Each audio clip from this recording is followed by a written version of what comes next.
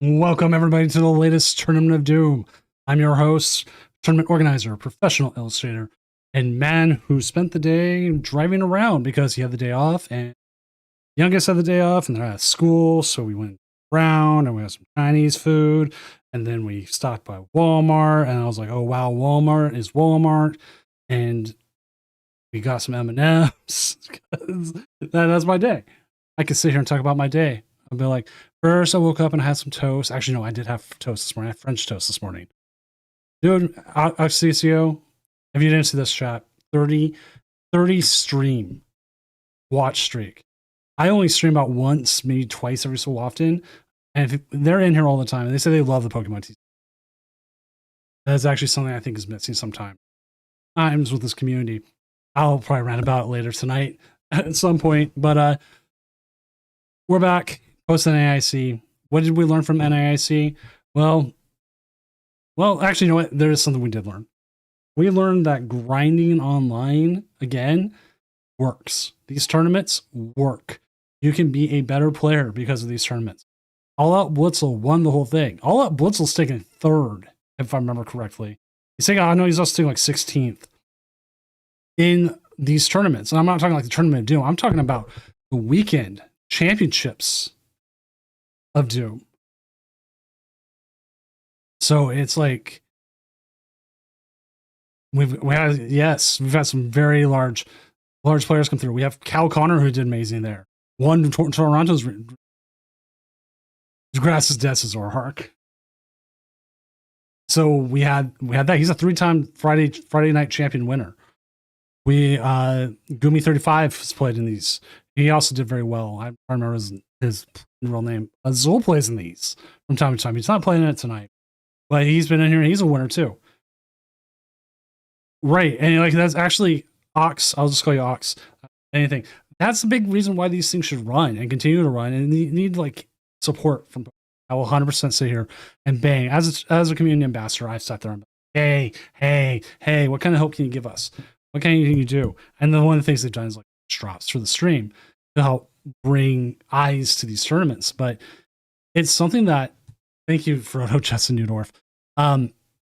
It's something that is needed. Like not everybody's able to find local. Some people's locals are small, and you can test a small group. You can 100% test a small group, but getting that reps, getting other things is so much different. Like I was listening to a Pete Rose interview recently, talking about like getting the reps is big, and especially like when you get to the big lights, it's different, and you start playing the same people. I mean, there's a whole thing about like getting these repetitions and the variety and everything else, and so I keep running these. We are the largest online tournament now. Overall, actually, online tournaments have a higher average of players now, mostly across the board, than they did around like right before IRL play came back. So it's been like this chart. So we're doing pretty well. We are doing pretty well. We're averaging well over 250 players a week. We haven't had less than 9 rounds since Halloween. Every tournament since Halloween has been 9 rounds. Before that, there was a huge streak. But we had a tournament on Halloween night, and nobody wanted to play that night. They wanted to go out and trick or treat. I wanted to go out and trick or treat, but my oldest is like, no, I don't want you around. Sad. My poor Proton Pack back here. Well, that one too. They sat there. They sat there and cried. I cried. Can't be a Ghostbuster again. Come on. But I digress. Let's go ahead and check out the metagame.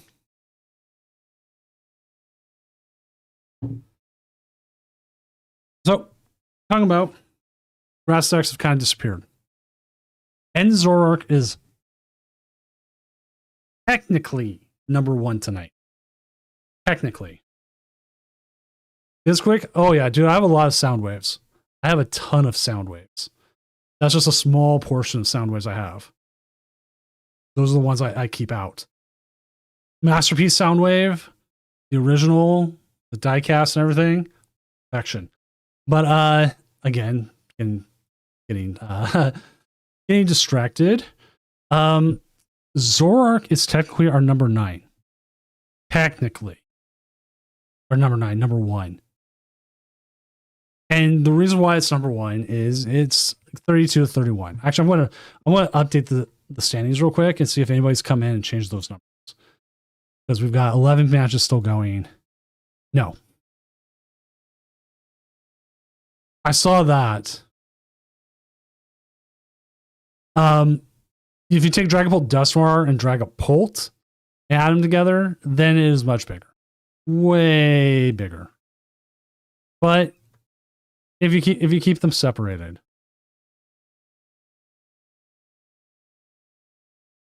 then it's different.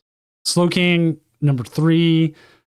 Alakazam Dunsparce, technically number 5, more like number 4.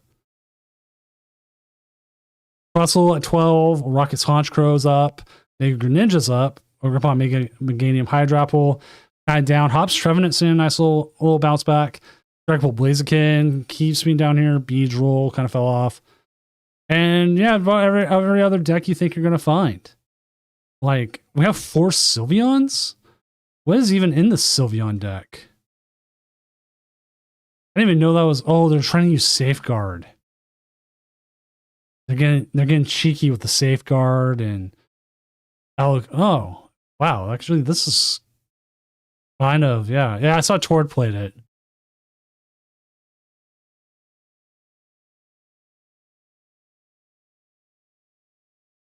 Did this one have a run in NAIC that I missed? Like, I swear I would have missed it. Okay, thank you. I was wondering if somebody had ran it, and that's why. I was like, I can see where the deck's trying to go, but also I can kind of see where like it gets beat up.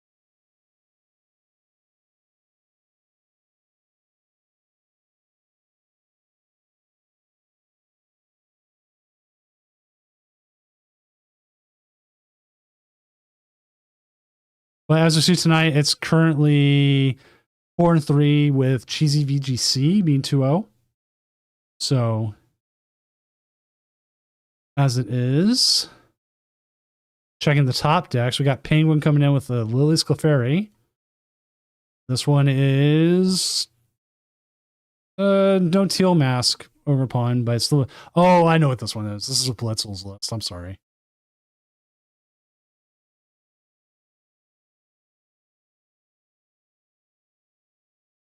But still an interesting list. I should have figured people were playing that.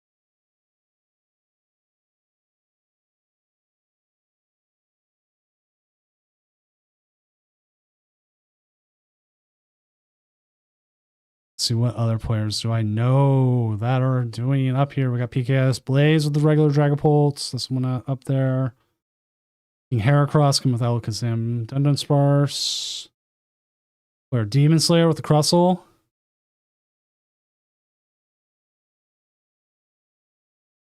I see. I cannot play Crustle for the life of me. I can beat it. Like when I have been playing when my phone isn't crashing the game. It has been insane how much my phone's been crashing the game. It should not be crashing the game. It's freaking S26. It's new. It's like the newest versions of everything, and now it crashes. My S23 never crashed, ever. S26 crashes all the time.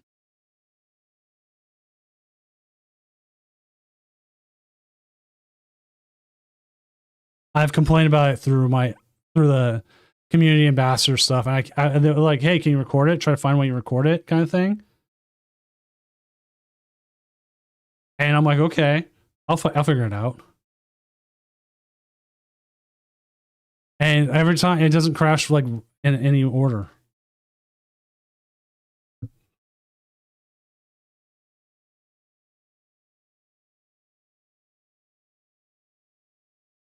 Charles, we got Jake Long. You see, like my 23 ran live great. I don't know why my 26 doesn't. Like it seems like the older the phone is, sometimes it seems like live runs better on it. I know people with like the latest Google Pixel and they have trouble.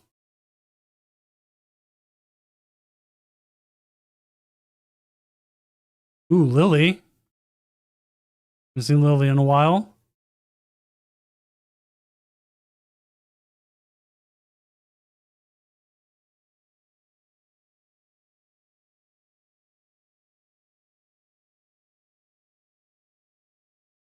Any other players?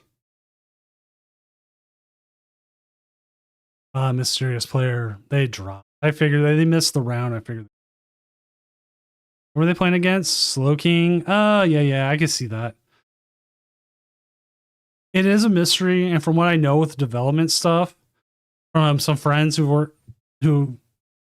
this is on the speculation part, and I can only talk so much about it because again, I don't speculate. Is that the original development was developed more for like as a web browser based game and less as an app. And for my time working at Amazon and working on apps and stuff that they had for that, usually when you try to port something's very HTML based into an app, you have a lot of crashes. Essentially, a lot of times those apps you get for like Amazon and stuff, like early ones, were specialized web browsers. They were just specialized so they controlled what you were seeing and took your data.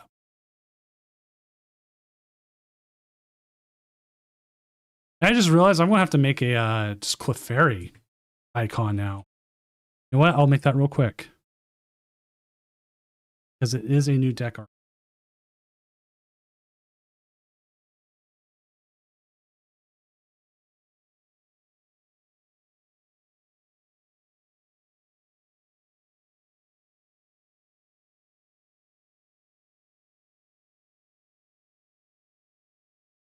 One of the things I've also been doing lately is I've been going back and watching the old broadcasts here, and I've been trying to break stuff down, like what works, what doesn't. Like I'm still looking at everything. I'm making decisions. I'm trying to see, okay, this is what's working, this what isn't. What is my own announcing working? You know, and like one of the things like I do well is like I do improv very well. At least I feel like. But I also have a really bad thing of going just straight off topic. So it's time and effort. We'll get there.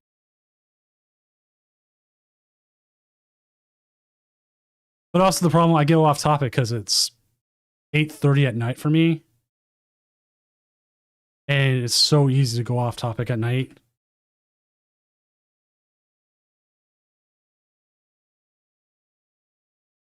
And then if you're casting multiple rounds, like one of the things I've seen also when I was listening to like baseball ones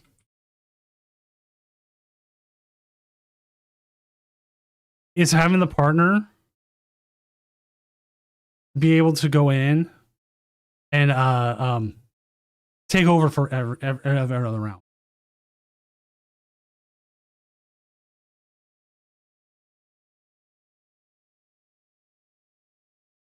So like you'll hear one person do like the play by play and everything else one inning, and then the next inning they'll move to the other player, and they'll keep going back and forth like that.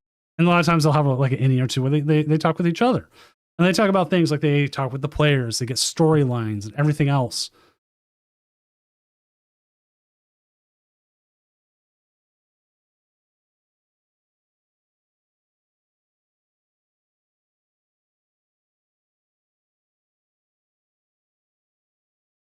And like that's kind of stuff like I want to try to integrate more.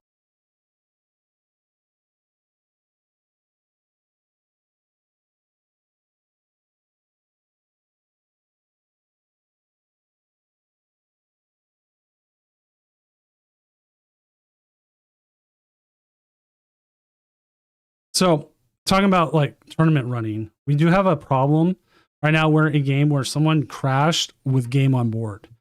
If they have a screenshot of that, that is where we go ahead and we change it, because if you can prove it, I don't want the game.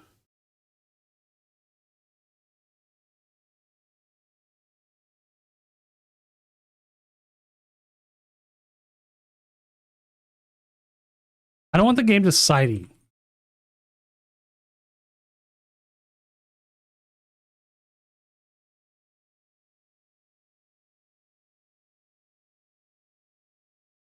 The game shouldn't decide.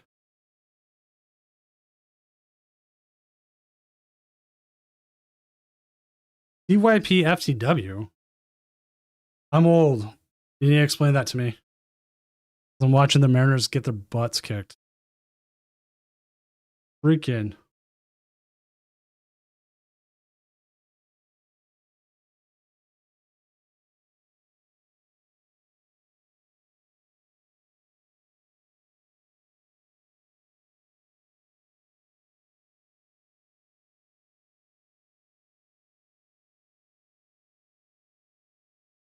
All right, let's check it out.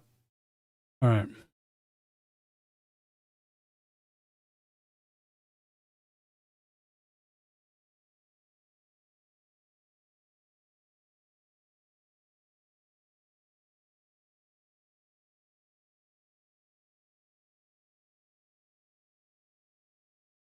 All right. Let's see.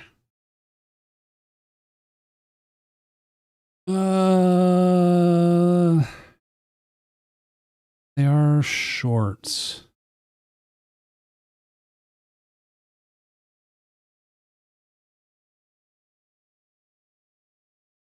All right, chat. This is the hard call here. They didn't have it on that turn.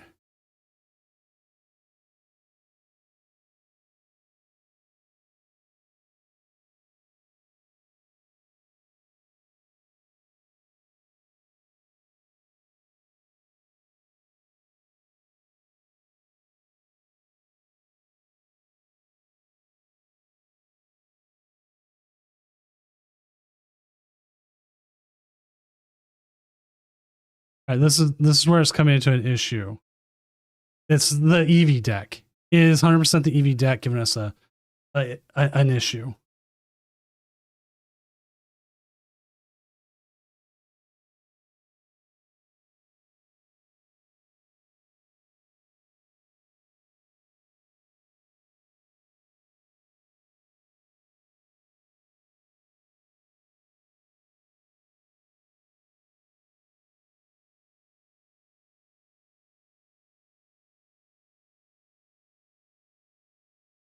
I'm trying to double check, but it is the EV deck causing us an issue.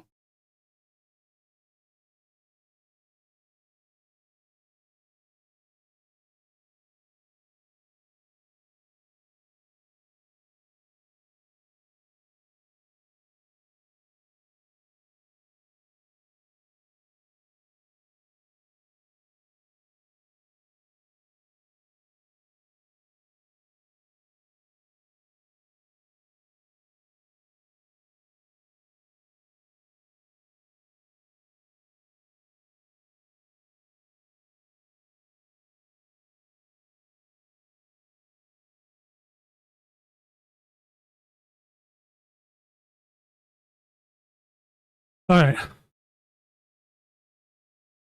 The problem is this is where it's coming into play. The player is 10 damage short to win that turn. They're playing against a stall deck. They could ice cream all the damage away, but then the opponent would still be in a problem.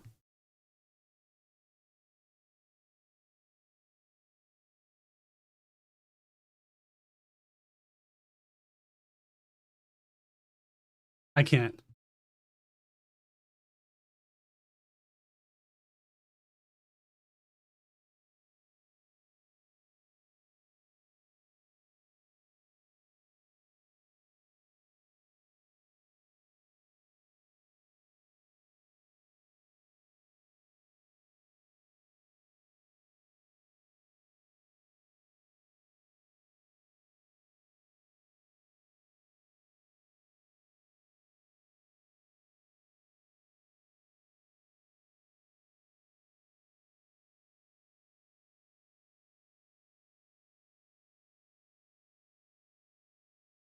at this point, because I'm looking at it, there's too many variables.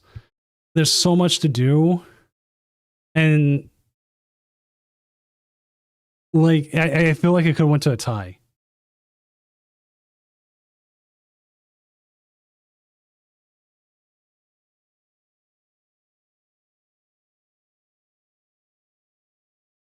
Cool. All right. Let me go ahead and get this next round going then.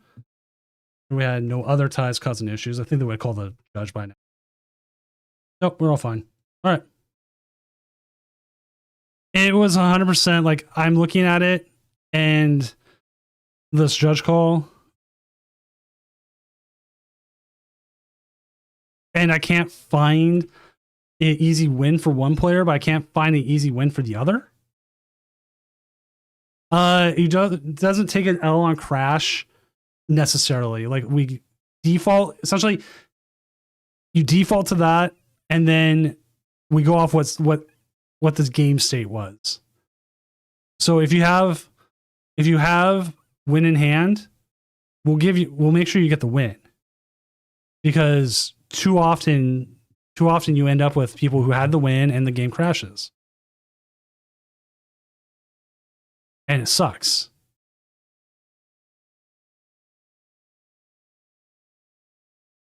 But also you need 100% prove that like you would win. Ooh, this will be interesting. This guy on some decks that are not Dragapult. It's a very gray area, and I hate it, but it's what we have to work with and our best give. And like I'm looking at it, and because he's 10 damage short, and we don't have any odds of knowing how many ice creams they played, which was part of the deck. If they were able to recover them, like what else they do. But like even then, it's like even time, and yeah, it's trying to be fair to both players and make sure that skill wins out in the end, but it's not always going to happen. It sucks.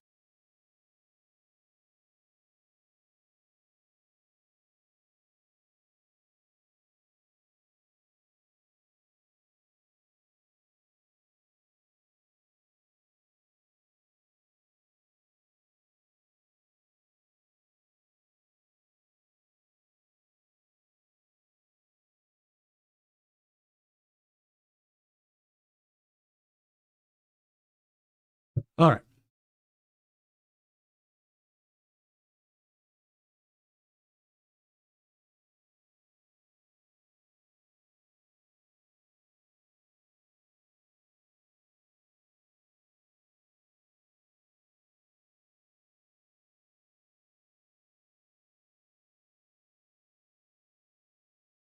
We started. Wait, that's a Pichu? Am I looking at the right deck? Is there a Pichu in this Alakazam list? No. Are we?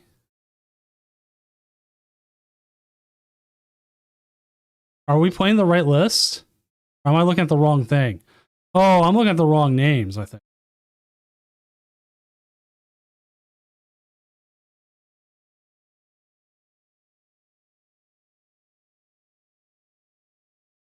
Why? I gotta double check this.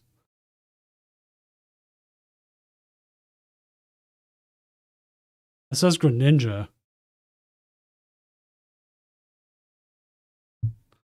I thought I had the right name. There's probably more than one Danny. No? They're up against a Zoroark, and this Zoroark's not playing.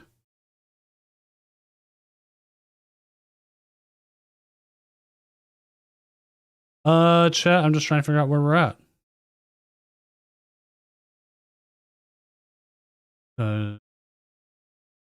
Nope, that's someone different entirely. That's on me. I will find out who it is.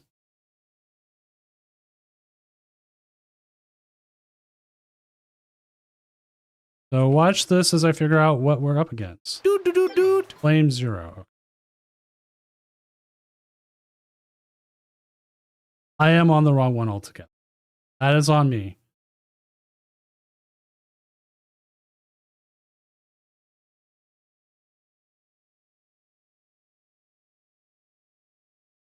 Also, thank you for the follow, Lunstorm.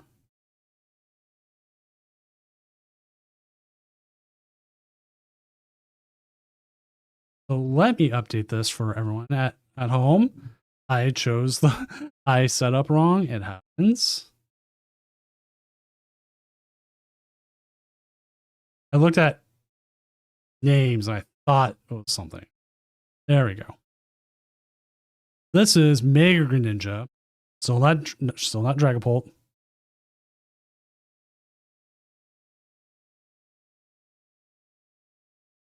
And they're playing against Archaludon Zoroark. Okay. So that gets a big ol' other. Way more interesting. Okay.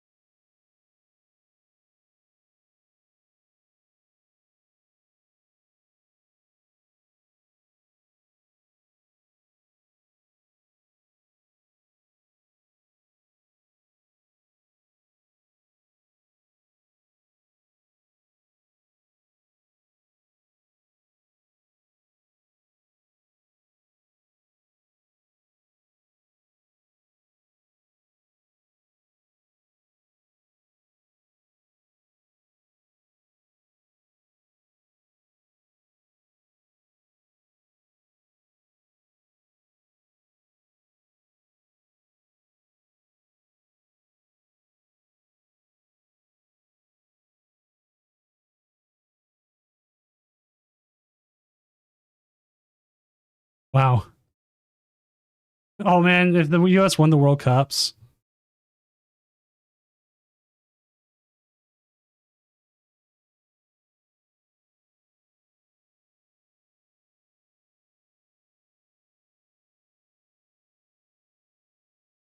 Right, I have no idea what's going on. Oh, we got a regular Greninja here. Shinobi Blade! At 200, would you like to search for a card? Yes, you would. Why wouldn't you want to look for a Pokepad worth it? Is it just worth grabbing the something?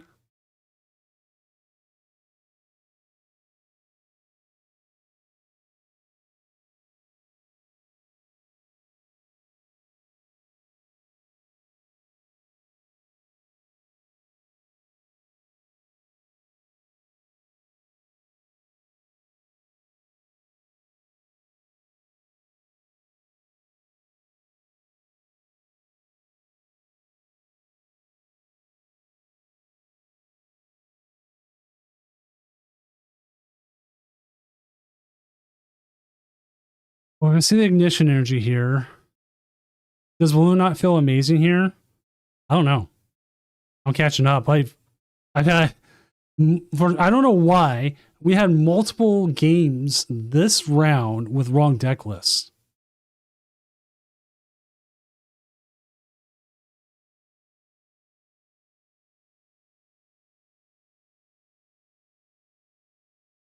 Do you even bring up the Archaludon? What benefit does it do to bring the Archaludon up? It's not like, yeah, I'm not exactly sure fully what this play was, but you know what? We'll see what they're thinking is. I have not played as much Mega Greninja as one should.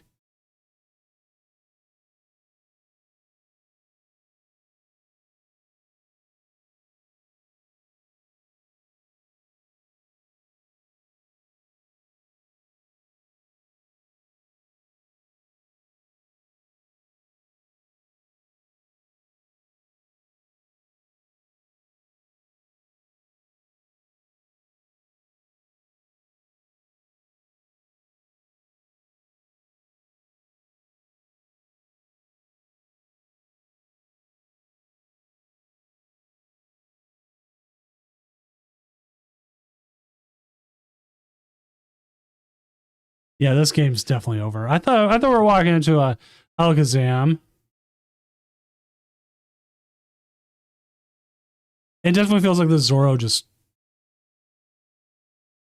fell over.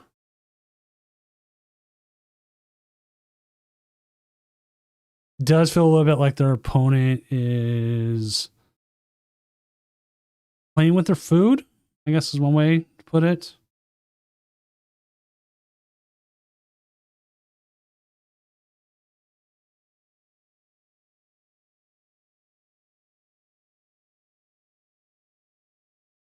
But it's over now. Does he slow play me? Actually, that's an actual argument to have. Is if a player takes longer to beat you, like doing inconsistent moves, not so much just because they are like don't see a line, but it seems very obvious that they're not taking the line.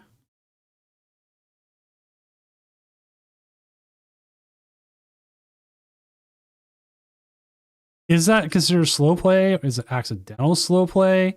Like, how would you want to handle that? Like, you might see the line, but does your opponent see the line? Well, I know they had a game with Mirage easily. Everybody else who's streaming right now is done. Ugh. Happens. Let's see if anybody else who's just streaming has a game we can steal. Ooh, Andrew. Alakazam.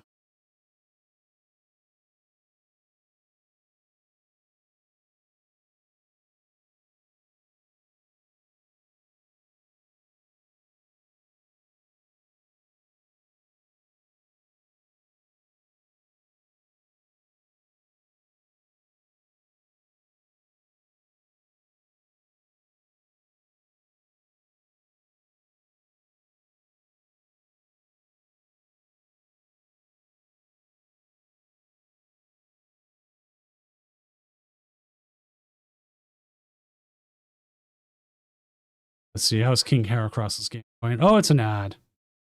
But here's one.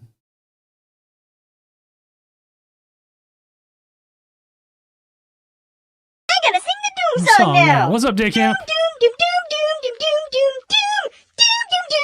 No more majors in this format really makes me ready for Pitch Black to come out.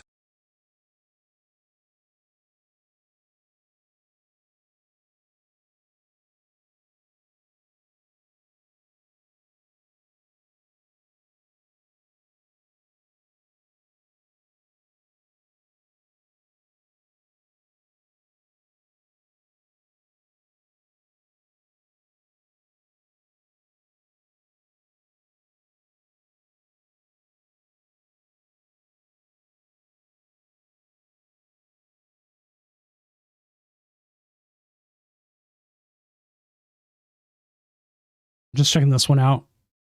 It looks like we do have, hey, look, it's Dragapult. And there's that stupid duck.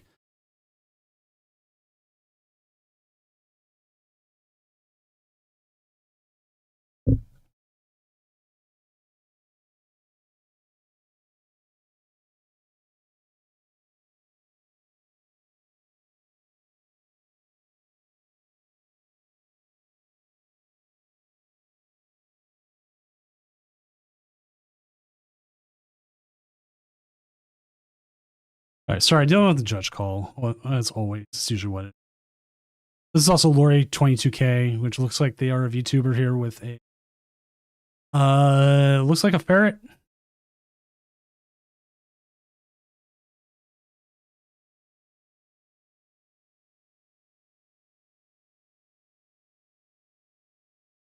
So I gotta consult with one of my judges.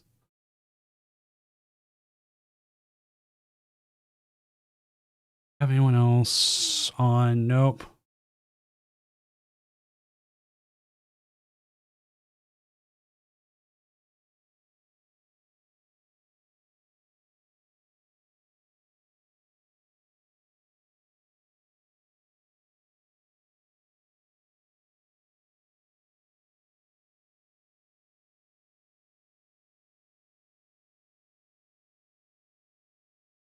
Again, enjoy this.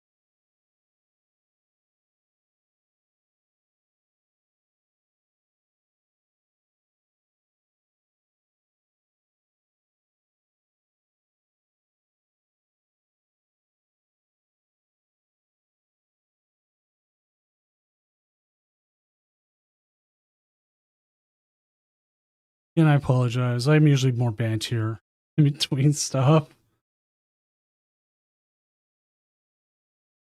I was trying to get an idea of something that I don't know how well to put it. Like, it's weird. But also, I literally had a person, part of the call, and this is again transparency of everything I try to have, was calling a judge because their opponent was just itchy pawning for like 12 turns in a row. But that's a legitimate strategy. They're item locking you, they're doing damage, they're not slow playing you. Like, go back and watch when Toads was the thing.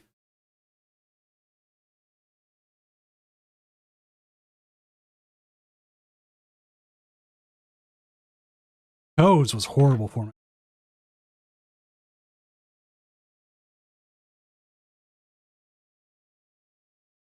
No, it wasn't really that bad. That's something I've been thinking about. It's like, and this is like a caster thing as well, and like you can also talk about it. How often we talk about like past formats as a caster, and like, is it actually a good thing to bring up? Like,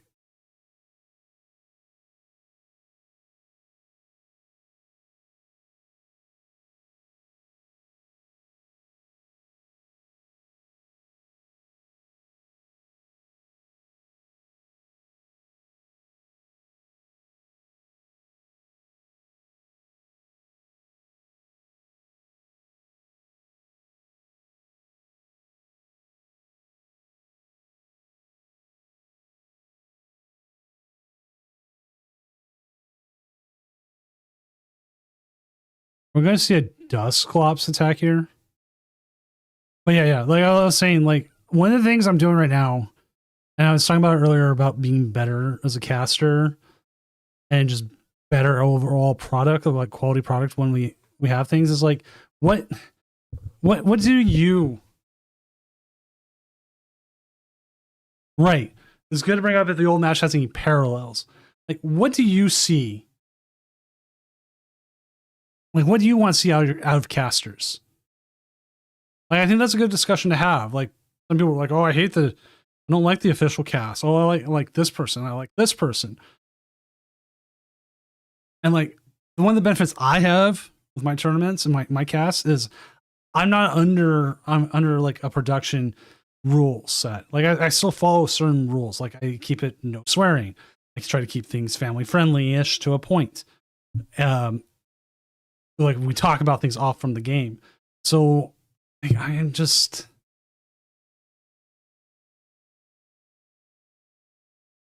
that's what I'm trying to figure out. And that's why I want to try to bring to Doom Worlds. And so like I'm being very, very deliberate with everything.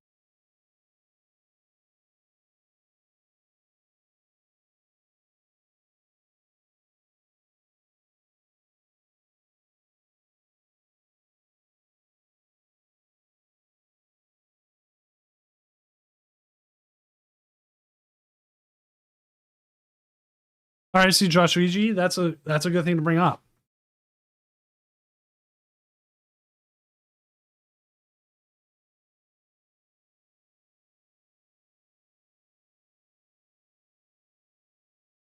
I've wondered this.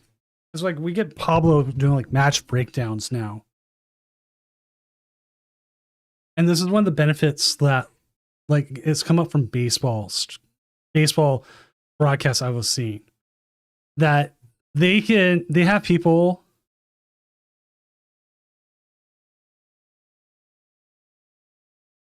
they have the people who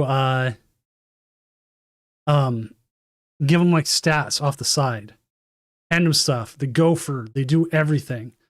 So, and also like I wouldn't mind if they updated us on other games happening during it. Players people want to follow, your first placers. Like I try that.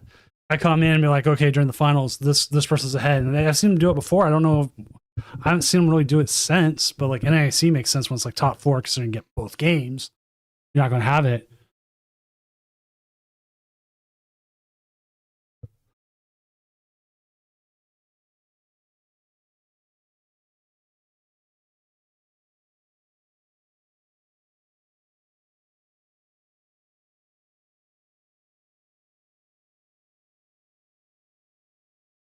Like different decks is a good thing. I think one of the big things also people like is good games. Like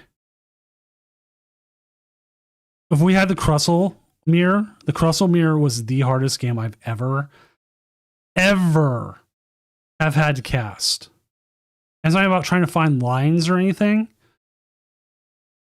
It's a war of attrition. And it's a slow war of attrition.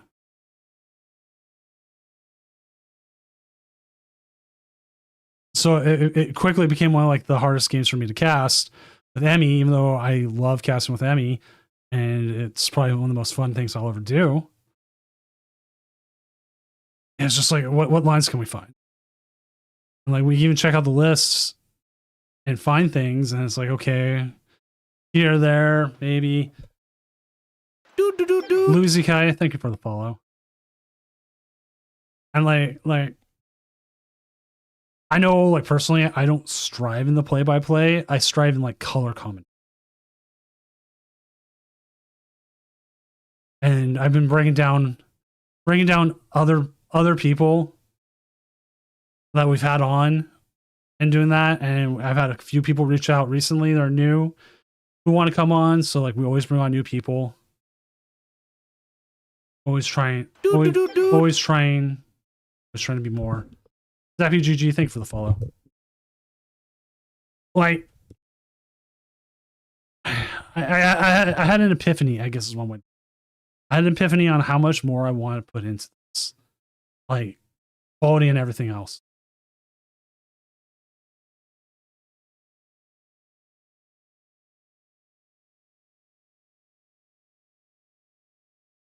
Like, I've gotten the tournament itself to a point where the quality's there and we got people and we got everything else. Now I want to get the broadcast to that point. So it's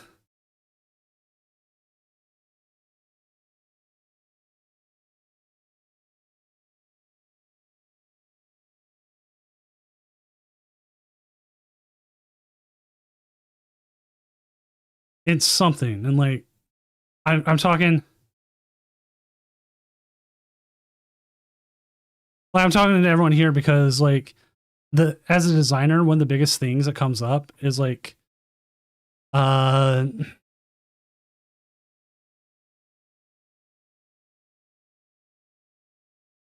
is talking to your audience and find out what they want and how what can you do to make the product better.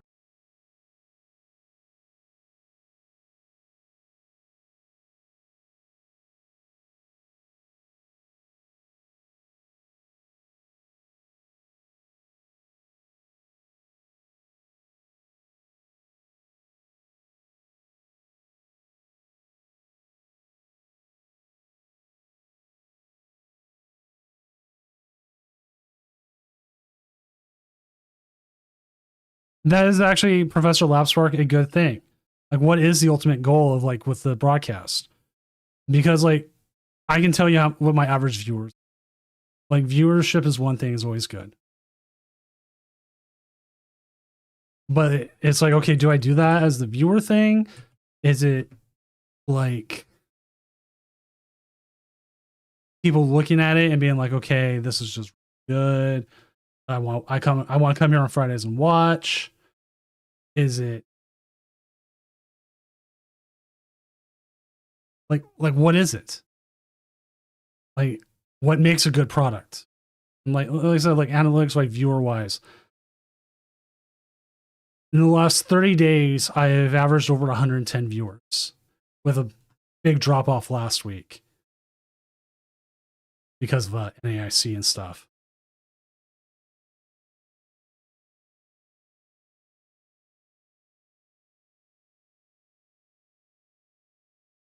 And over the last 3 months, I've averaged about 80 viewers. So it's like, okay.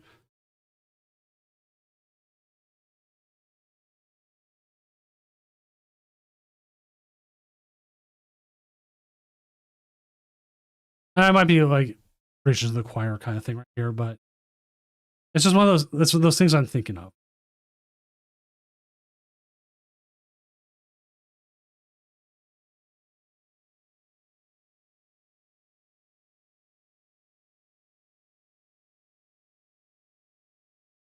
Hey, Cheesy, aren't you running the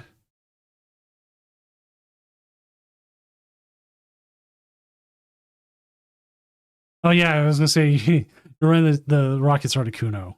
Because I started running the Sylveon deck. It's gonna update the standings here. Sorry, I was waxing poetic on everybody, kind of thing, but it's been on my mind. Like I.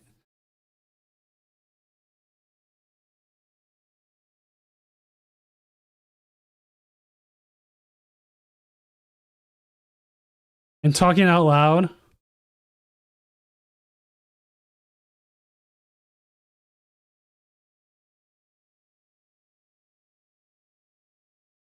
Helps with it.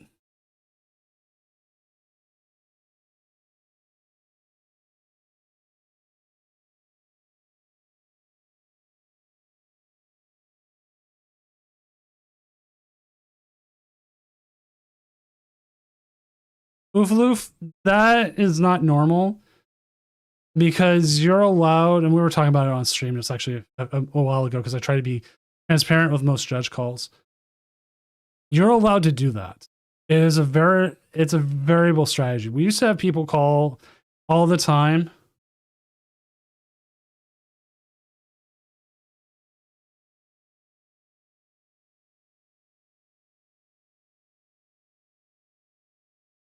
About block locks. What's up, Zesty Armadillo? Jillian Chiyu, undefeated with Crustle.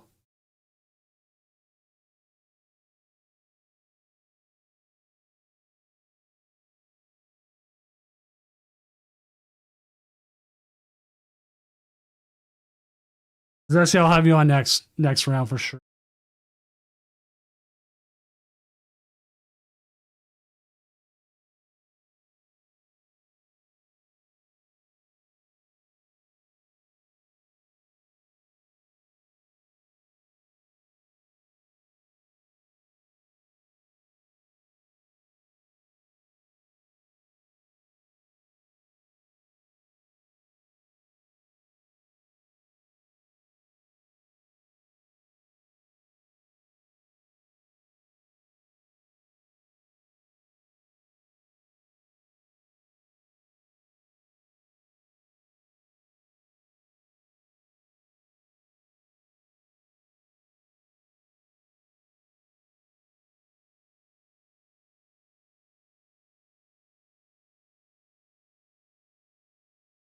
Not playing Pole today.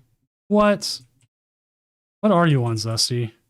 Oh, you're on the Ogerpunk Clefairy.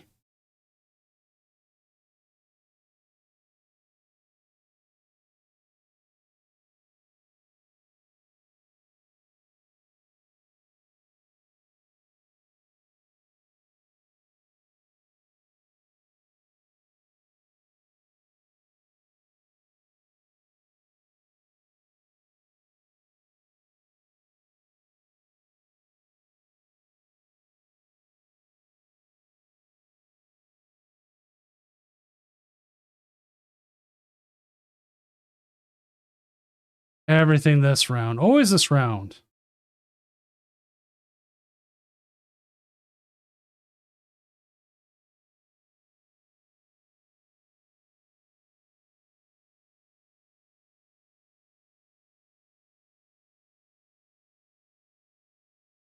All right. Runaway draw.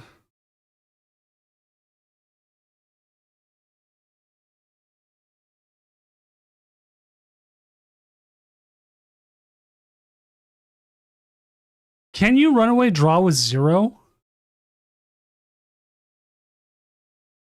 You can't runaway draw on 0, right?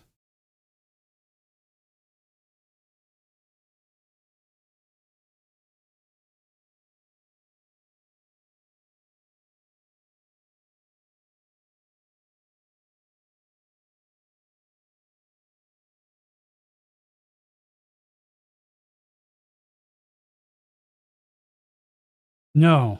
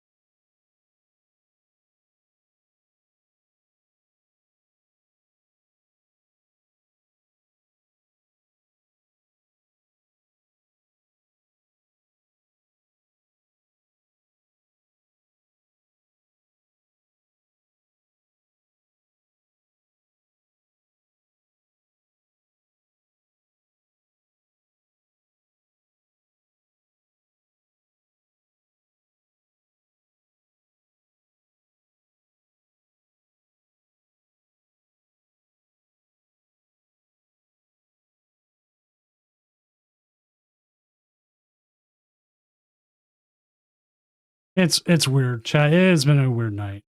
I apologize again.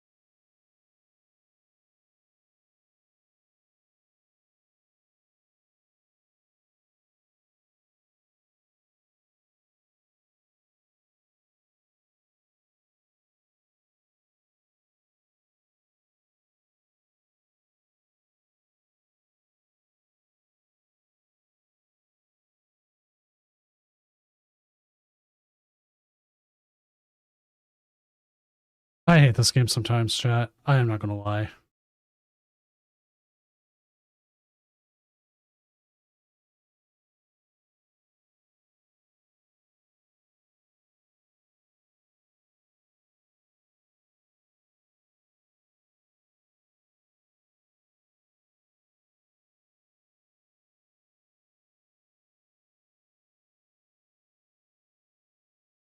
Like, I get where the person was going.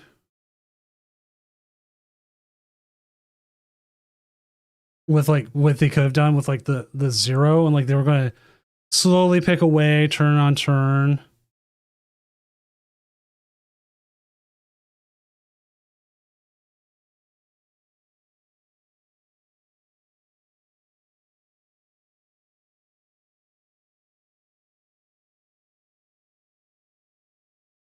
Do I ever need more judges? I do have other judges.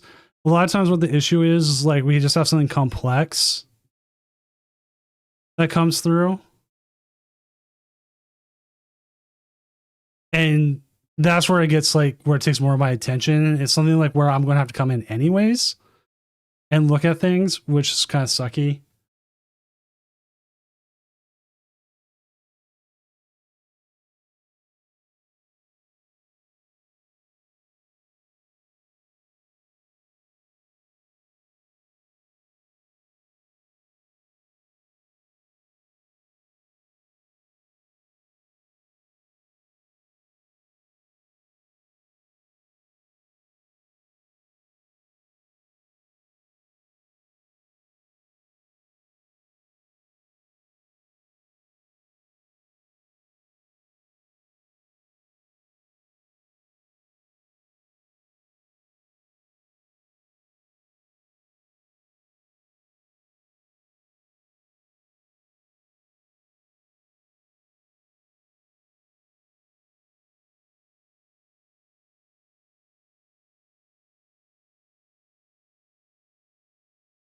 Going through the whole game really fast. Looking at something, there's the game.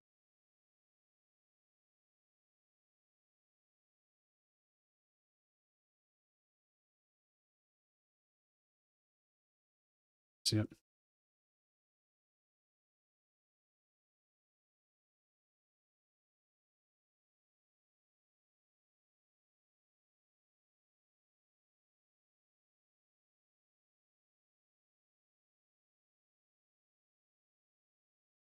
All right, it does help. I am still looking to play that play the double game loss button. I actually accidentally hit it today, and both players were like, "Why?" I'm like, "It was an accident. I swear. I swear. Oh my god, people."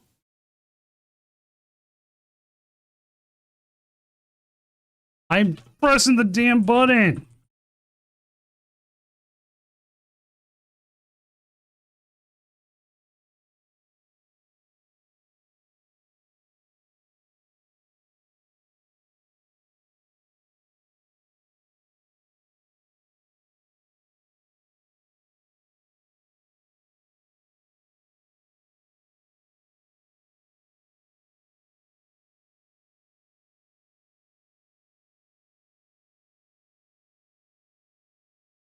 God. Chat, I'm going to go scream off camera for a moment.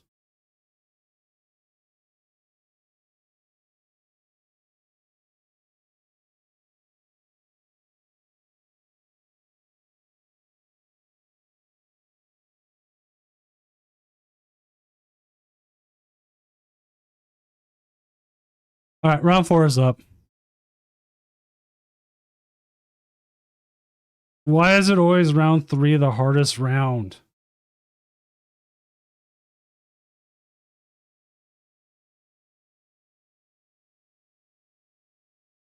All right, we got Zesty Armadillo going up against Danny Dex.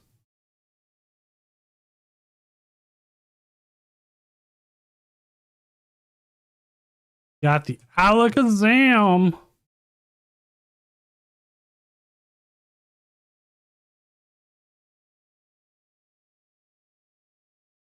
I will try and watch this game.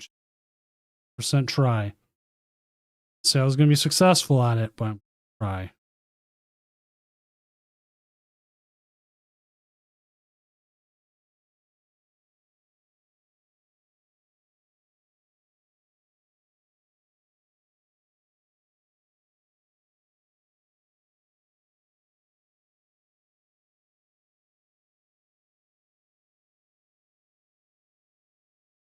All right, looks like the game's going. Let's go ahead and get that going.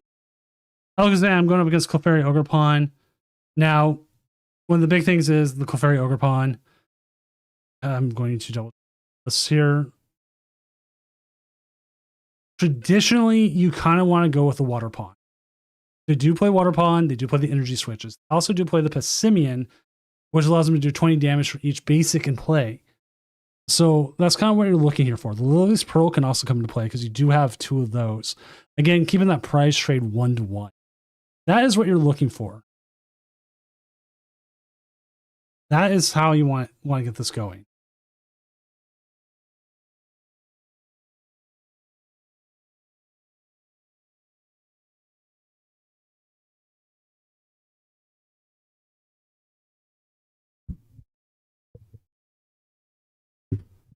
And for some reason, the game disappeared. Oh, there it goes. Why did the game disappear?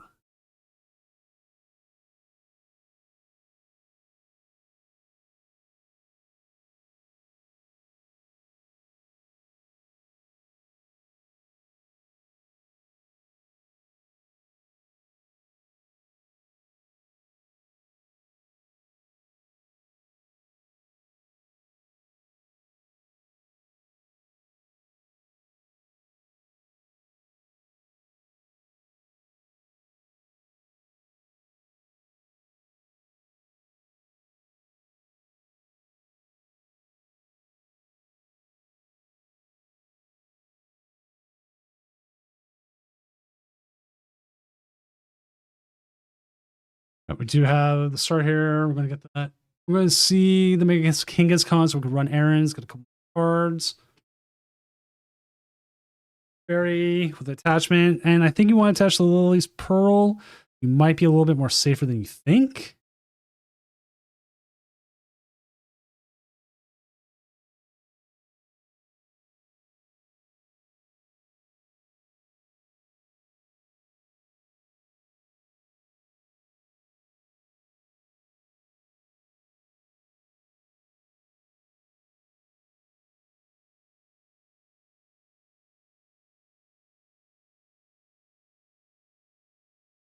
Dun sparse. Like this is one of the times like when you want the Team Rocket's Watchtower against Zam, but you can't use it. Well, let's see what Zam even has an out here. Zam could get donked, quote unquote.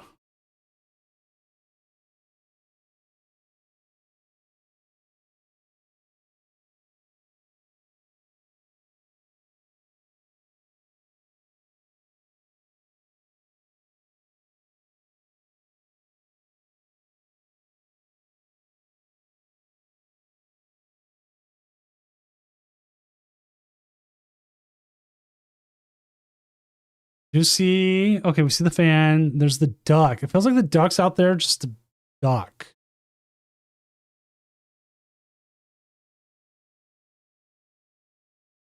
Like, I don't know why else you bring the duck out.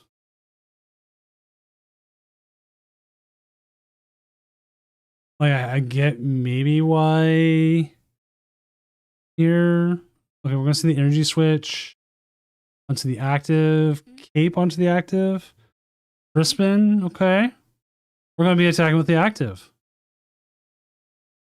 Now, the biggest issue you do run into here, hitting into this fan, is that out of the 3 attackers on your bench that they can move to, the most useless one is the Teal Mask.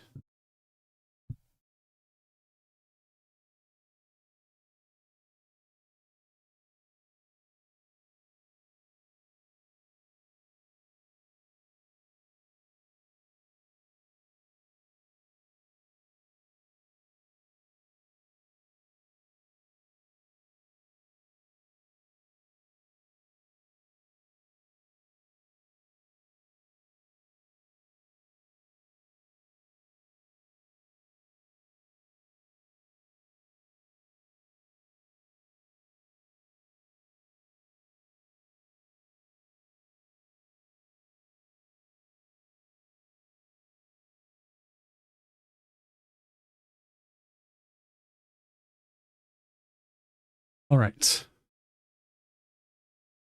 So we see the duck come up. The duck is definitely trying to be fodder. We can still energy switch off.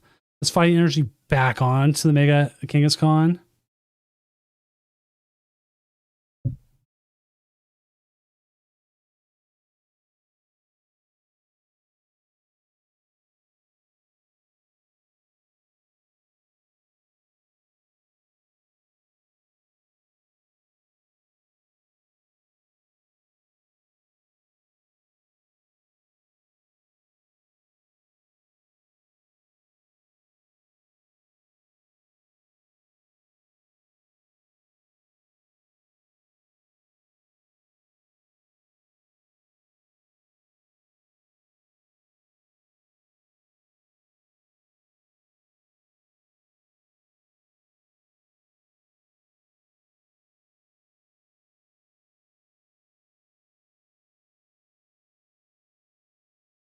All right. So we'll run errand here.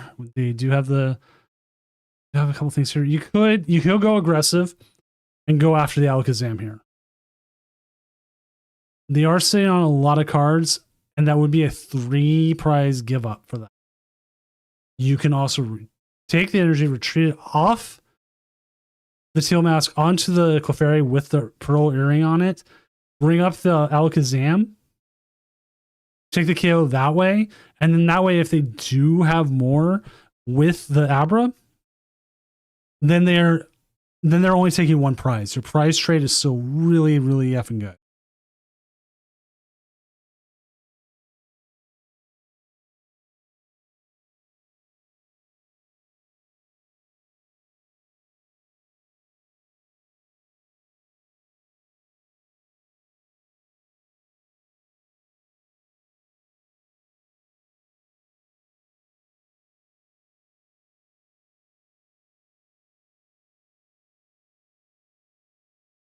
I see. Bring it up. We're going to say, we're going to go after the. I mean, I don't mind going after the bird either, because the bird does limit their draw power. And now you're trading higher. So going with a 2, now you're down to 3. I always worry against Alakazam is the price trade. Especially with a big 3 prizer out there. That is 400. Right now they're hitting about 280.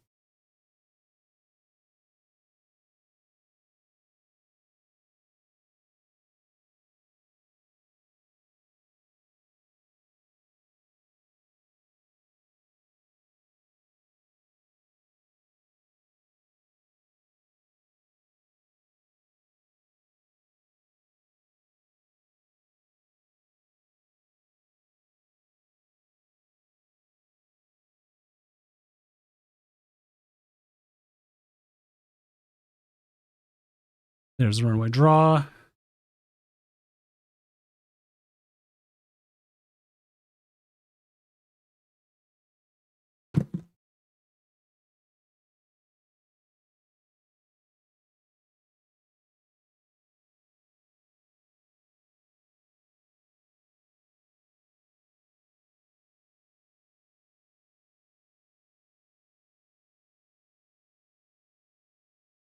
Now, this is interesting. As you see the Togepi come down, I've seen this with some Alakazam players.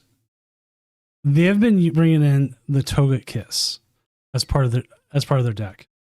They're trying to fix the possibility of just having the draw issues. They Wonder Kiss, hope they flip, get 3 prizes off a 2-prizer, 2 prizes off of 1. You know, a little bit of gambling. You know, we all like to gamble, right?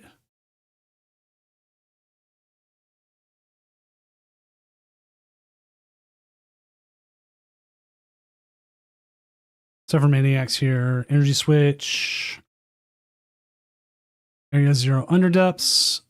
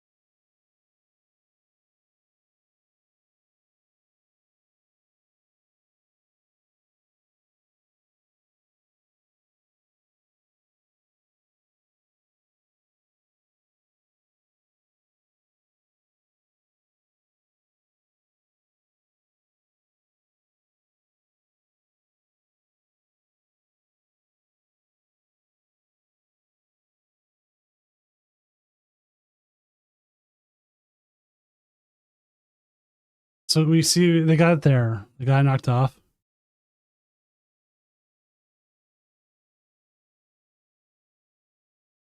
So we get down to 1 prize. Now the question is, how do you get the 2? How do you get those final 2 prizes?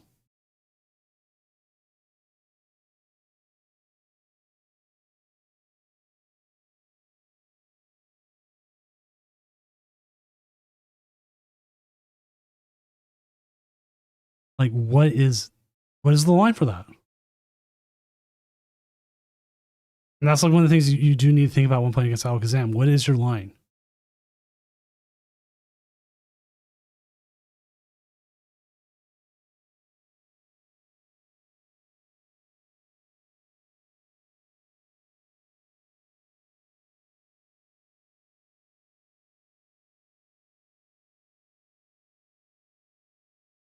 There's the Togekiss. I didn't even realize there was an art for that Togekiss.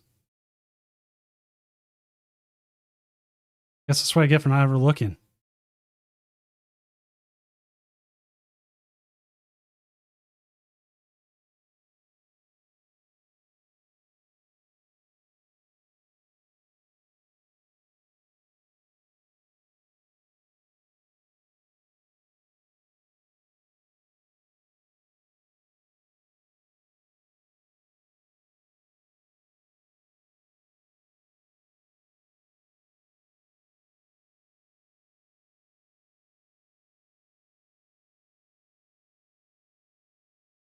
All right. So they've got the fan.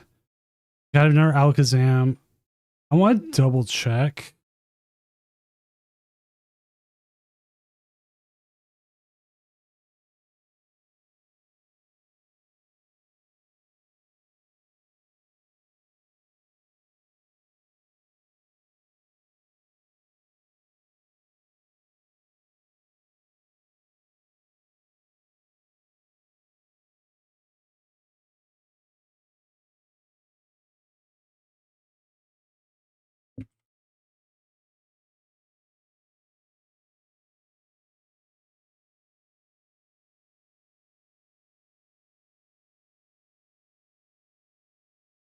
All right, we're right. We have one game that's right into an issue where they've been unable to add.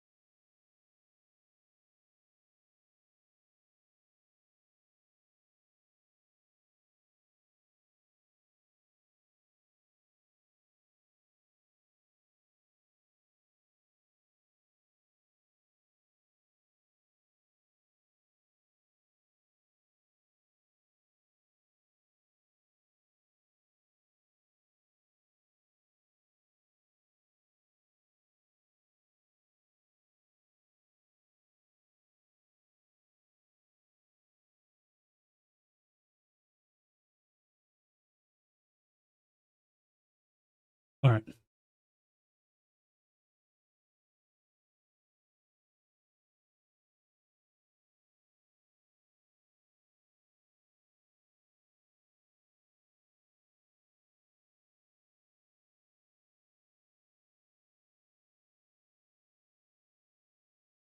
Oh, there's the little wellspring ogre pawn there. Now the question is, do they have enough cards to be able to get everything they need here to win?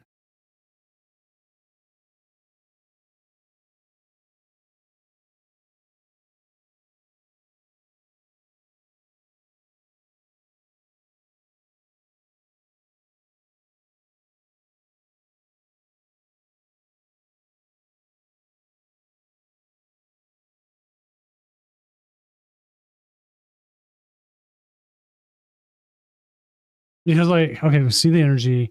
We know they can runway draw out. They don't have the Pheasantipity.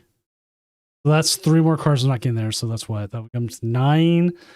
You need... What's the math? What's the math on Alakazam?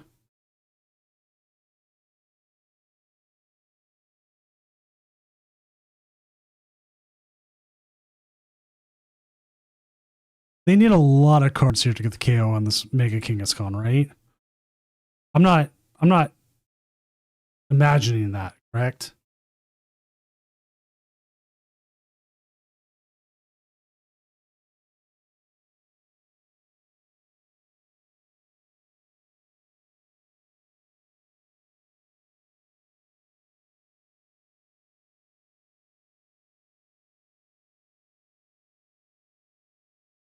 $20 per card, yeah.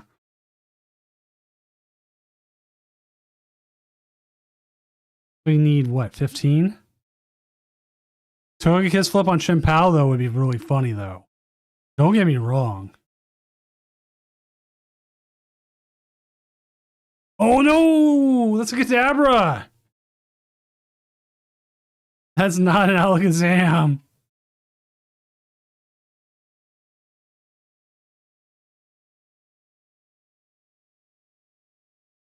Now at this point, you're just hoping they don't have energy. You gotta bring up the Pheasantipity. Well, you know what? They can still have, no, it doesn't matter. They have boss's orders. Nighttime Mind's not going to do anything other than knock off some extra Pokemon. We'll see the Chien-Pao go to the discard. Goodbye, Ice Weasel. No candy is rough. That is correct. They drew through a good deal of their deck. It seems like they got the Pheasantipity only at that time, and like if you were only able to hit into the Pheasantipity here and rely on coin flips to the boss's orders, that was a good move. Like, hey, let's see you risk it. At this point, though, there's nothing. This is the flips. Oh, okay, they would have done it anyway. So the flips were the same. No idea if they would have. But I think that was the right play from the Alakazam. Just, they had the answer, and it just didn't matter. I mean, that happens. Sometimes your opponent just has the answer. Or you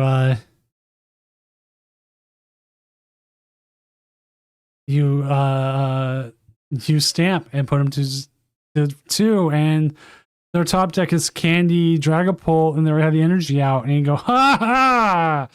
Oh, that sucks. Well, let's go ahead and check out where everything's at. We've got Joe Higashi, number 1 right now, with the King's Con Buffalant, Soapy Tomato, number 1. Soapy Tomato 1 as number 2, then Zoroark. Shocksim, thank you for the follow. Wally is come from the future, is told Eve, I need to go back in time so I can play some Pokemon, and I need to play Dragapult really, really badly.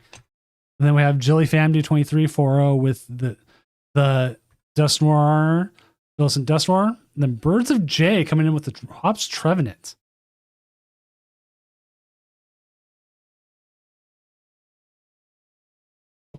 Zesty redeemed, you're always there, and that actually turned out to be a pretty good game. I actually tried to cast it a little bit more focused, and I did work a little bit on that. It just got backed up with all my other stuff I have to do. I do kind of want to see you get Cheesy VGC on. Cheesy, if you happen to be in chat still, and if you're able to stream on the tournament Discord, I would 100% love to get you on next round. I would like to see the Sylveon list in action.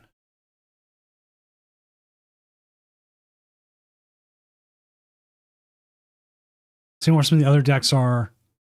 Anything interesting? We do have a Crustle at 3-1 with Demon Slayer. Professor Dragonite coming in with the Omega. Dragapult Blaziken coming out there. Keegan Wangate and Edmund Bosch. I think Edmund actually was inactive. Yes. Which was a little weird.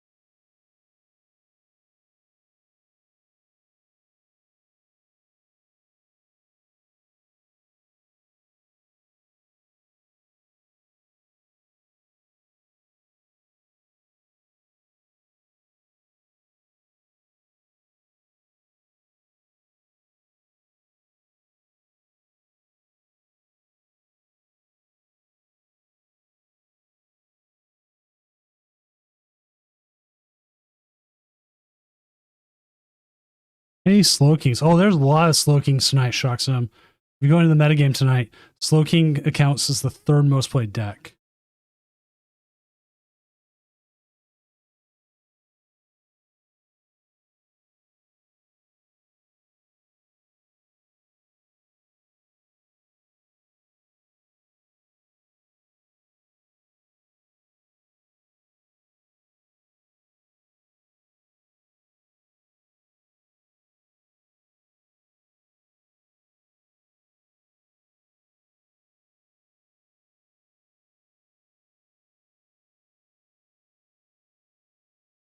Refresh standings. Uh-oh, someone up higher. Update standings. Let's see what everything is. Who is up there?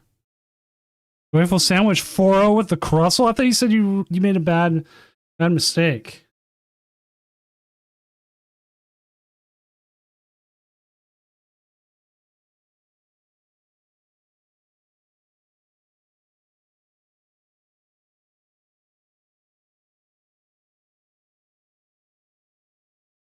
Dude, Zoroark's showing up before us because grass isn't around. Like a pack of alpacas is on Zoroark.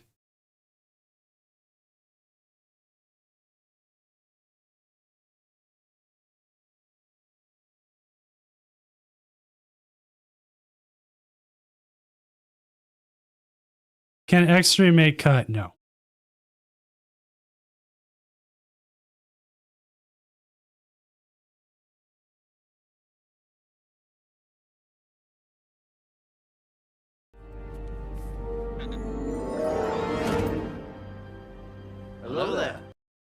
What's up, everyone coming in from M Charles Zero stream?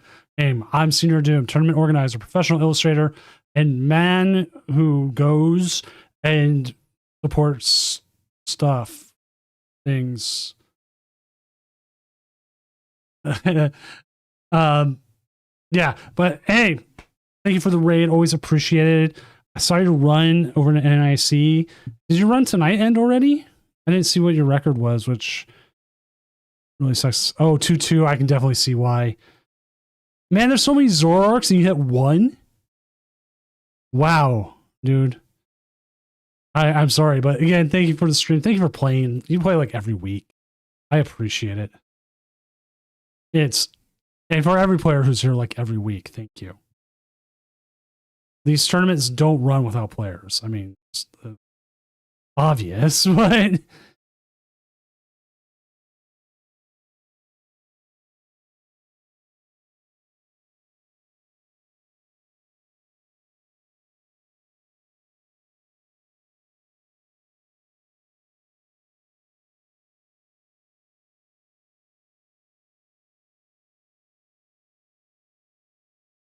I mean, because I could run these tournaments with no players and I could sit here and just talk to myself for hours on end while I go crazy.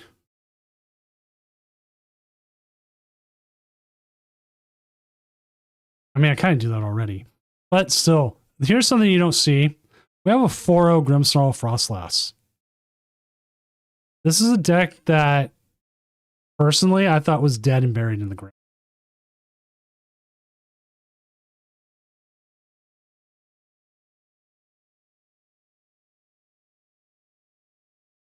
Like, there was, I thought, 100%. Just gone. No more. Kaput. But here it is. 4-0. Coming in with a Larry skill. Yeah, Grimothy Snarl. My most hated deck ever. Kept me from day 2 in Vegas. Destroyed my Seattle run. Not that my Seattle run didn't destroy itself.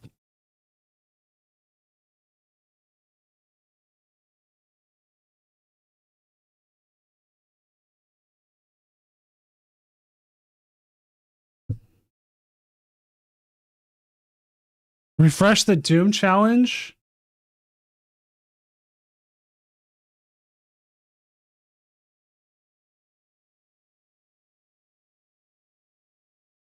Joyful at this point. I thought I did it earlier. At this point, I think you're just locked in. There's... You know what? At this point, I'm going to go into the day 2. Day 2 is available to sign up for right now if you can. I am going to go in and I'm going to put you into day 2 for you to sign up already. Because you are so far ahead.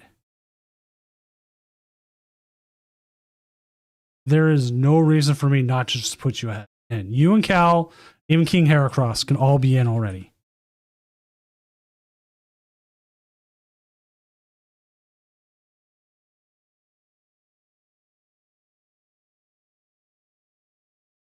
Like I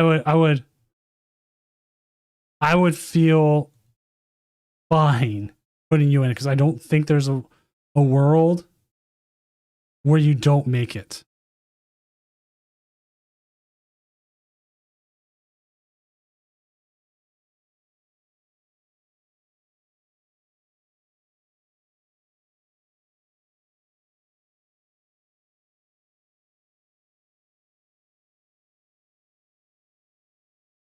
I also think King Heracross is pretty much in. I'll put them in too.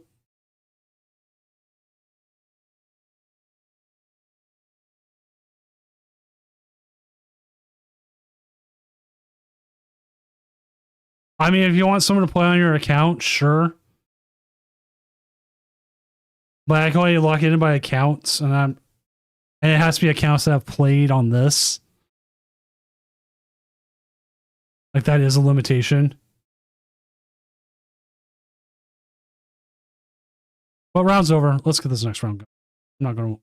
I don't want to hold this up much anymore.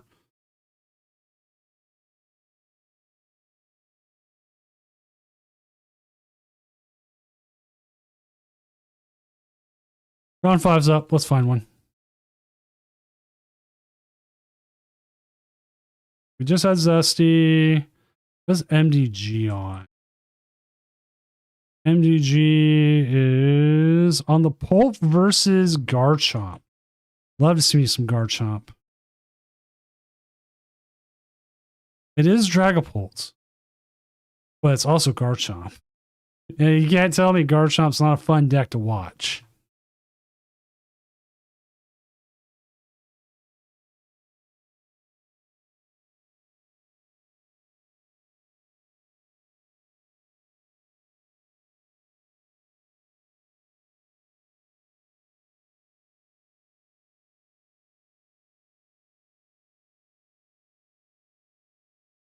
I haven't even looked at your Pult list yet, but I'm assuming it is probably.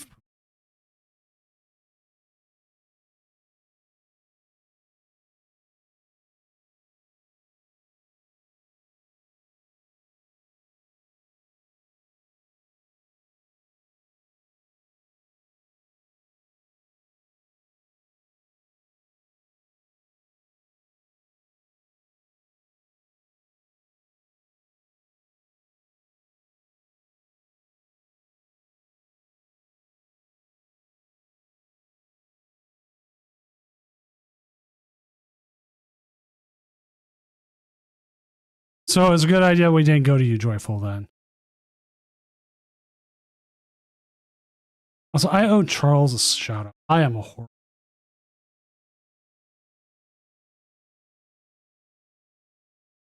horrible raid person. Go give him a follow, please.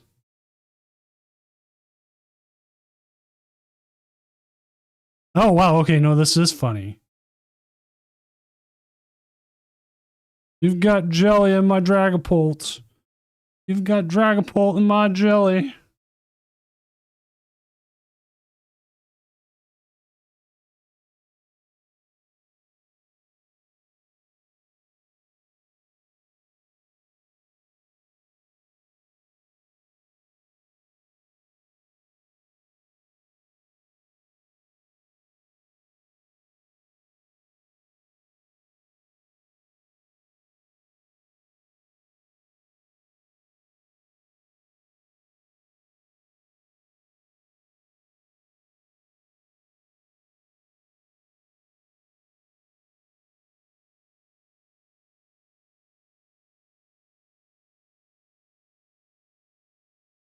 Just waiting for the game here to start, and once we do, things going.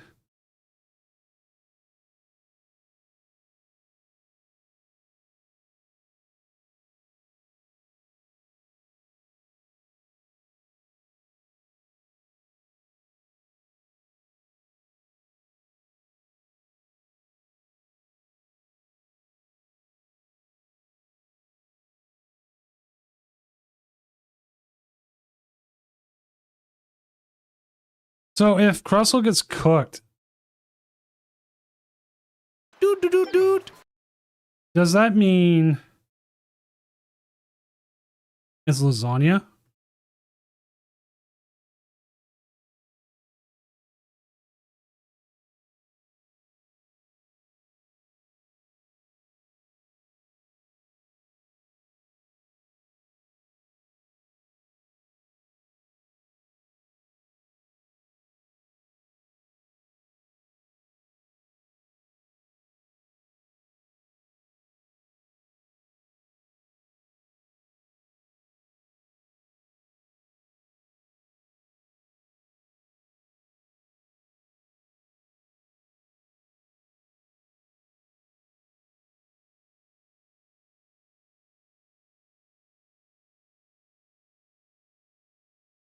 My God, how many people are having setup issues this round?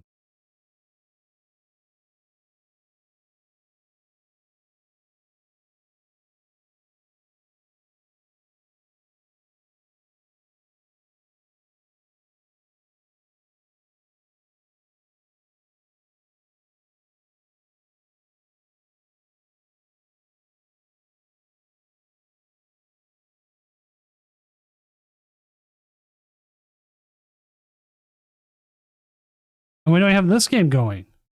Wait, MTG, where's your opponent?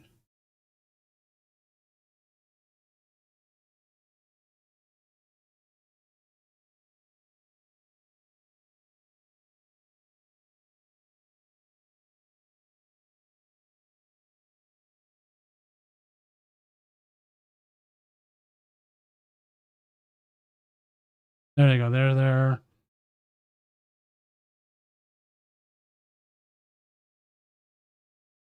Right? I've got a lot of people who are just like not there. Did I announced round 5 was up, right? Yeah, I did.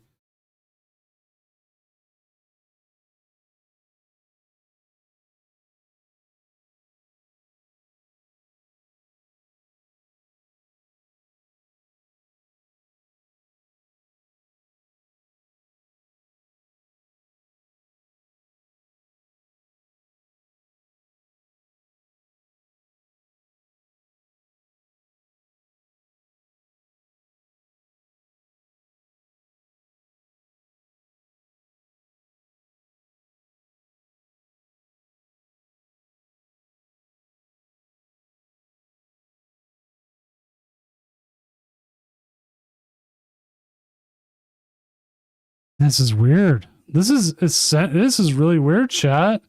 Maybe just this. Like, I might just have to jump to another game real quick.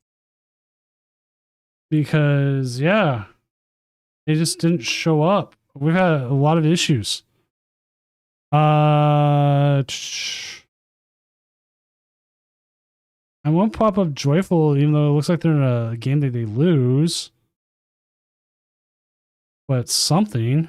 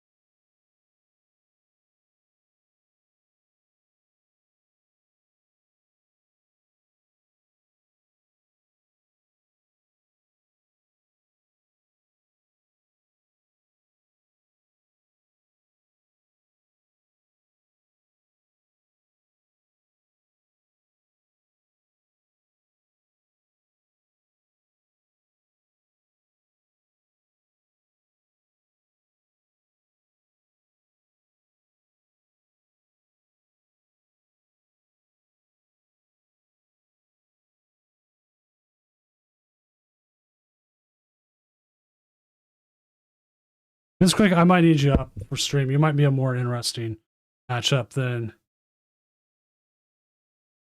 this is where we had 10 games, 10 players who challenged the wrong person this round. This is insane.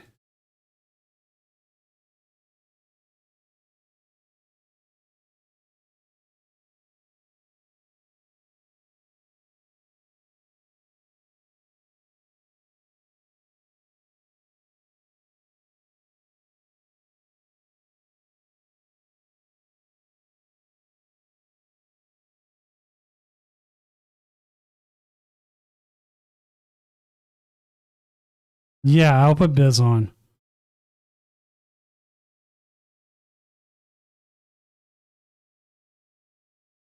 I figure no one needs to see that. There you go. Bizquick's up.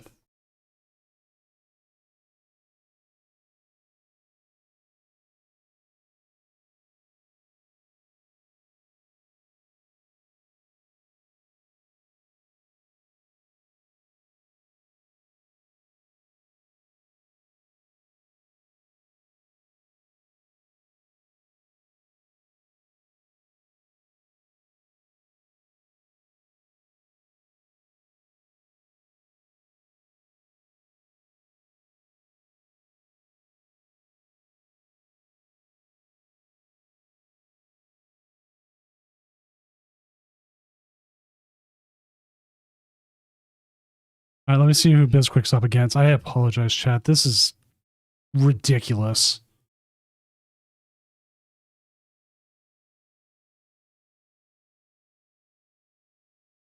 They're up against Prismatic and their Dragapult Dust Noir. So let me get that set up for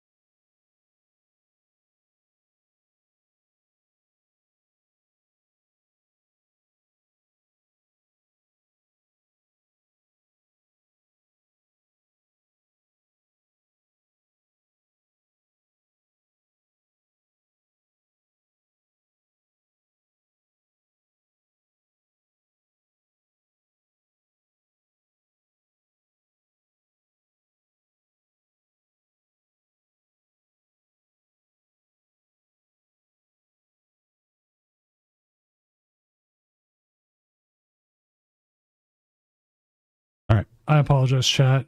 So we do have this quick's about to win this pretty quickly. Dang, man, it has been a tournament.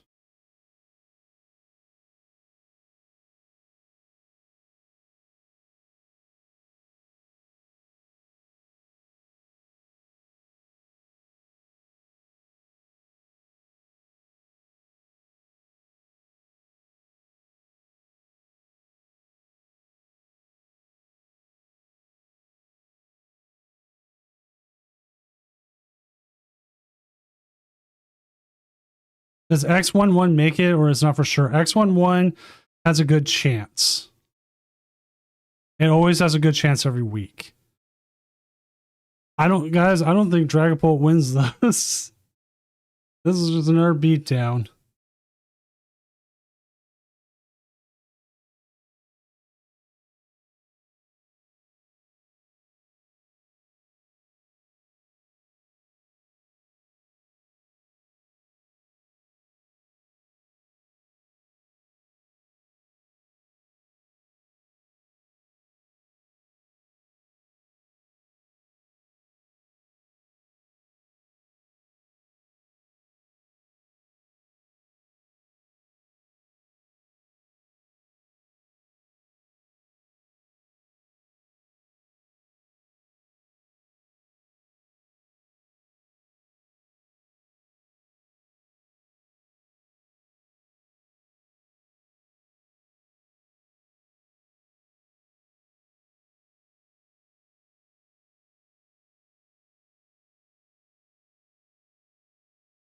Oh my god.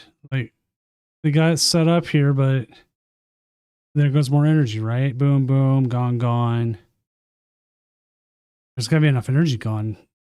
8? Yeah, that's it. GG 330.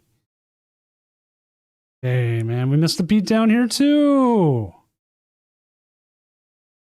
Well, I'm just gonna keep moving up. That one's done too. Ah, is anybody playing who's in chat who can stream, like jump on? Like almost every the games that are moving quickly.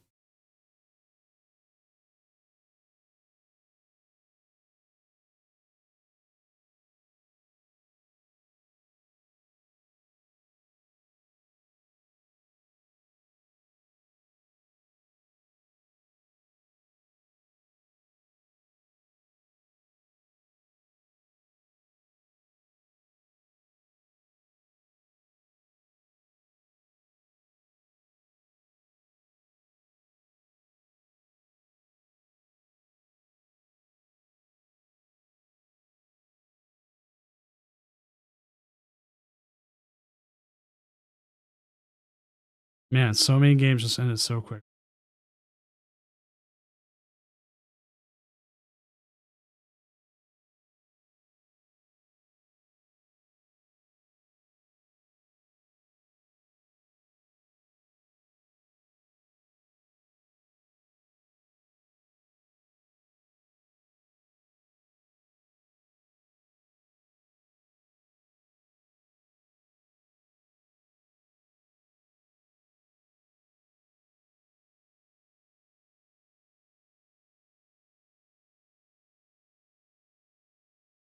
Oh, okay, chat. I apologize. Again, I want to say that probably like another 50 times tonight. It has been what we like to call a dumpster fire.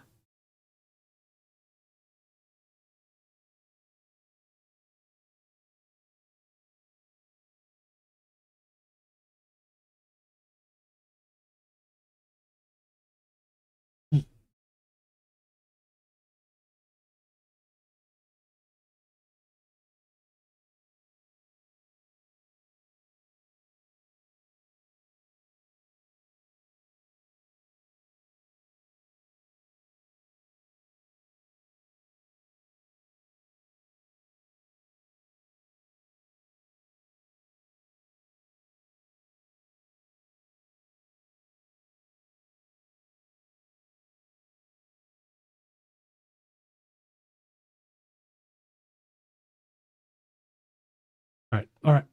Let's update Sands one more time. See where everyone's at. was doing well. Games are moving after we had so many judge calls and everything else.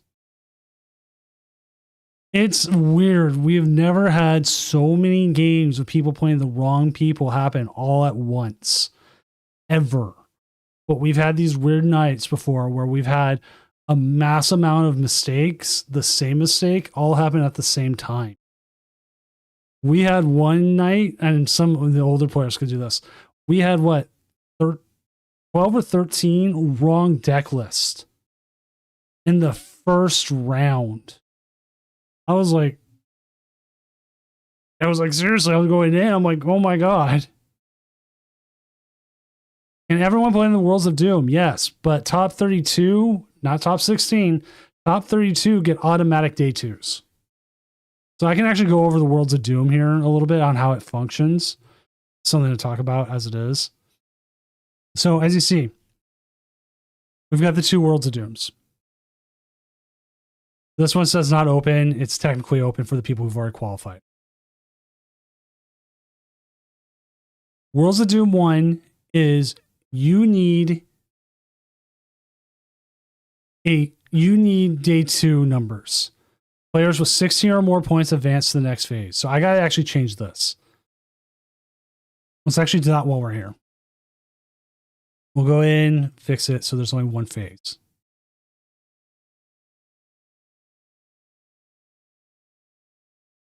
Oh, where's my delete round?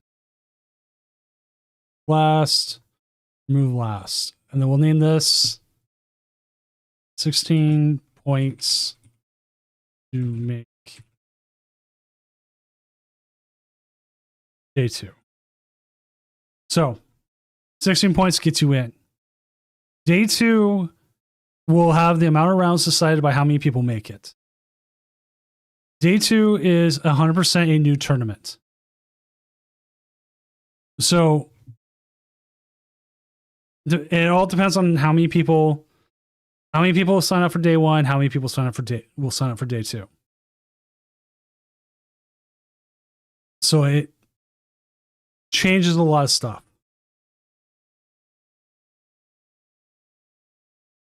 Day 2 is a whole new tournament. Everyone starts with a 0-0 record. They used to essentially handle worlds like that, where people got a day 1 bye and went to day 2. They changed it, but we can't run the round 1 bye. The system doesn't allow me to do that. Limitations. So we run the old worlds format.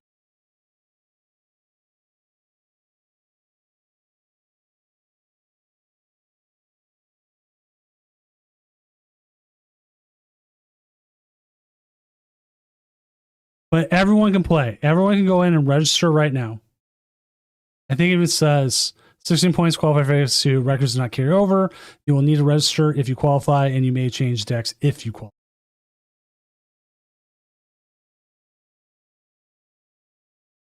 So anybody can play in it. You'll be like, why?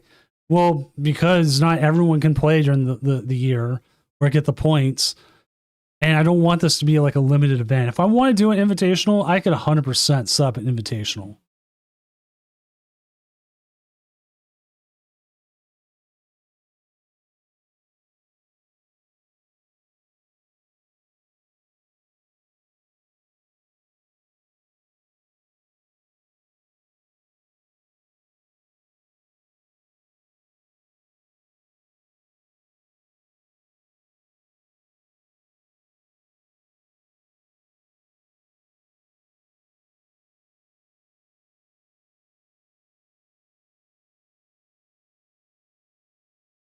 Top 32 is instant day 2. And here's the best thing.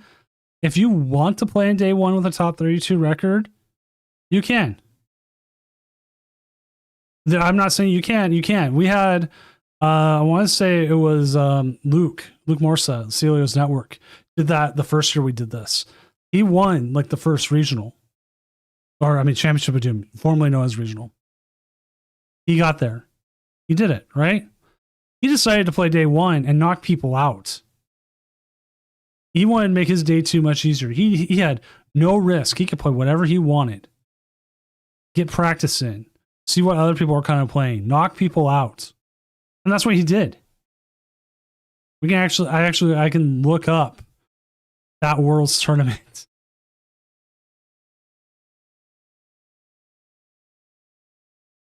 And there will also be a last chance qualifier as well, where the person who wins that tournament of doom just gets in.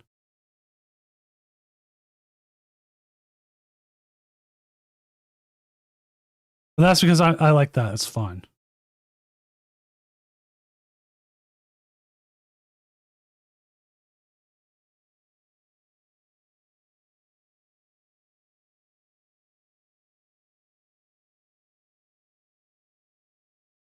The more I see Worlds, the more I think it's a funny word. Yeah, I think this was it. We did it that year. That was day 2. We see, like, we had like the 58 people. We made it. Yeah, there's Luke. 1-2-1 drop, but the day before they played, and I think they made it even on that. It was hilarious.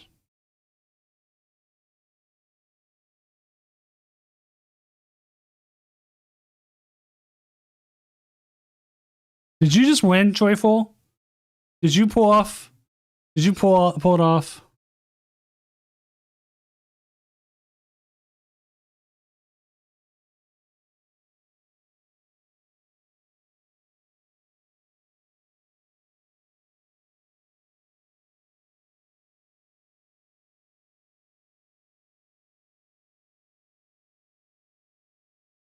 Like, honestly, I want to run Worlds kind of like TPCI does with the run one buy, but I also think the people who've played all season should get a benefit.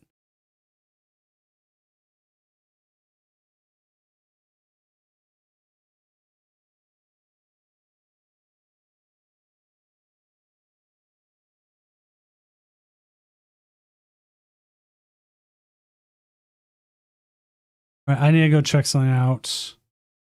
Let's find them.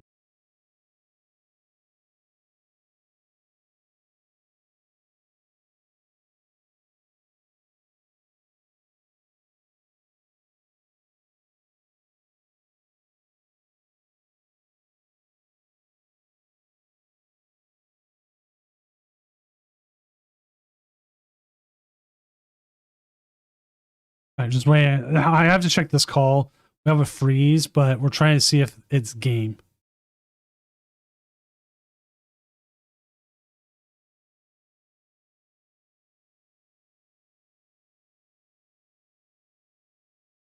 All right, let's see. Alakazam, Dragapult.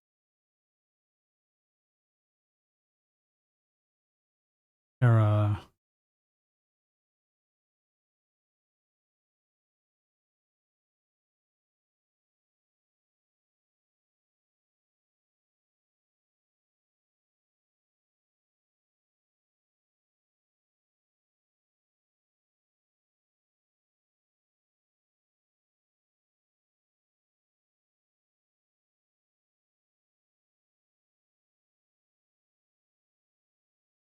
Figuring this out.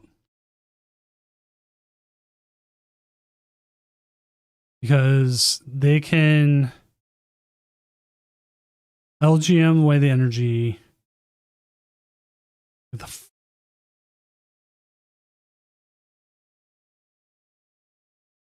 Jillian cards in hand as their. They don't have. They need a boss's orders for game. Did I make Worlds this season? No.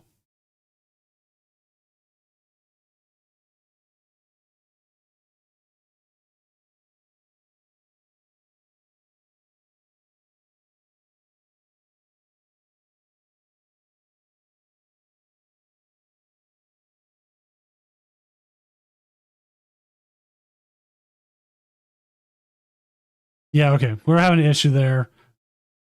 I did not play as many tournaments as I should have.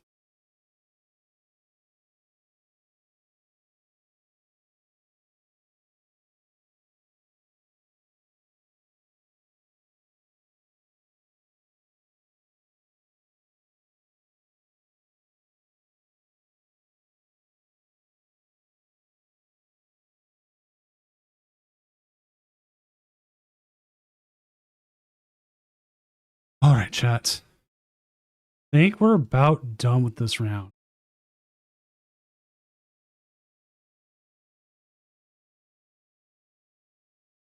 And then we'll get a game up. Maybe we'll get MTG up like we thought. Their opponent didn't show up. That happens.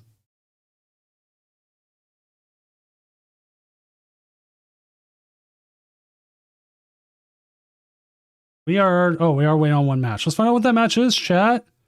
That match is Slyrod versus Shrewsty, which is Zoroark versus Beedrill. How has Beedrill not won this?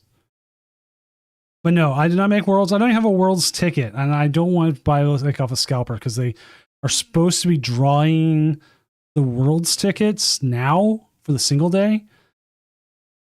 And like, I'm fine going with a single day. It would be brutal, but I could literally fly in that morning. I can, because it's like a 2-hour flight for me, and like they start flying out of Seattle like at 6 a.m.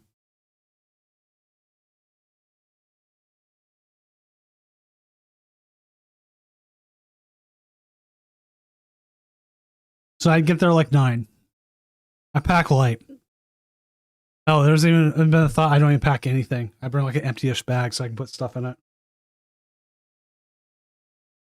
I spend the day at Worlds. Get my badge, spend the day at Worlds. Watch games, do things, go out with buddies at night.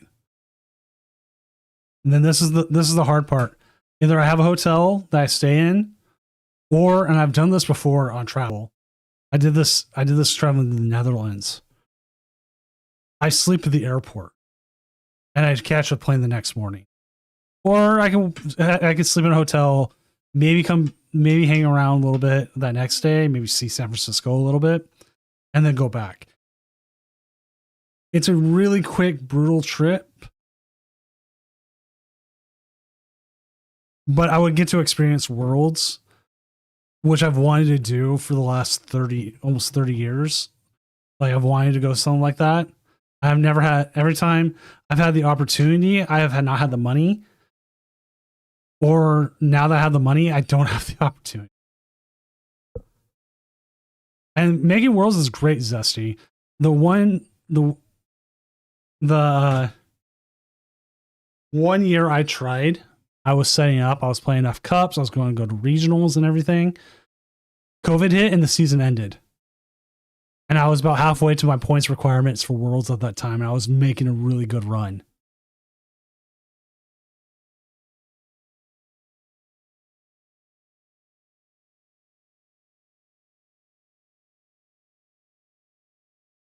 This is not the first time Joe has done very well with this deck, and I'm not surprised.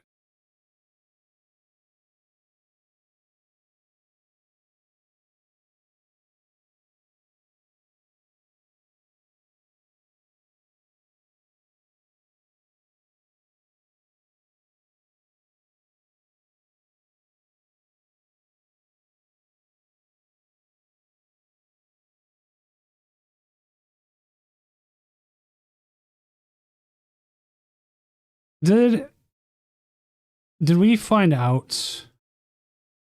Is there any of the Matang deck? The Metagross? Because we see Mega Greninja's not having a good night. Rocket Honchkrow, okay. Crustle's doing about 60. Alakazam's about a 50-50.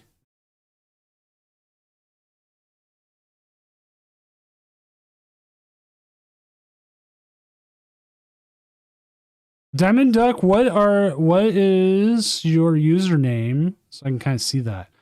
Ooh, Lily's having a good run.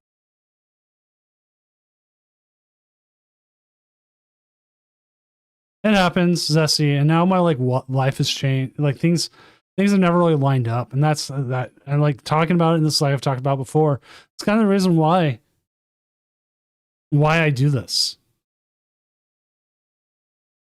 Yes, Daycamp. I've seen the Escadrille, and Escadrille looks interesting. It's just the Diamond Duck. Okay.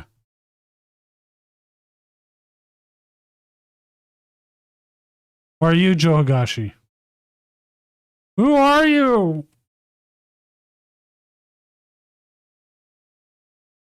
I've seen, because of the Escadrille, some people have talked about Dragapult Blaziken becomes better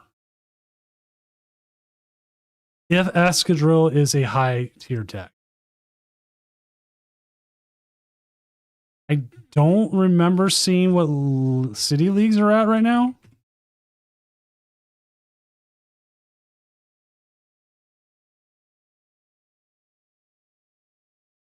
Because they don't I don't remember if they have Escadrille yet. No, they haven't gone there.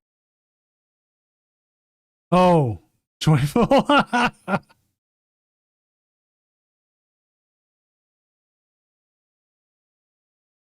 No, joyful. I understand why you're on there. Give it time. You have ads.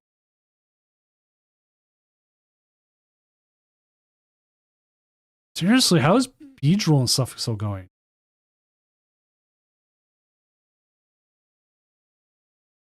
Like I'm excited for Pitch Black.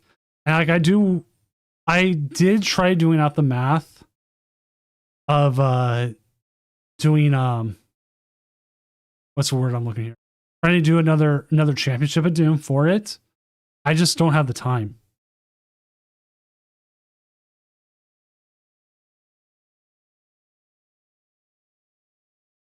It's just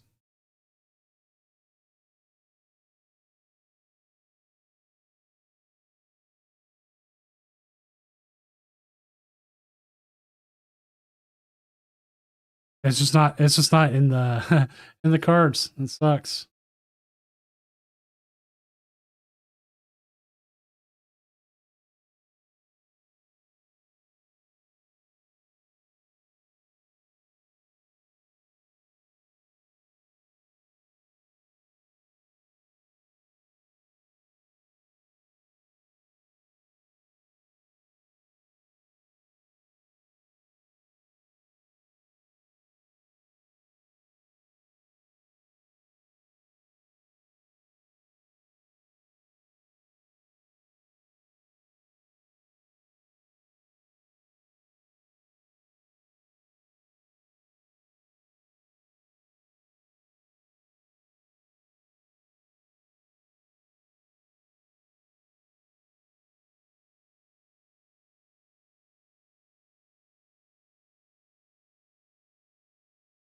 We look it up for the Japanese championships. Guys, looking at City Leagues doesn't pull that up, obviously.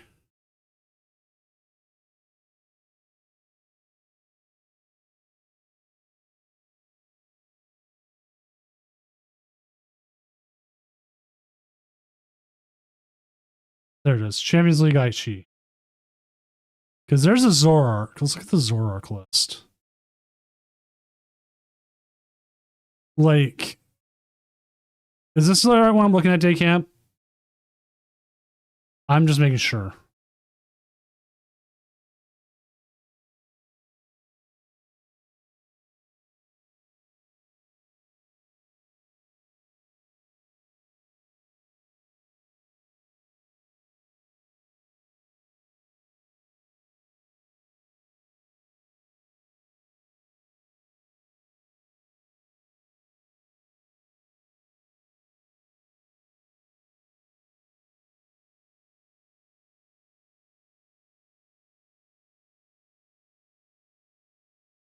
I know the Tomes is new. I saw the Tomes was good.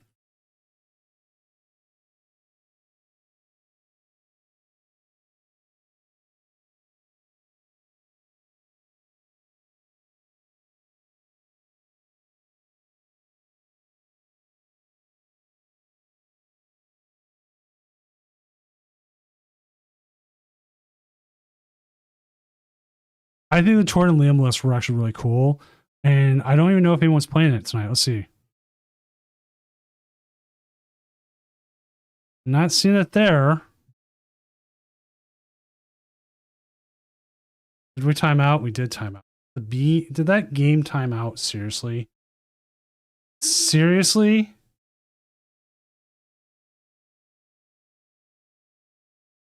Tonight's just a wacky night.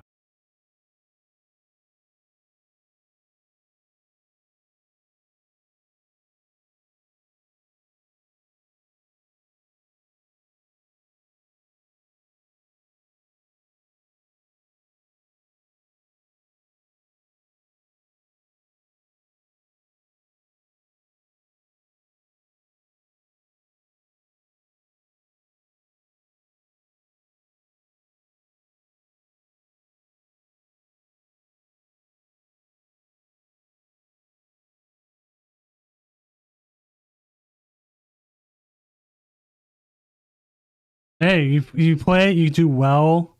Maybe the last chance qualifier.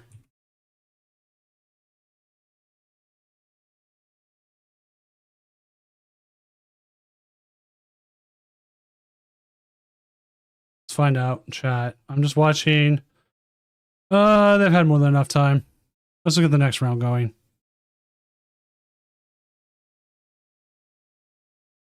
I'm not waiting around much longer.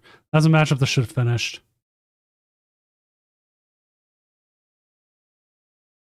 Let's see. MDG was playing the Polt, the wacky Polt, against Edmund Bosch, who did not show up last round, so we're not going to go with that. They might luck out there. Joyful is 5-0 with the crust, going up against Joe Higashi. I don't know. Joe has outs to this, I think. I wanted to get Joe on anyways, so I'm going to bring this game up. Because I'm going to double check, but I do feel like Joe, it's not an auto loss, but it's not an easy win either.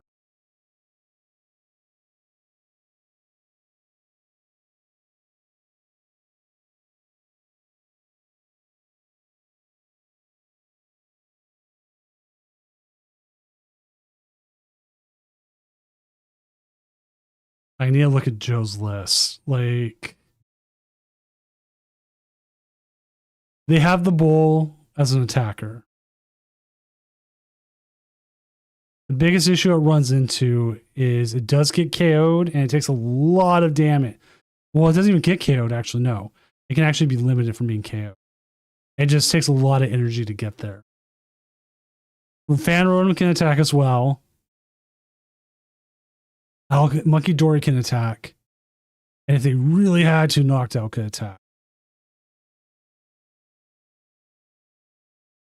The crust is Lasagna from Olive Garden.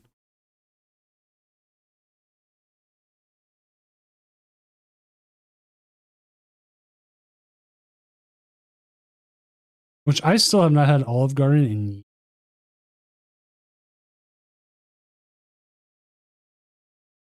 I want to double check what's on Joyful's deck. See what interesting things they have to bring up. They do have the ice creams. They've got the growing energy, which, I mean, that will always cause issues. A community center, which they may heal 10 damage. I mean, that 10 damage adds up. At least he has appeal.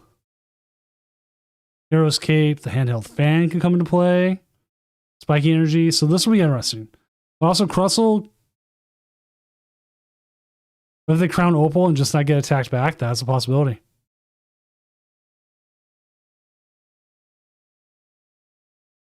They could start Dweeble, pass, and they get Rotom KO'd. Oh, you're right, Archie.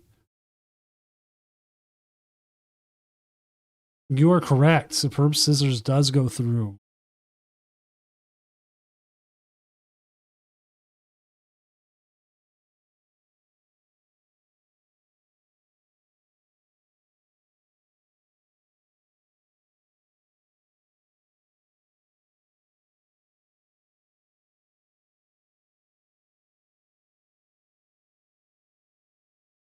Classic Pokemon Center lead.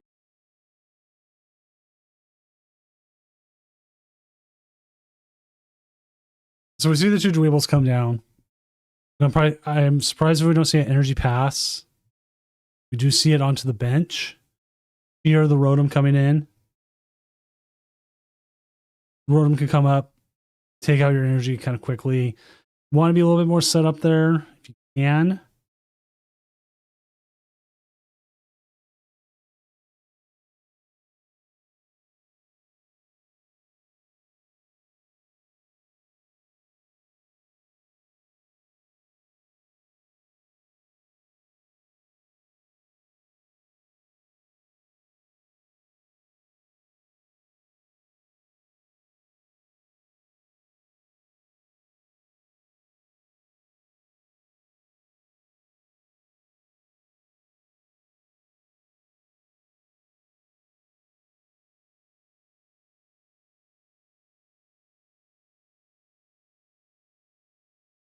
As you see that there was the we see the Fan Rotom come in with his ability to go ahead and grab any of the any other colorless Pokemon they would like, because we do have the Owls. Owls do come into play, and they will probably stay in play this game.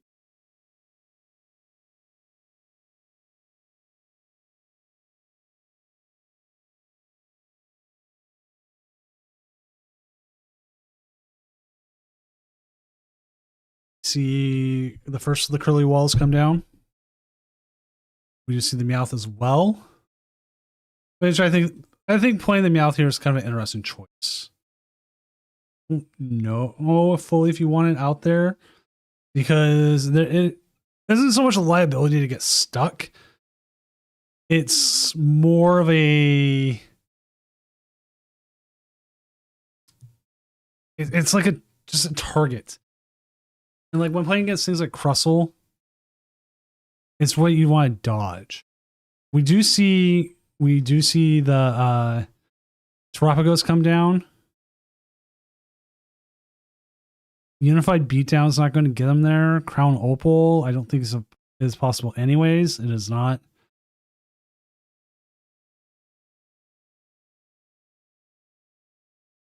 Did you see one Crustle down? Did we freeze? No. Are we debating? Delayed? I don't like getting rid of the ice cream. Festival Grounds hasn't really worked on PTCGL for a while now.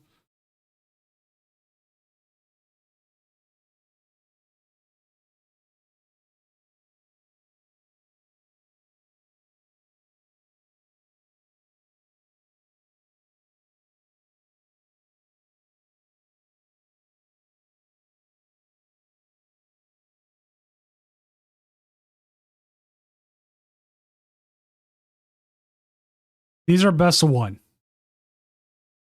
We do run a best of 3 tournament, but that is known as the Championship of Doom. And those are on, that's where I'm looking here. Those are on special weekend dates. Most of when a new set releases 3 times a year.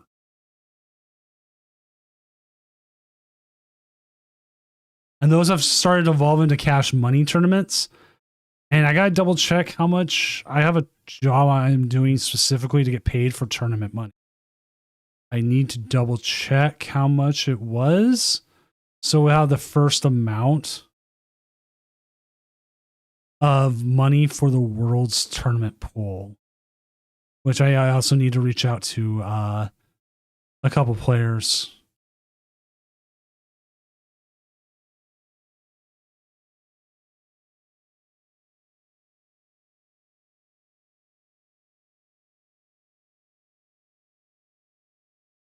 It's about $150 in the pool right now.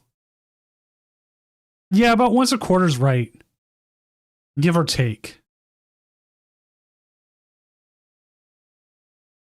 Okay, so this is where it becomes interesting, because you can switch here. You can't fan, but the other thing is they're not attacking this turn either.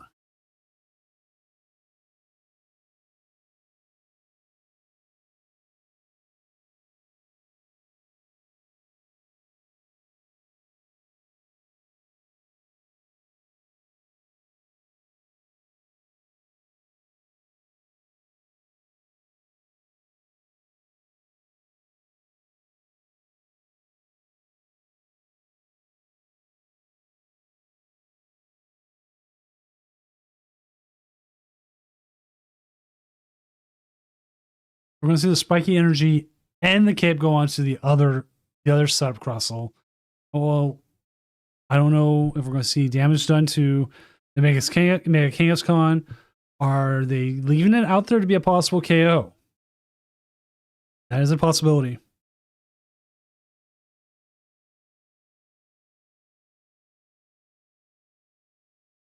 Because as it is, Joyful Sandwich can give up 3 prizes here and still be fine.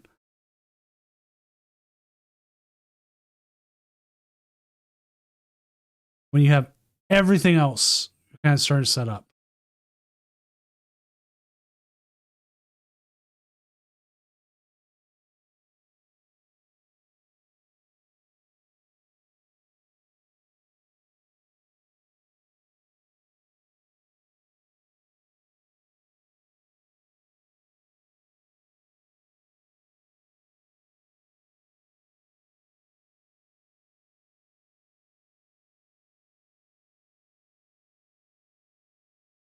That is one of the most difficult things you'll run into as a Crossold deck. Do you play Crispin or not? This does not play Crispin. It is very, very heavy on the heals. So everything Joyful Sandwich has to do here is manually attack. There's no energy acceleration, nothing else. It's just attach by hand, attach by hand, attach.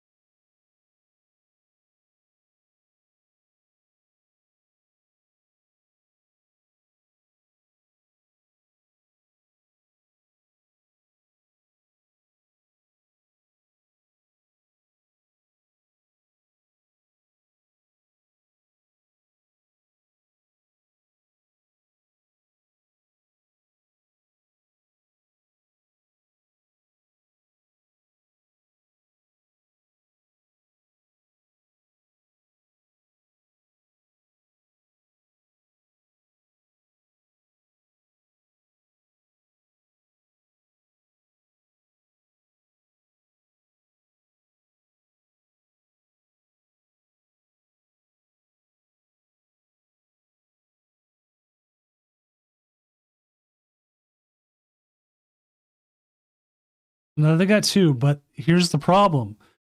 Where's the grass energy?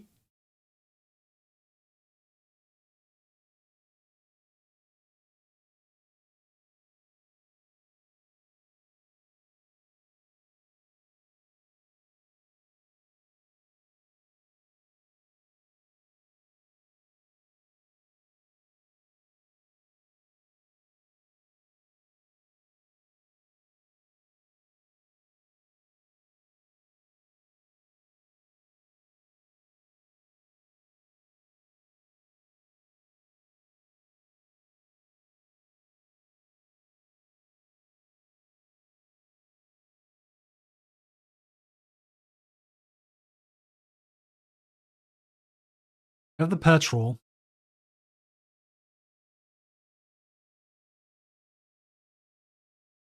Grab Hilda, put our spike energy down. Go ahead and use the ice cream while you're at it. They're not attacking with the Boufflant this turn, but they still might attack with Rotom, Fan Rotom. Certainly they do have the Latias in play, and the Latias will allow them to retreat Boufflant.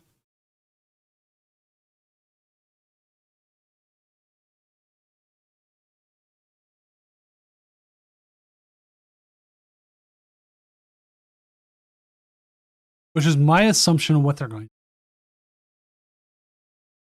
I have no idea what's in their hands. They just drew another Kangaskhan. We're going to see a Pokepad here. There's no owls out in play, so there's no. They're just grabbing the knocked out here, probably the thin. Ultra Ball here, probably get rid of more. Let's see what hand disruption they do play. They do play a Briar, no hand disruption. So they are purely just drawing out of this just to get cards.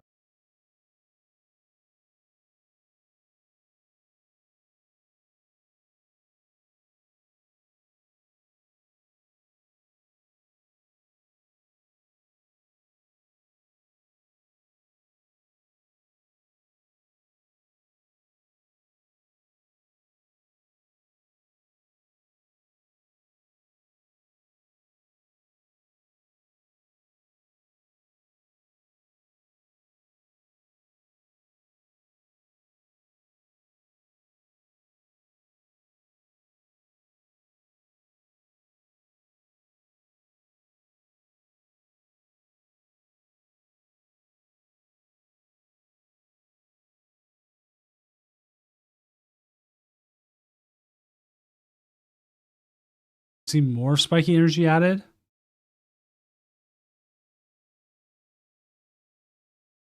They can Bianca's Devotion, but all it would do is heal the bench. They need to make a play here. We've seen our spiky energy.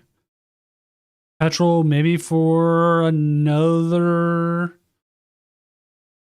ice cream cone.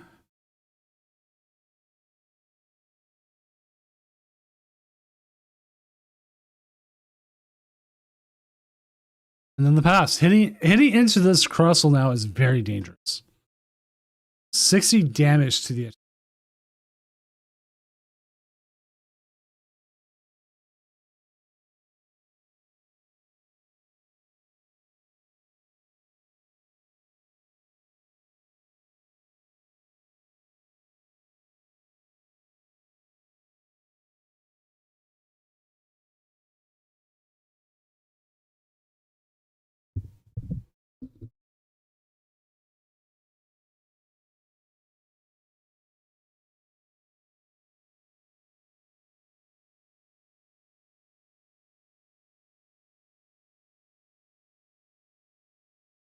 Get boss's orders here. They have still not done a single attack. This Crustle is still... Oh, look at that top. I'm going after the curly wall here. There goes the Bouffalon. This is now turning into where Crustle's game.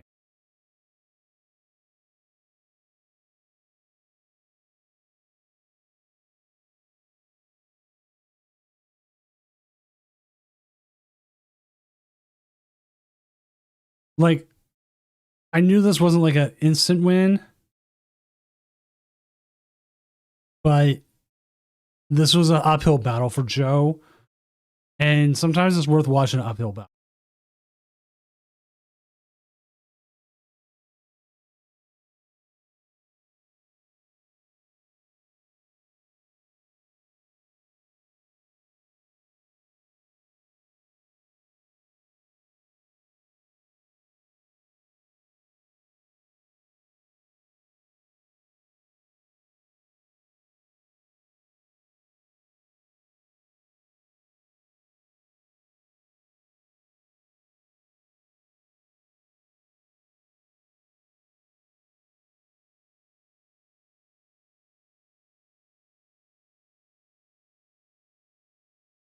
The Hilda, sell some more growing energy and Russell.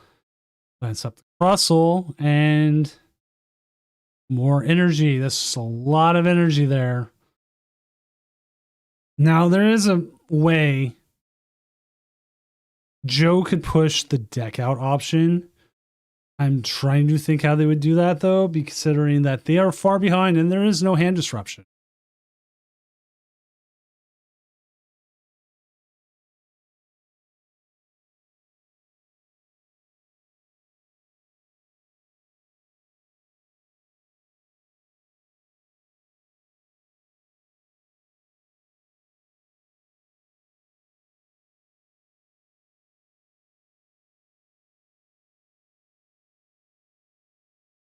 Right, there's Joyful on YouTube.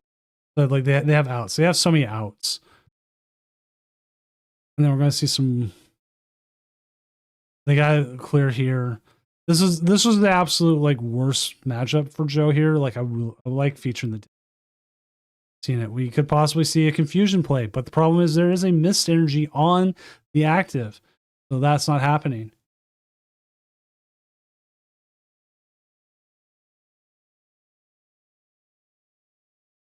And the monkeys aren't big enough just to be able to take it.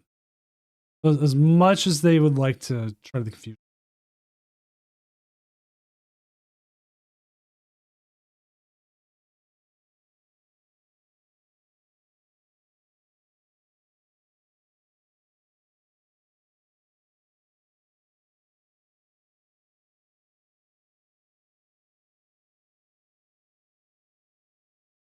And thicker boy.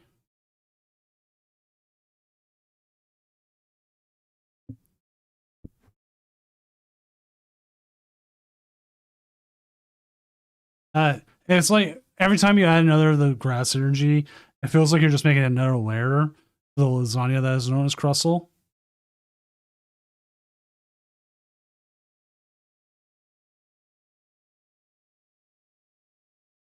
If there was ever a point that the meme stop, he's already dead should come into play, this is the matchup. Stop, he's already dead. There it is. Saw it coming.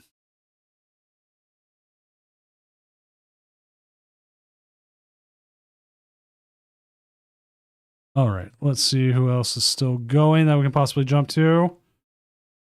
Standings.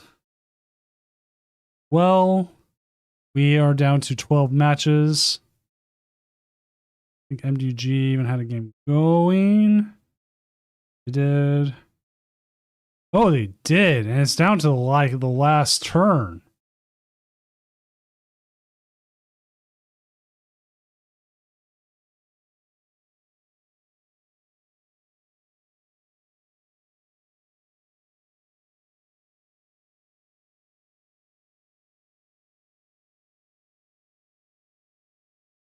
You know, it's not so much if it's a terrible meta call or not. It's you're rolling the dice on if you're getting the decks you can beat.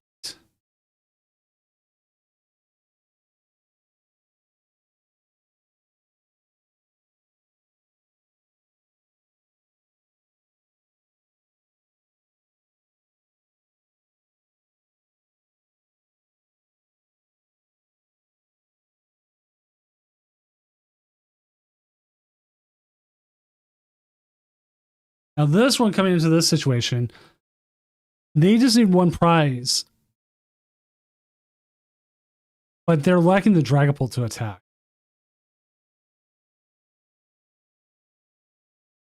If this Jellicent does get knocked out, should not be it won't be knocked. Should be knocked. Now, if there was a way for them to get a Pult set up, Blaziken could win. But we already saw the damage move.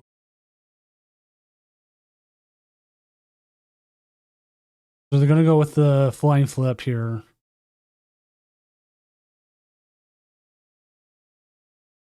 So MDG, which the names are incorrect, I apologize, but it is.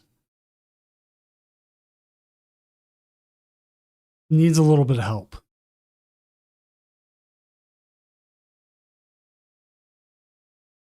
Was that the right move? Oh, they have the Crispin. So it was. That was 100% the right move. I was like, I thought they needed more. No, they have the Crispin. They know the Psychic Energy's in deck.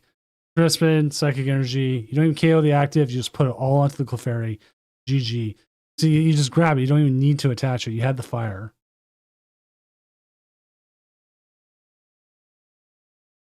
So in the Battle of the Dragapults here, regular Pult with the Jellicent beats up the Blaziken Pult.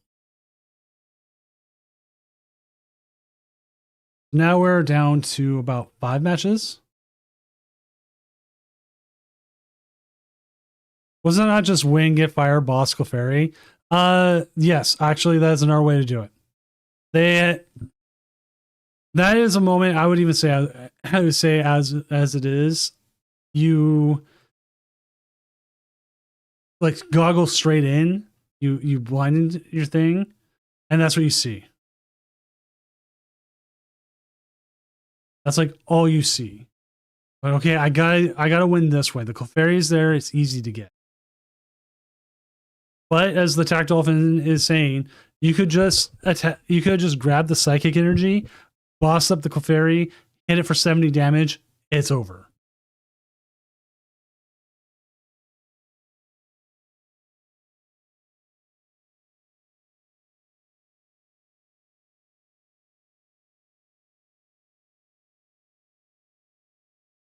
Say X2 has a chance to cut tonight? I don't know. It could.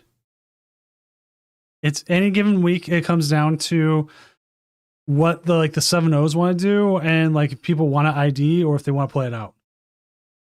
Because we've had weeks where people want to play it out, and we've had weeks where they don't want to play it out. And we've had weeks where they're like, yeah, I want a better standing. So I don't know.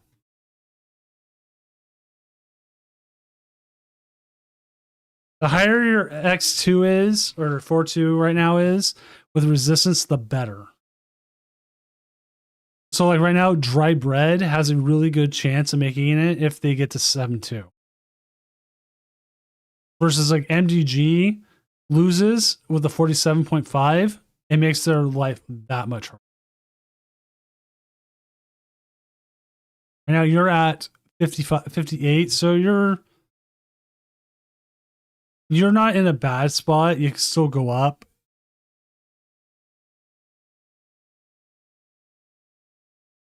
Right now, there's 3 Crustles towards the top right now. 3. And now we're just waiting on one matchup, and that matchup is Digital Logic versus Lily Sims. That's Zoroark versus Slowking. Oh, I would have liked to see that one.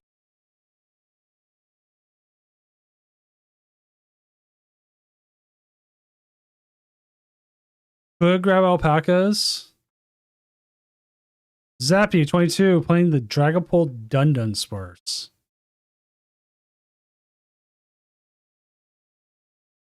Man, I'm looking at it. Looks like a pretty standard Dragapult Dunsparce. Let's see what you've played against. That's always important. Lost the straight Pulse. Beat Cash. Beat Hydreigon. Good thing. Beat the Mega Greninja. That's another good win there. Dragapult Dusknoir. Then the end Zoroark. Hey, that's not bad. Not bad at all. Now, the thing is, you are actually built to beat Crustle. You have the building. You have the blocks. It's harder to set up, but it can happen. You bring in that destructive drill. You can get that 3 energy onto one Dunsparce. You can win that match.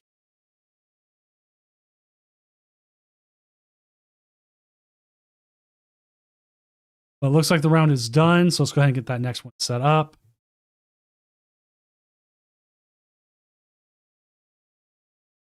Seven going.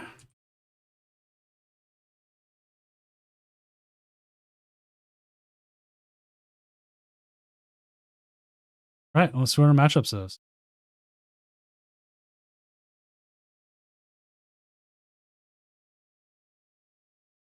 Becca's 5-1. Zoroark versus Keegan. Dusty is up against Slowking. Do you have any outs to that?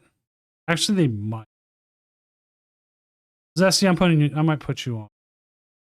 Oh, wait. Alpacas. What was Alpacas up against? Alpacas, my man. I think they win this one.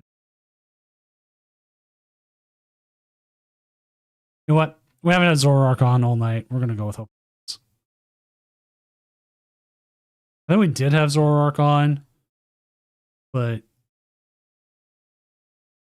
Alpacas is an OG. One of my favorite players to watch. Actually, you know what? To be honest, a lot of people who play in this tournament are my favorites to watch.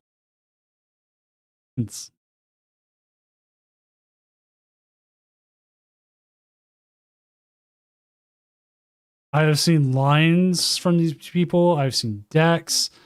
I've seen so much, and it's been so cool and so great. And that's why I try to remember players, not just like, oh, can they stream or not? I try to remember what they've played, what their win stuff is, how well they do, the whole 9 yards.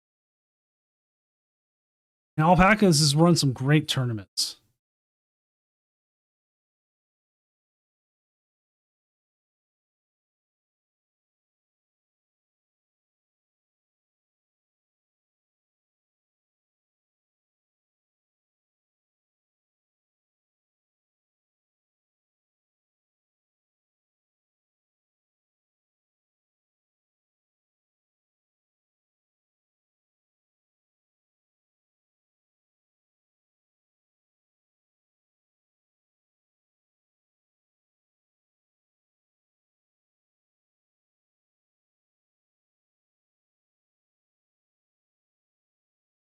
Once the game gets going here in a minute, we will get that up. We'll set up.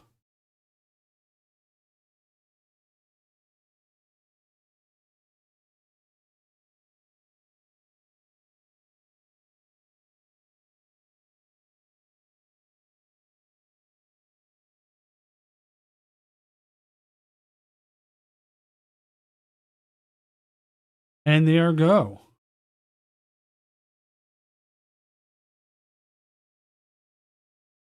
So I feel like Zorak has a good matchup into this. It usually does because Dragapult doesn't hit as much as it should. Like the lack of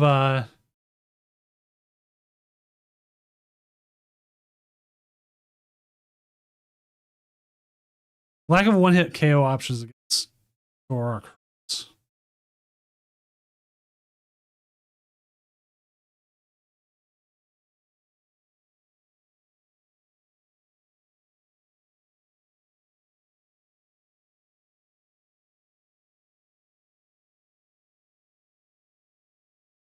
The Chin Pass start isn't good either.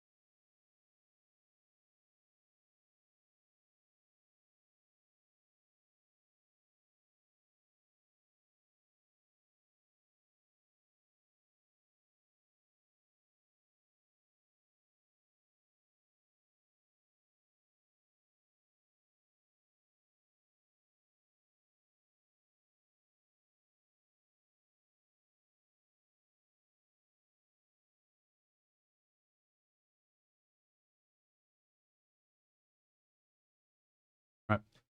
They do get a couple Dragapults down.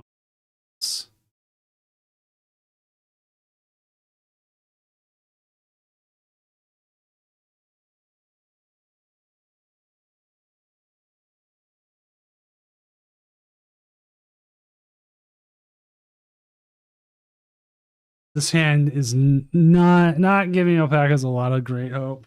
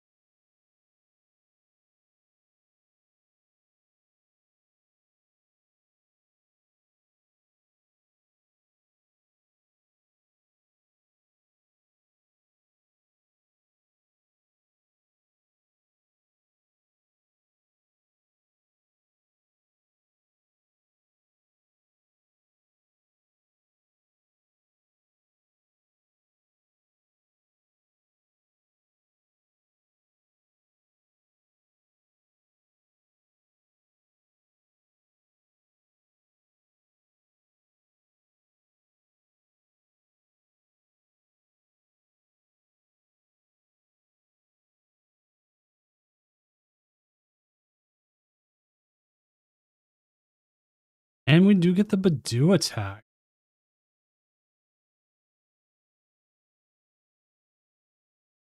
Now, when I've played Zoroark against Dragapult, and I do play the version, I do give myself a little laugh. I'm like, haha, I've used your magic against you. How does that feel?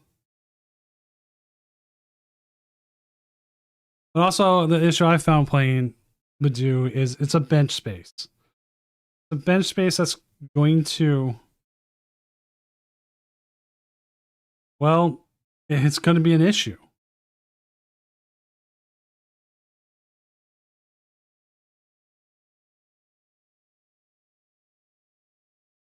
Like bench space is at a premium.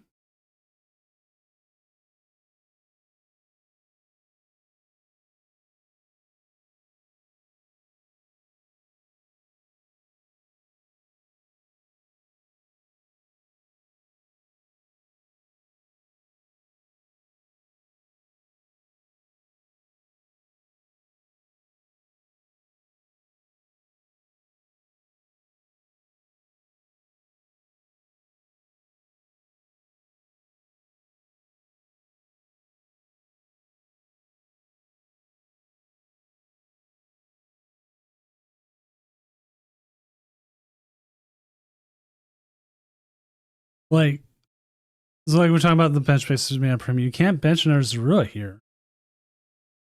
Because then you are inviting them, especially with open deck lists, to take a shot into one of your Zoroarks and feel fine.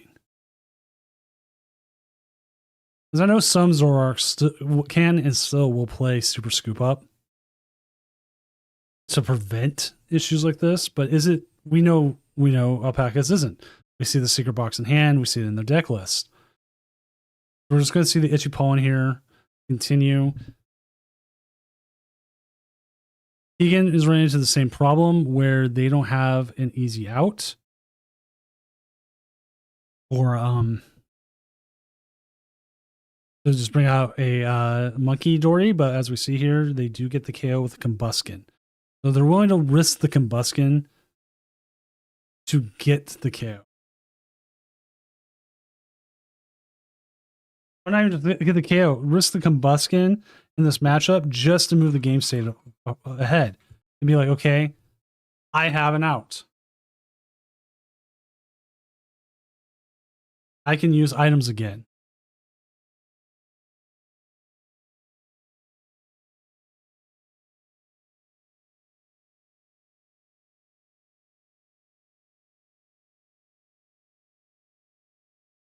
Now, Alpacas does have the transformation tome.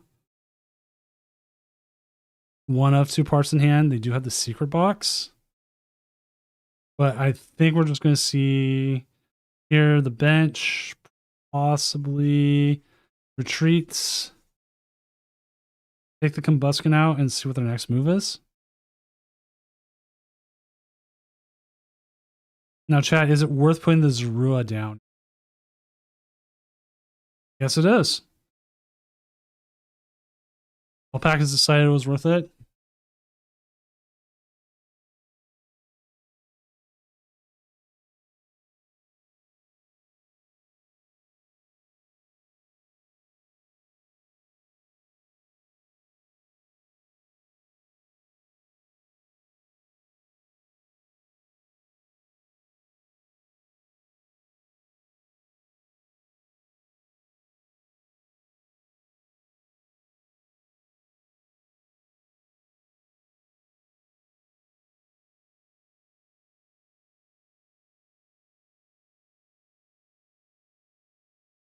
What do you do, Keegan here? Lost your ability. You don't have your baby chicken. You don't have your chickens out anymore. To the Dragapult. We're going to see a Jet Headbutt here. Well, no, you could actually hit Phantom into it, but again, open deck list. You know your opponent plays Transformation Tome. You know, oh, they have the ability just to bring something else. So is it worth just doing the 70, or is it better to do something more? There's Under Depths, getting rid of the End's Castle, or at least what they believe will get rid of the End's Castle here. As they go in Rocket's Petrol, which is usually used by Dragapults to, hey, we're going to go find ourselves a reset stamp.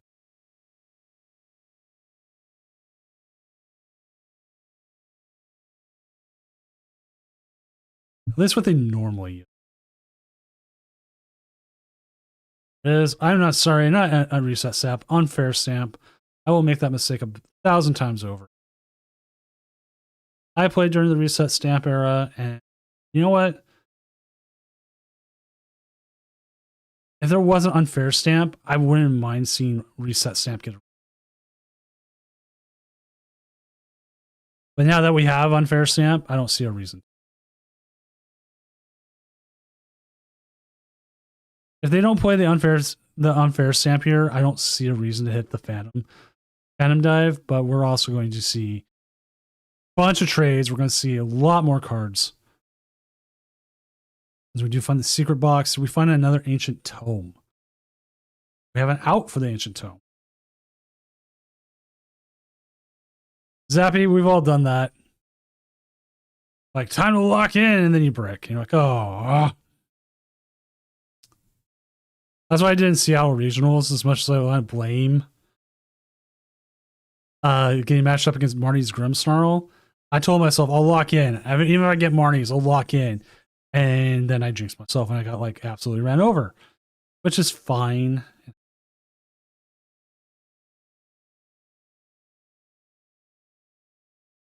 I played Gardevoir at a point when I was no longer really a Gardevoir player, and I should have been playing Polt. Or Charizard. Preferably Polt.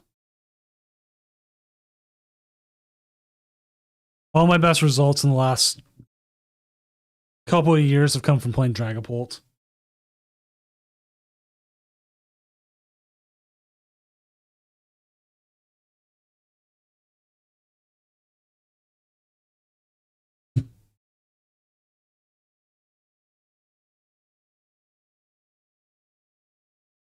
Like, it sat there like the One Ring kind of thing. It's like, don't lie to yourself. You're a Dragapult player. I'm like, no, it's impossible. You have all the full arts. You have a full play set. I'm like, no, can't be true. It's like Luke Skywalker, not Dagobah, Cloud City, hanging there.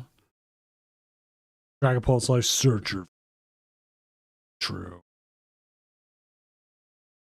I'm like, I want to play Zoroark though. And they're like,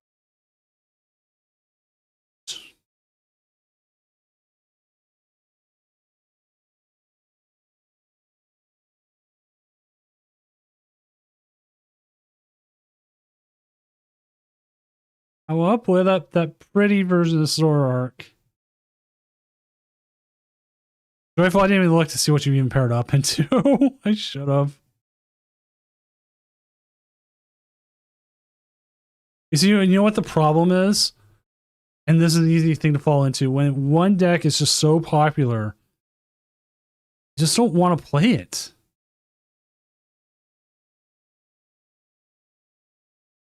It's like...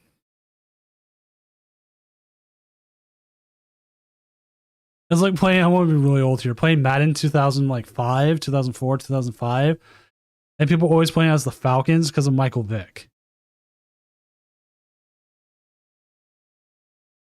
Dude, I love Star Wars.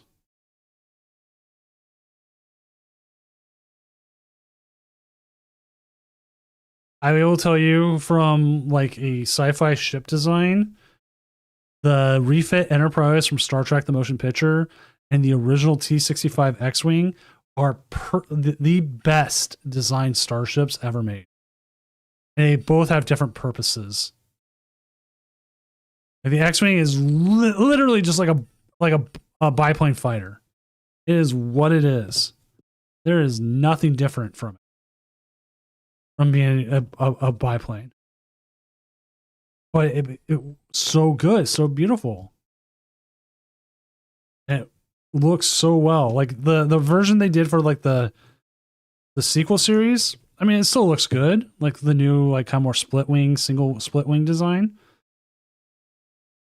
It's like a cool evolution of it, but you gotta give me the original T-65.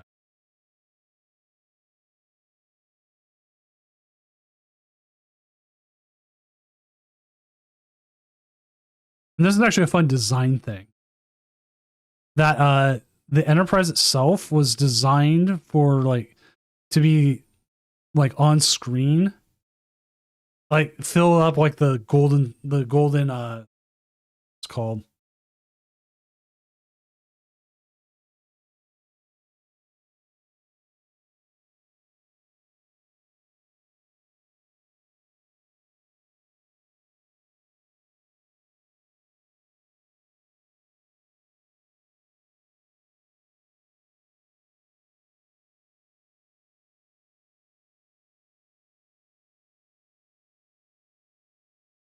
golden ratio. It was meant to fill up for a TV. And then what you end up seeing is they fix it. Ooh, transformation tome time. They fix it for the movies by changing how it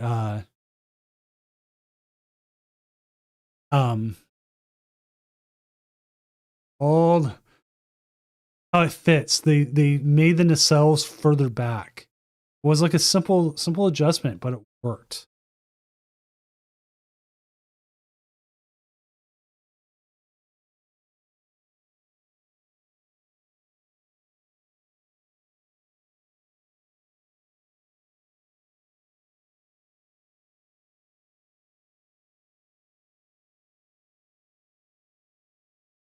All right, so we do have the Zoroark set up here, and move some damage away with the Monkey Dory. I wouldn't mind seeing like if they had a chance to set up another Monkey Dory, but bench space is always at a premium.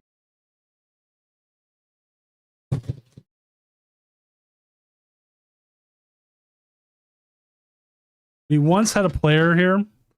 Their solution to this bench problem was to put Area 0 underdepths in, but they forgot to put a Terra type in.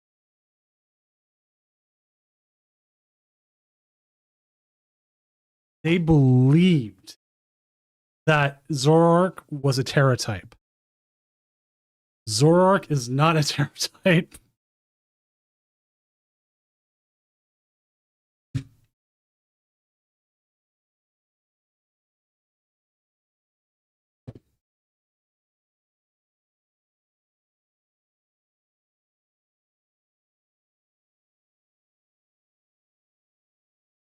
They are opting possibly for the boss's orders here. You can boss's orders, get the KO on the kitty cat, might be better.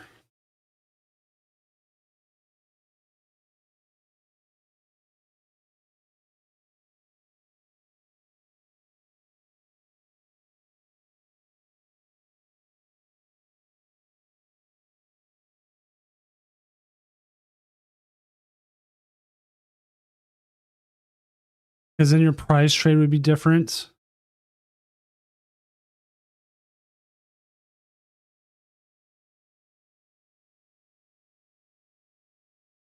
They are down 3 prizes though. And they do, okay, we do get the KO. Great. So yeah, being down three prizes with 60 damage there on that Monkey Dory, which is still available to be KO'd. And then on top of that, you have the Meowth down. I think that was the right idea, is to push as hard as you could and get the KO on the active. Now they can't attack and boss in the same turn.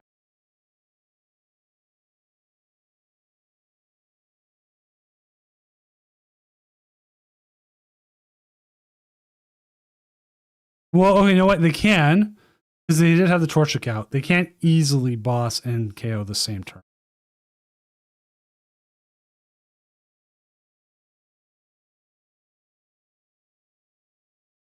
That is where having the chicken comes in handy.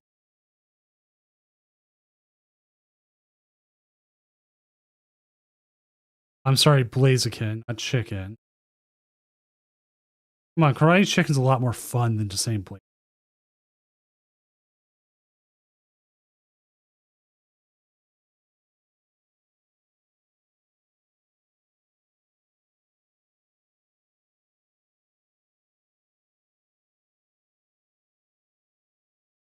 Go. I did not count in for the chicken, but it is there. Go ahead, update the standings, see where we're at.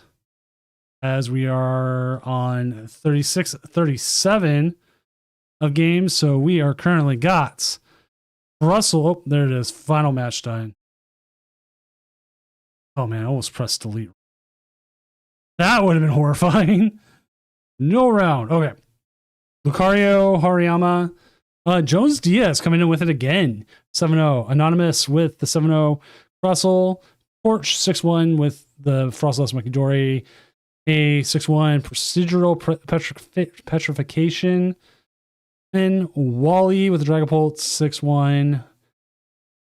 Tank to Tank 6-1 with, well, I'm not going to keep saying it. There's a lot of 6-1s, including a Hops Trevenant.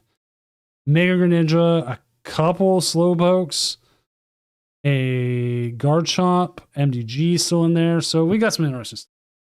I'm going to get this next one. It is a lot of chickens tonight, and we'll have to see what happens because there's also a lot of Crustles tonight.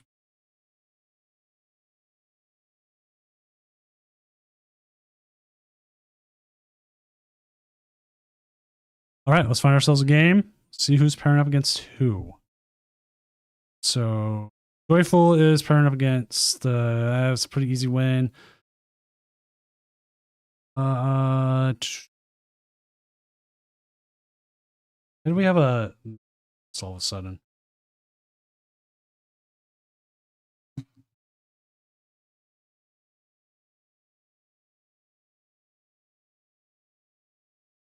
Maybe it depends. Oh, look, we have a 6-1 drop. We do have a 6-1 drop.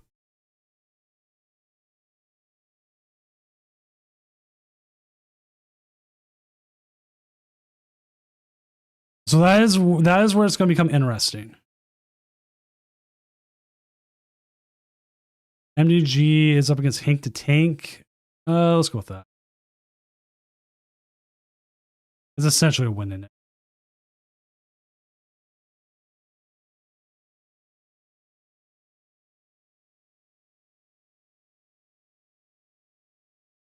Let me update this.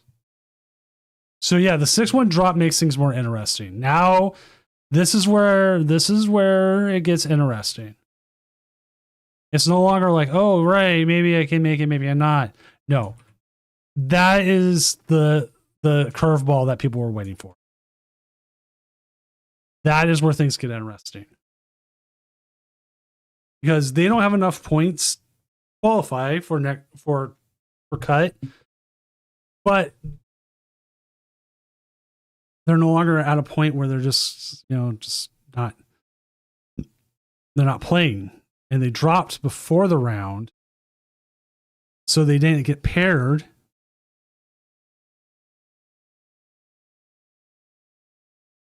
So whoever they're playing doesn't get a free win if they played somebody. Well, they had to go back home and talk with Eva.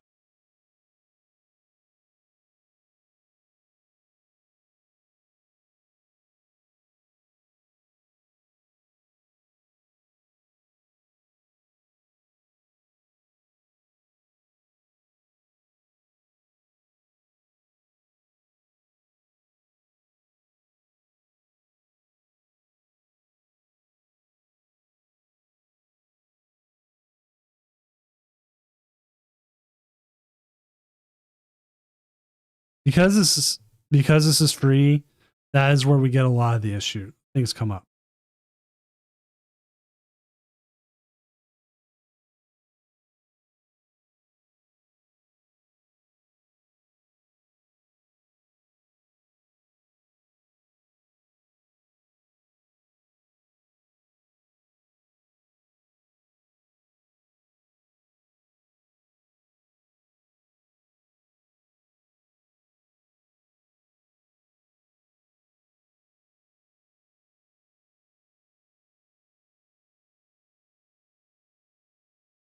Got the Badoo, item lock going.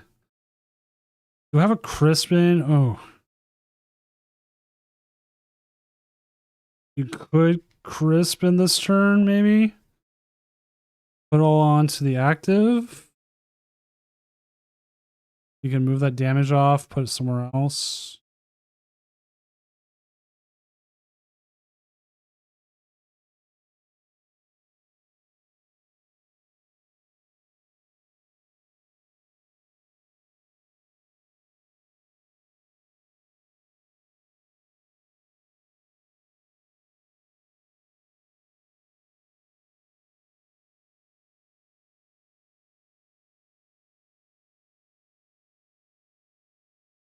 Of course, they have the Dreepy. There's another Dreepy.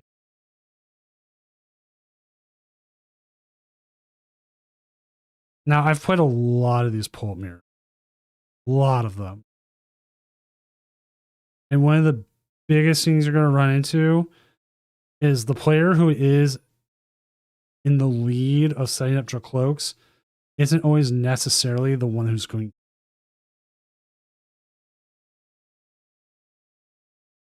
Maybe I sitting there going, dude, what do you mean? Because they've gone all in on the cloaks, sometimes you just miss. You get hit with hand disruption early enough, or it just happens that way. Weird. Anybody else who's ever played the pulp mirror, like, it can feel like you're so far ahead and you still lose.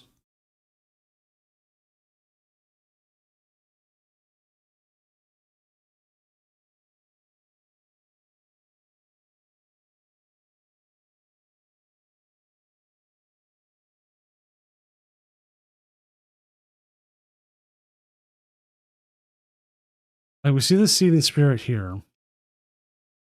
That also means they unlock items for MDG here. Okay, they had unlocked items, and now a good hand. Now they don't.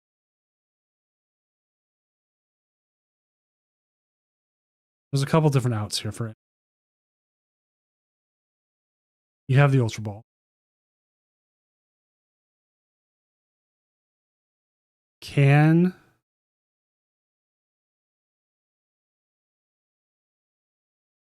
use a recon directive after that. Top deck the Lilies, but that means you're not attacking this turn. At least not attacking easily. The Jellicent, Bolt in hand. I don't think you want to put. I mean, you kind of want to put down the tower because it would make their life more difficult. I think you still flip the hammers.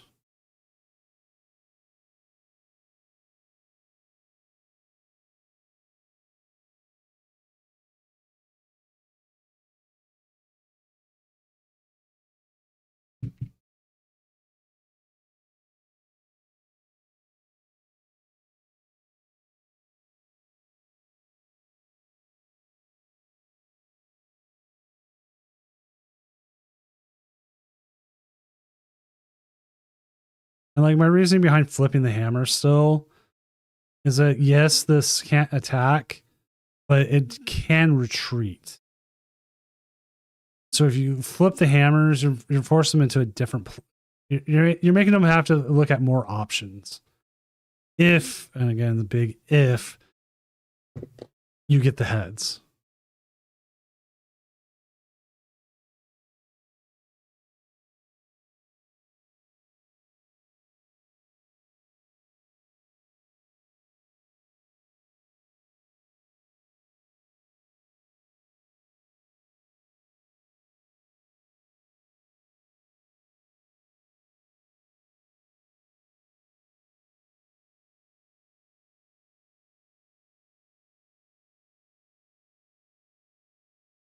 I also keep the standings updated as it goes for players who are trying to see what they're doing. Because surprisingly, Anonymous and Jones Diaz are playing. They could have took the ID this round.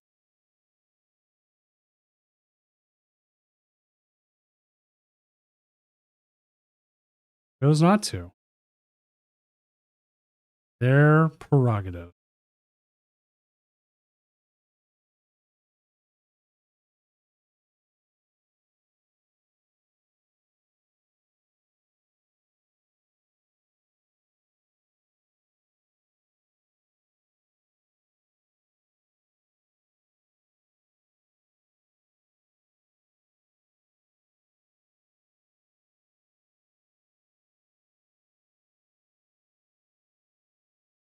Oh, we have an issue. What is this matchup? No, it's a different matchup.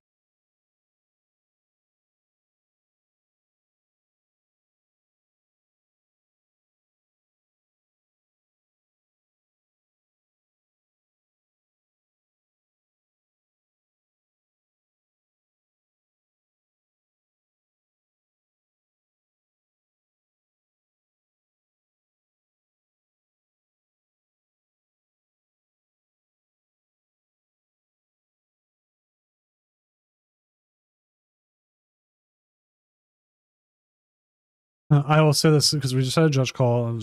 They were just asking for a time extension. If you ask early in the round, like, hey, we just had some trouble getting the game set up for whatever reason, I will always grant a time extension.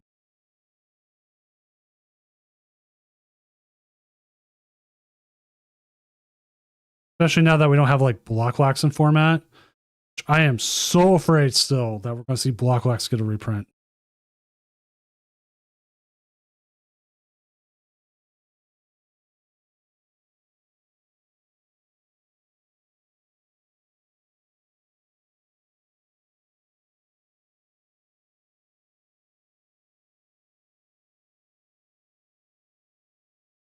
I think it's way too early, but it feels like at some point it will get a reprint. But I keep waiting for Garbodor to get a reprint, the abilities one, and that's not happening anytime soon. No matter how much I want to dream it, it's not happening.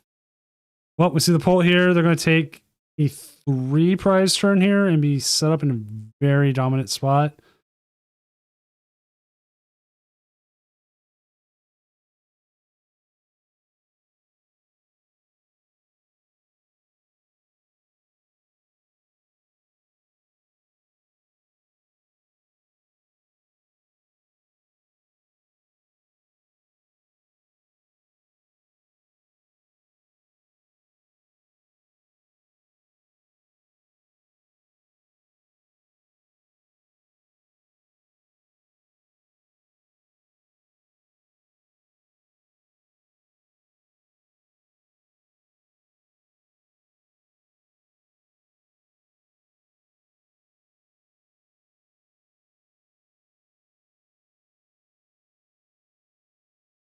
Getting that 1 damage counter off is crucial.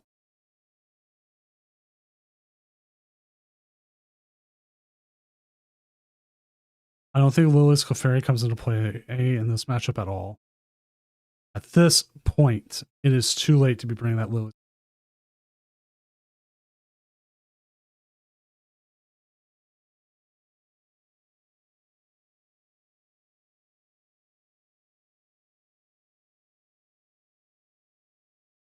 Now, if you played like Lily's Earring or whatever, Pearl, sure.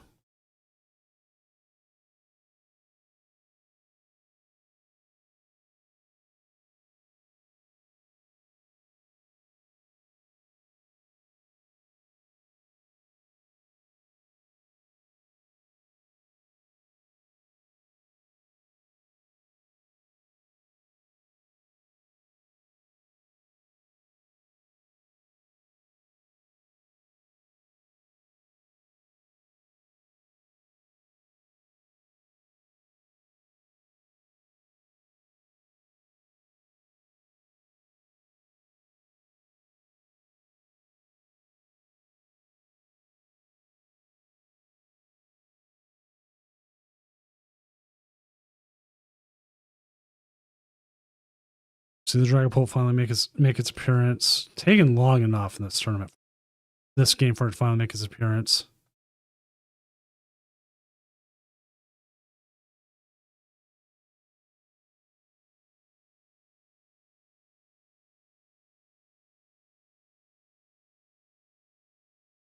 Get some damage out there. Get spread between those Dreepies. Boss's Orders does not win the game now. They need to find a way to get a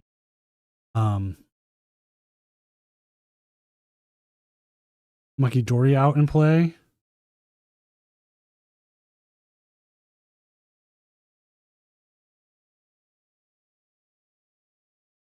Which, if I remember looking at my list correctly, they only play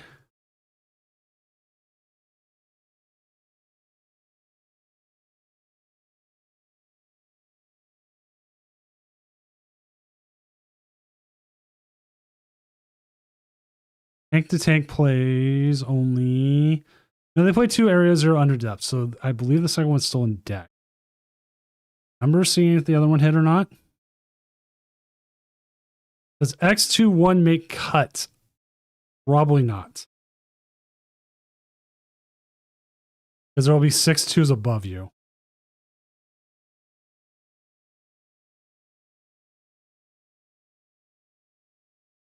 And even then, that depends on who wants the ID and who doesn't.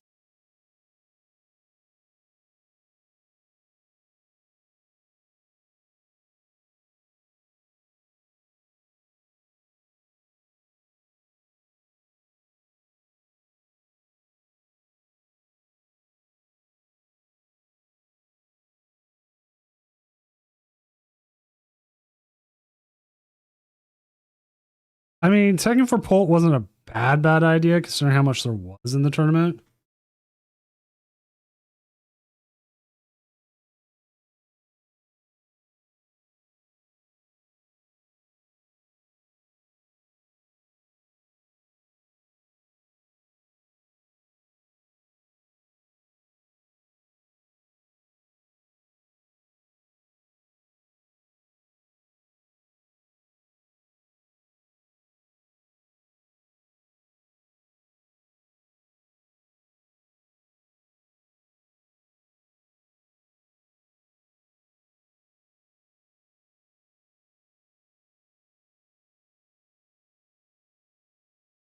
I will also continue to update standings as they come in for anybody who is. Who wins in Dragapult versus Dragapult? The Dragapult who does more damage and keeps their opponent's board state in a worse position.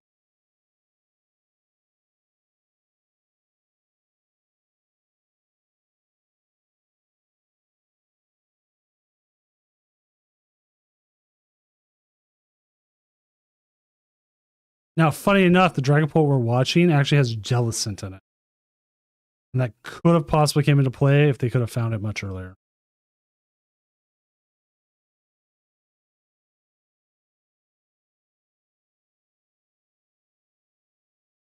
It never hurts to play it out either, Zesty Armadillo, because if you come in with a thought, like, okay, I'm playing for this to learn, I'm playing for this to do anything, I'm playing for this because Doom believes in me.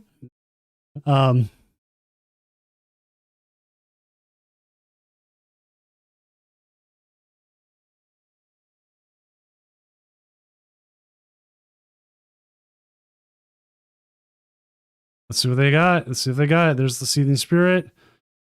There's the Pulse. No, don't press it until they show you the boss. Oh, no, it doesn't matter. I'm sorry. No, they don't need to show you the boss. What am I thinking? I forgot that. You know what I was thinking? I forgot that the Peasant Deputy had a bunch of damage already.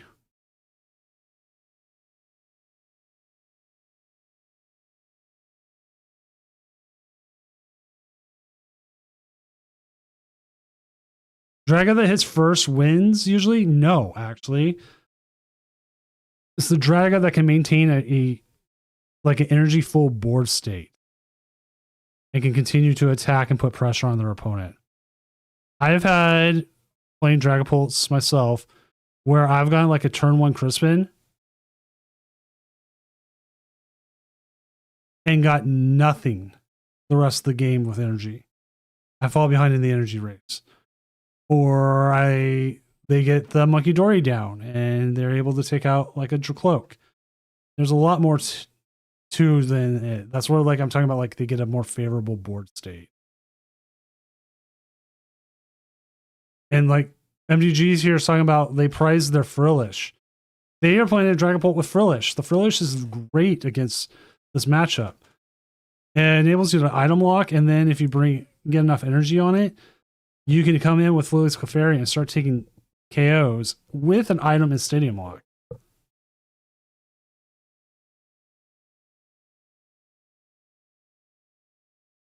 a great tech. I think it's a lot of fun. Like, you know what? Yeah, if you can survive hammers and keep cloaks for longer. Because a smart Dragapult player should be going like 30-30 on your cloaks. And that's if you have 2 set up.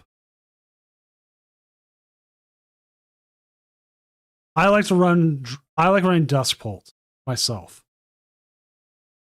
My big thing is like I have to be very careful about when I bench the Klops and everything.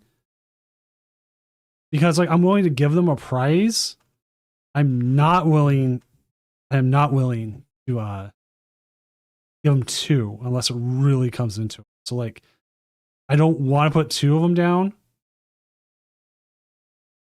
I usually want to put just the 1.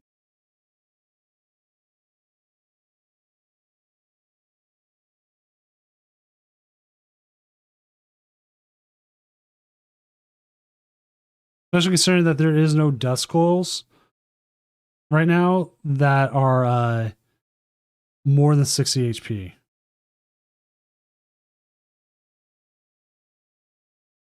So they are very, very easy to.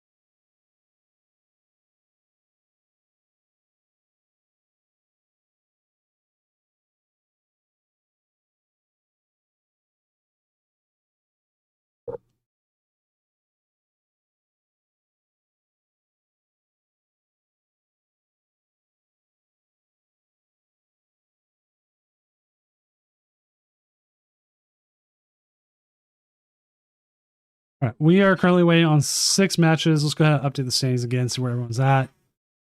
We do have the undefeated Lucario. Grateful Sandwich is currently the top of 6-2. Right below them is Dry Bread.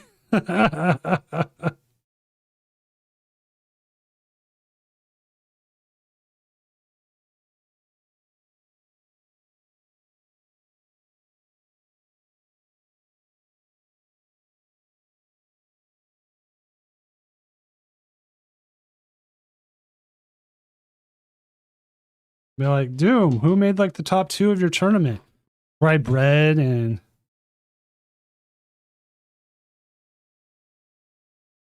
let's see who's still up. How many 6-1s do we have still playing? We have a few 6-1s still playing.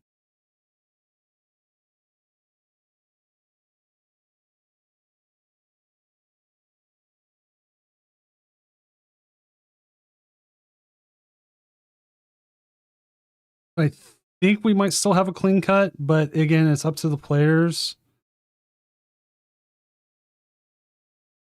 This question came up. Press is all about who you hit.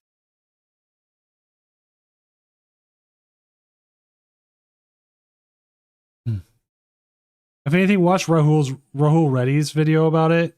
Give you a good idea about if you should be playing Crust or not. Which, because I still need to watch it. He did well with it. I would put my fate up into his.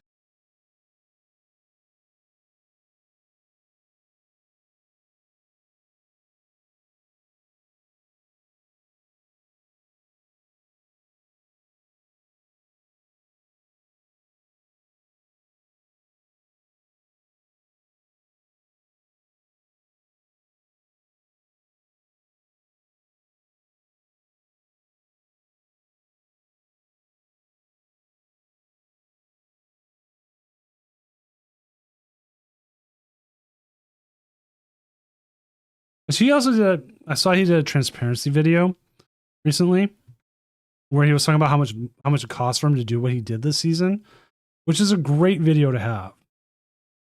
Like having that kind of thing is great. And I think there's going to be enough 6-1s that some of them are going to need to play it out. Otherwise, they bubble on an ID, which is horrible. You don't want to do that.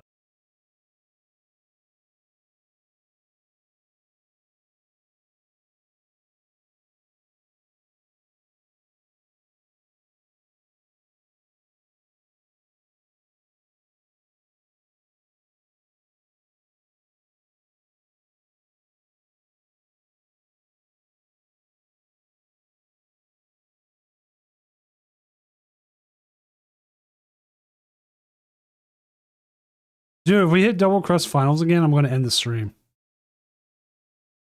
I swear to God, I'm not doing another Double Crust Finals. I might even just end the tournament.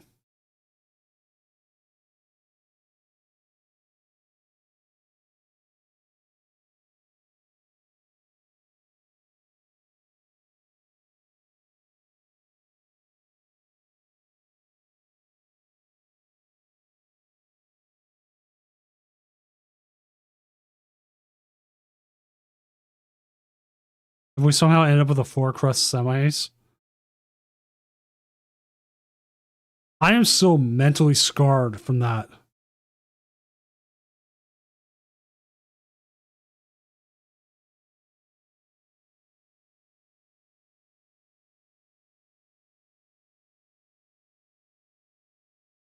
I literally, after I finished, I sent Emmy the Rick and Morty gif of them like crying in the space saucer after like having a quick in and out adventure.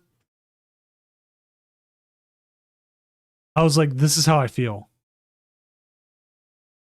As it stands right now, Lucario is in. There's nothing that can happen to this Lucario for it not to get in. So Jones Diaz, Lucario, Hariyama, what they matched up against? 2 Crustles, and they took them out. That is what Crustle's fearing, because, hey, guess what? Lucario has a way of fighting against your Crustles. I actually have something that hits your Crustles pretty damn hard.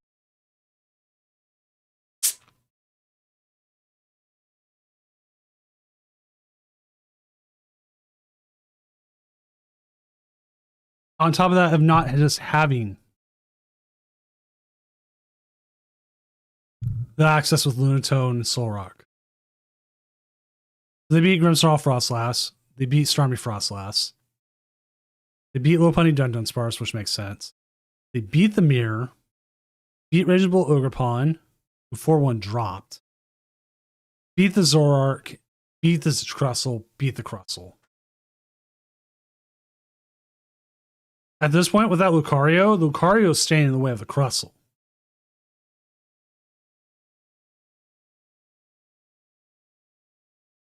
The Crustle's looking at that Lucario going, why is it there?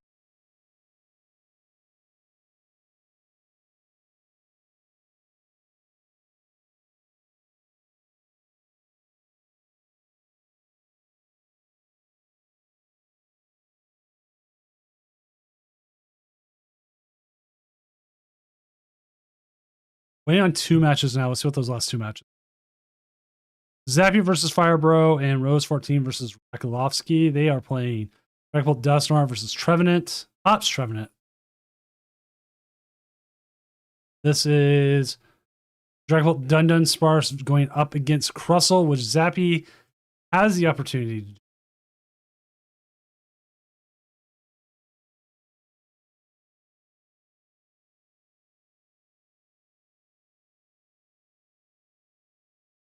We will need to find a match for the next round. I will preferably try to find a win-in-ish kind of game. Yes, Frostlass Munkidori is second. Some of them have been playing with the Azelf lately. The Azelf and Uxie combo. What did they even play against is the question. They lost to Hank to Tank. They beat Garchomp. I believe Joe didn't show up for their match, so they didn't win that one per se. But they beat Heracross, lost to Hank to Tank, beat Druvia's, beat Dry Bread, beat Digital. They have got a very strong resistance.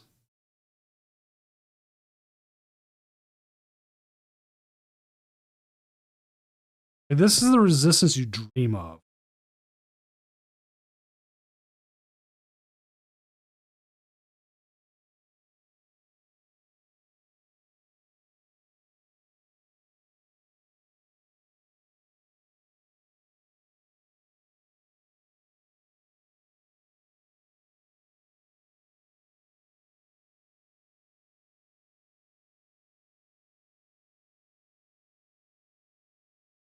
Pull up the list again so everyone can give a good look.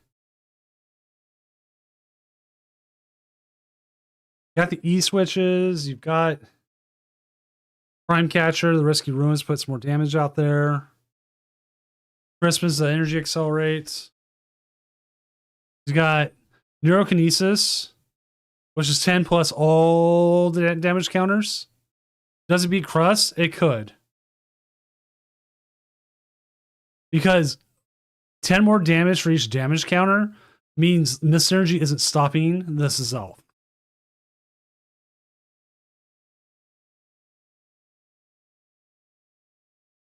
But Miss Energy will stop the painful memories. It also sounds like going to a you also went to therapy and now your painful memories can't stop it.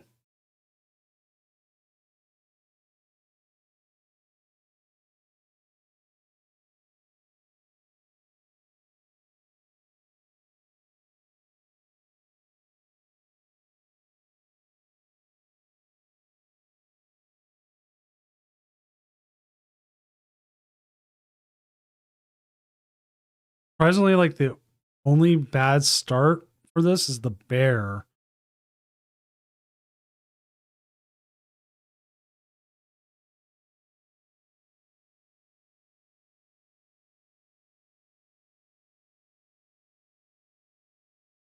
So the two matches. Why? Why? Why is there always two matches?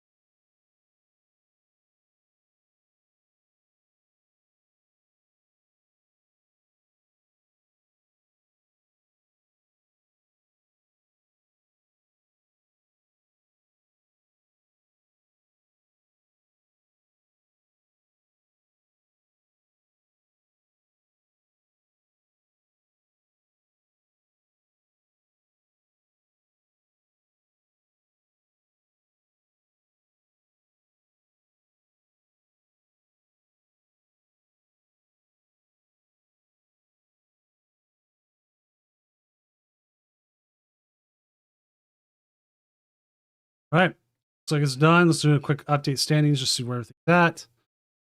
So there's the possibility of a clean cut. Possibility. So we'll see.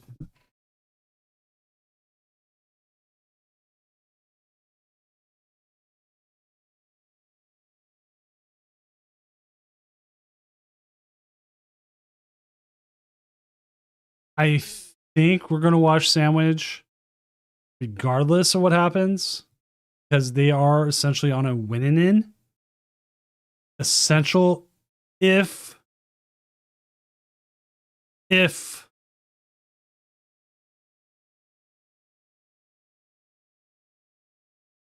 we don't get any ID or at least one non-ID.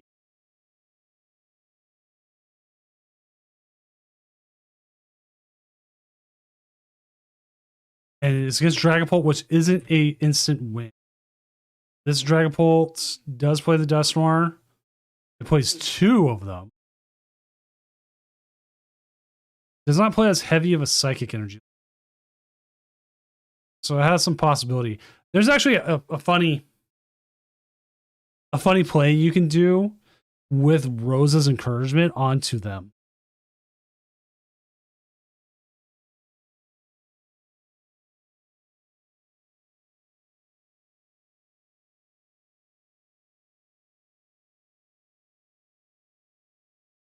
Like the amount of people who don't realize you can Rosa onto a Dusknoir, a Dusknoir is actually pretty high. Like that's another reason why you should be running it in Dragapult Dusknoir, in my opinion, is that the Rosa can become very, very good for this matchup.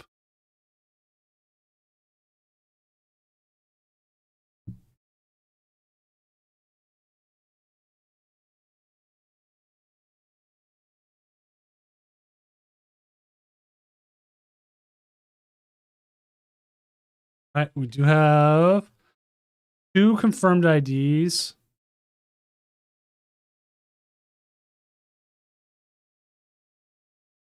As we're waiting on anything else.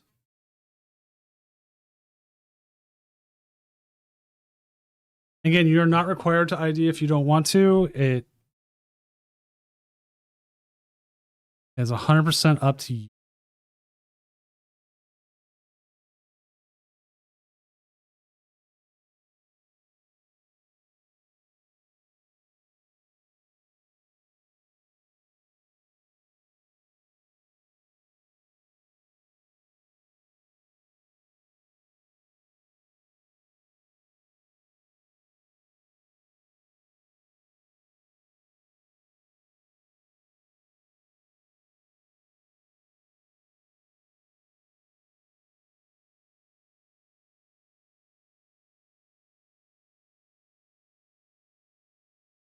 Because one of the benefits you will get if you play it out is you will get to choose first or second if you win and cut. And cut. Which has been it's been amazing for some decks. It hasn't decided games, but it has definitely made some decks perform better in cut than they would have if they were left up to chance.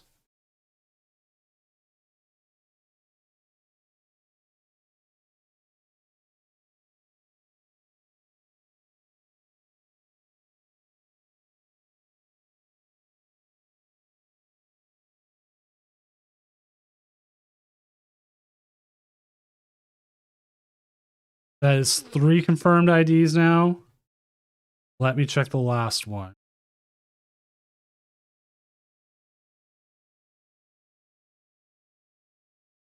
Slowking is playing against the Crustle. So we will have a 6-2, a 7-2 make it.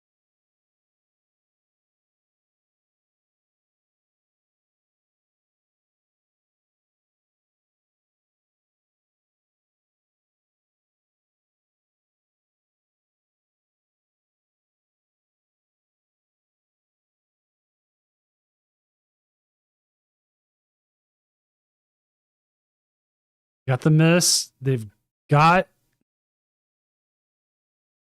the energies. They do need a little bit more.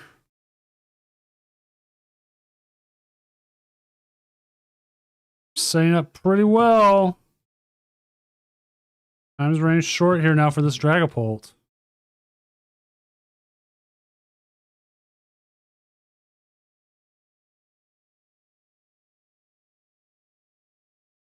They are sitting on the boss's orders. They're sitting on the growing energy. If they can get that, if the Dragapult gets greedy,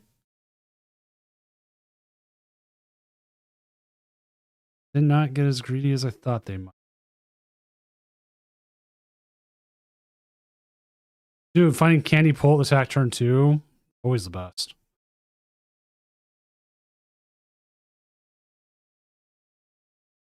The problem is they're not setting up the Dusknoir for an attacker. No energy on it. So either they don't have the energy or they're not thinking of it as an attack. It's probably one of their biggest and best attackers in this.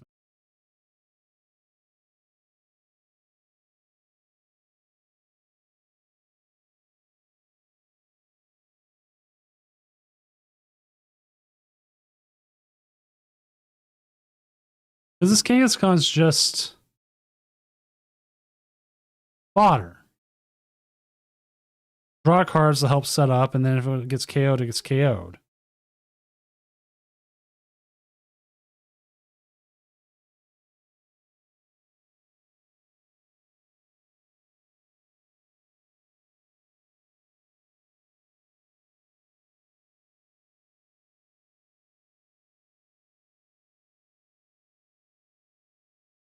Jumbo ice cream.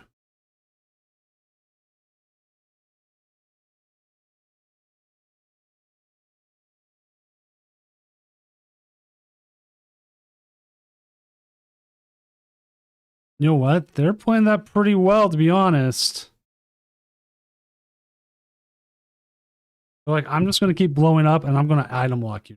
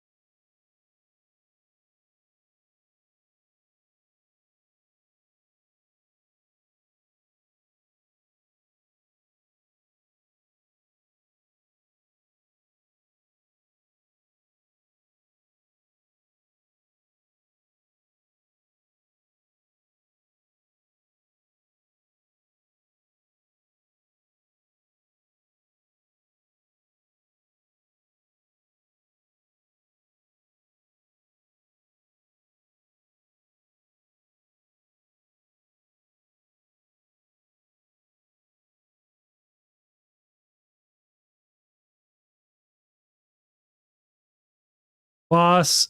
Oh my god, they did it.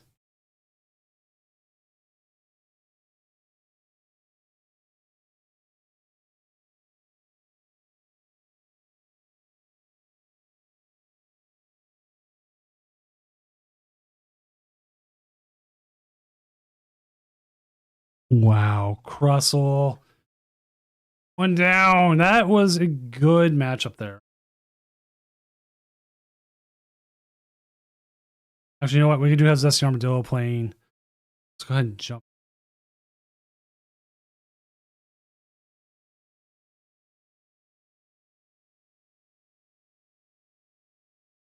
That was insane on their end. They found everything.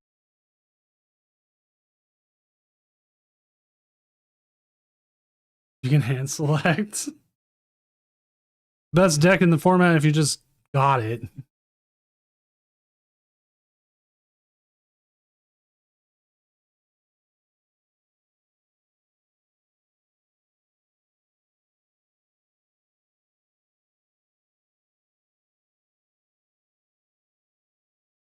This matchup looks pretty well.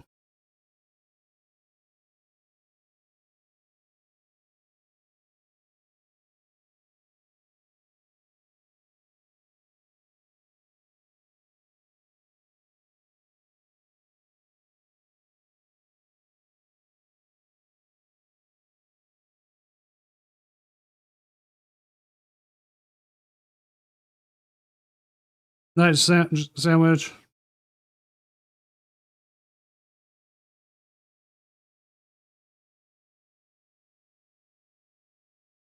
That's Crustle for you, though.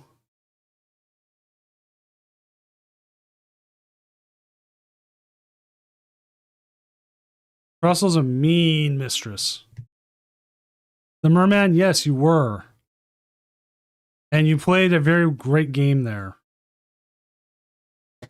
Because your opponent's on the YouTube chat and they're saying, like, man, it sucks.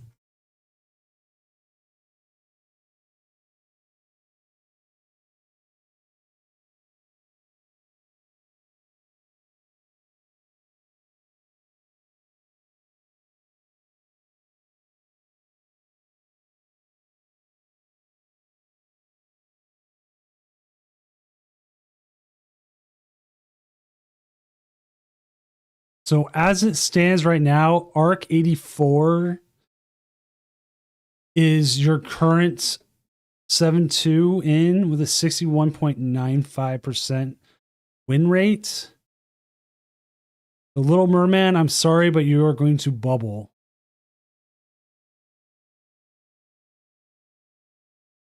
See, like,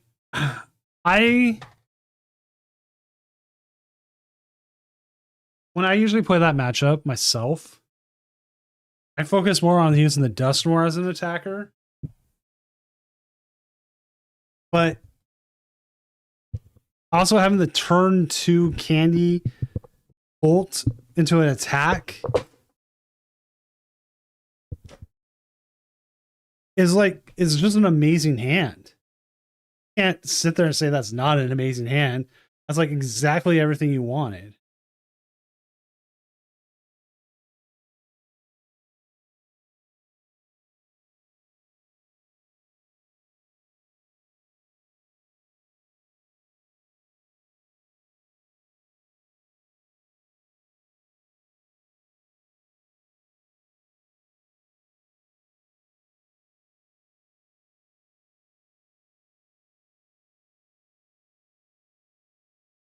But also, like, my Dragapult Dusknoir, I play I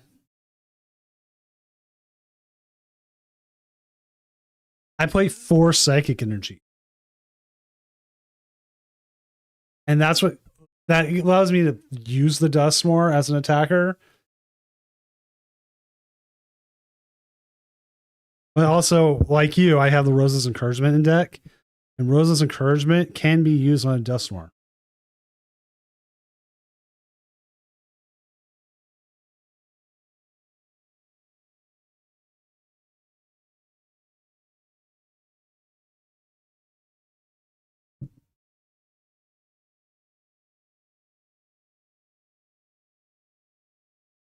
Well, that's why more long-term ish plan for it.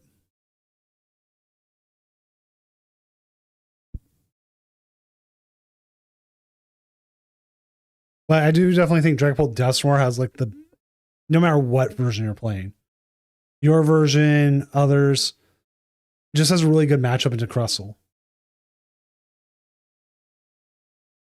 Yeah, you were just able to set it up, go. And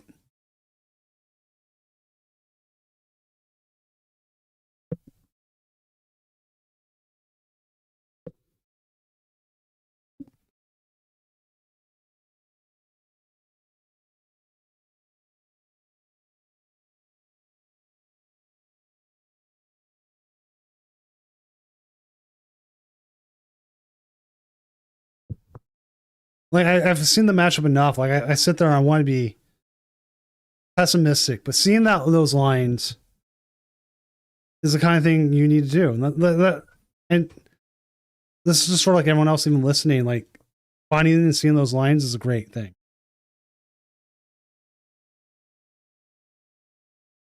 This is the matchup I wish we could have watched.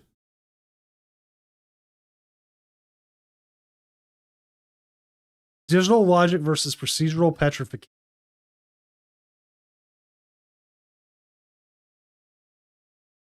Because logic has a lot of outs here to beat the Crustle. Right. Roses is attached to from discard if you're behind in prizes to a stage 2.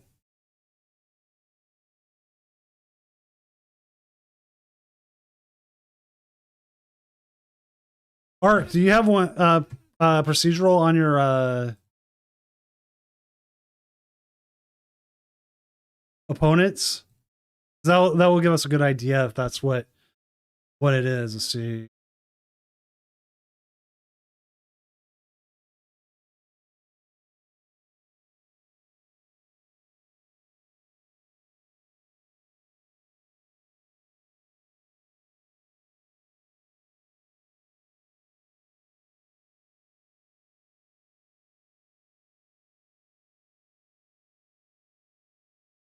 Checking.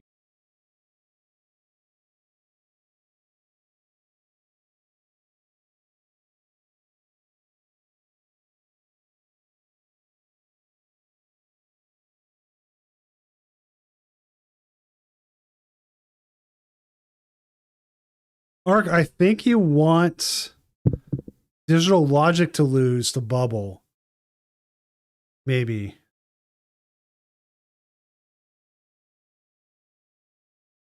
Yeah, I think if digital wins, you get knocked down. Because procedural will have a higher resistance.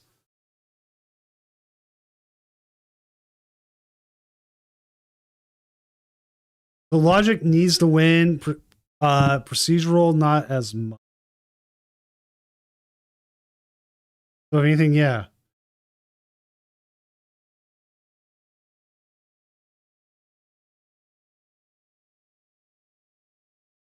Cheers, Vessu.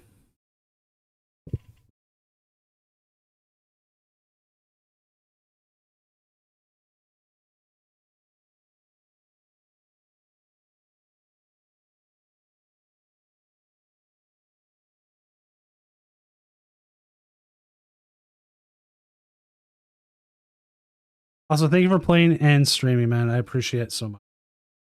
I don't know if I'll catch you if you haven't already.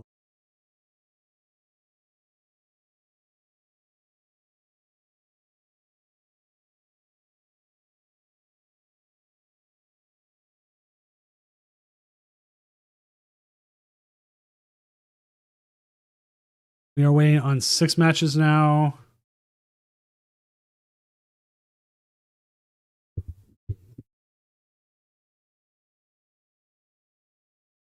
I think Mario Yo Bro is streaming. We might be able to go steal theirs. Maybe.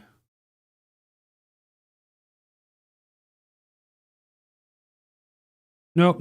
All right.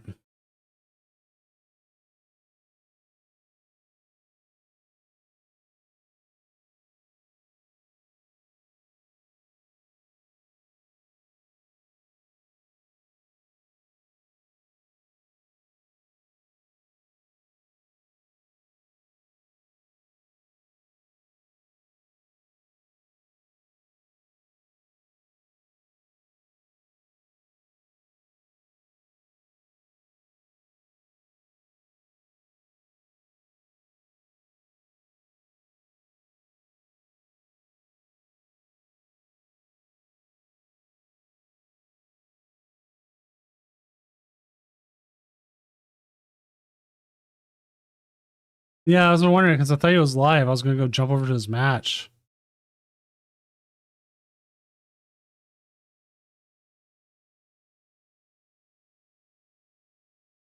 No, King Heracross is done.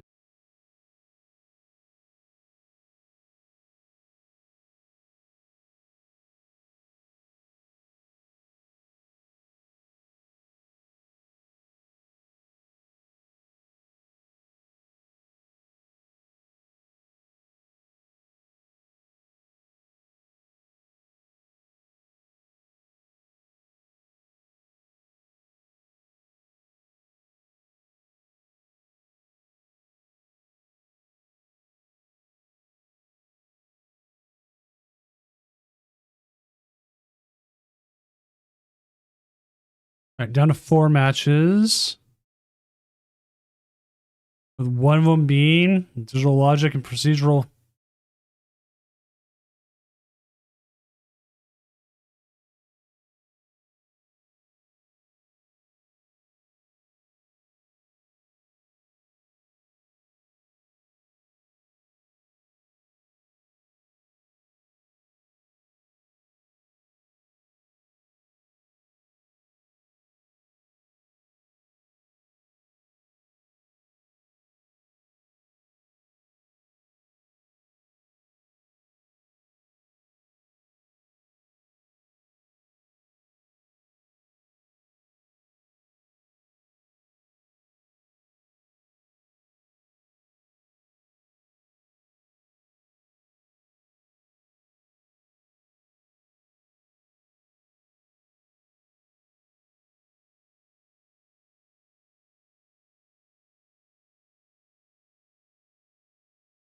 What are you doing, cat? Or my cat's like trying to jump over my monitor?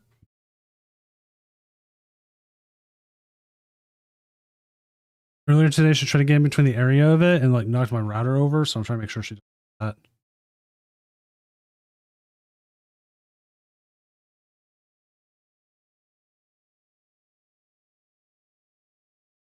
Still waiting on these 4 games. But hey, look at it. We do have a Hobbs Trevenant making it. If we look at who is already in that we know, we go from 6 upward. We have Lucario Hariyama. We have Frostlass Munkidori. We have Dragapult Blaziken. We have Crustle. We have Hobbs Trevenant. And then only when we get to 6 do we have a regular Dragapult. But even then, the regular Dragapult's playing the Dunsparce. So in a sense, you can say it's Dragapult Dunsparce.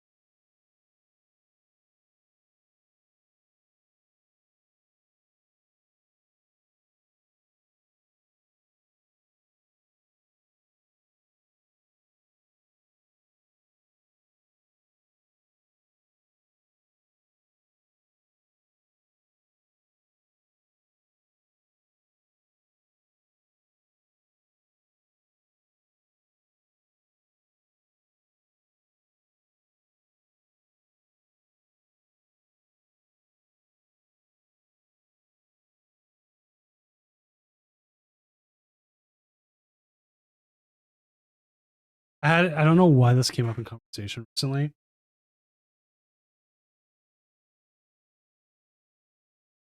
But it was randomly came up that I had a friend like, do you remember that Law and Order episode where there was that like teenage kid, or not teenage, like a 12-year-old who like killed a baby and like came off like super sorry, but it turned out like he meant it. It was like super psychotic at the end. I was like, what? I had to look it up. I was like, oh my God, what the hell? Excuse my language, but it is after midnight. It was like an actual episode of Law and Order. It's like, really? That's what you had to show me? And because I had to tell all of you. Just how it works. Digital Logic is still playing right now. Heracross is right there. Wow. Do they have anybody? They could jump up a procedural petrification. So they've got to be turning them on.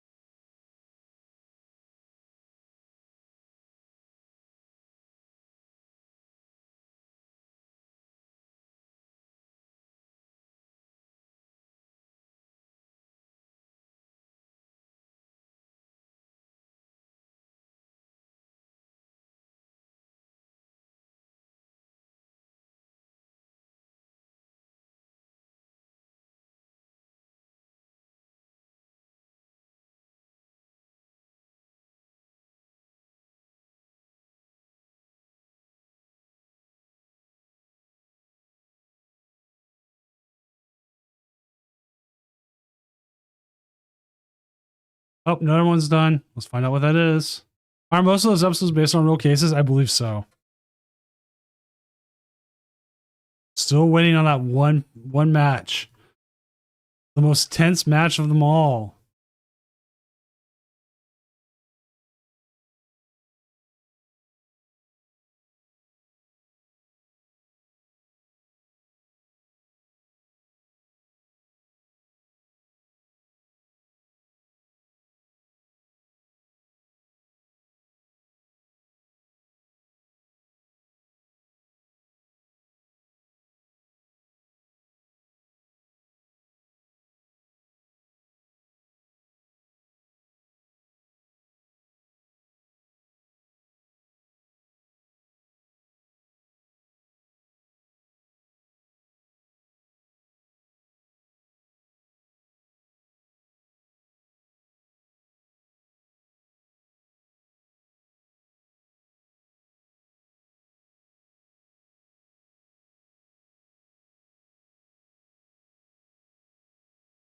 Right, I'm literally sitting here with bated breath.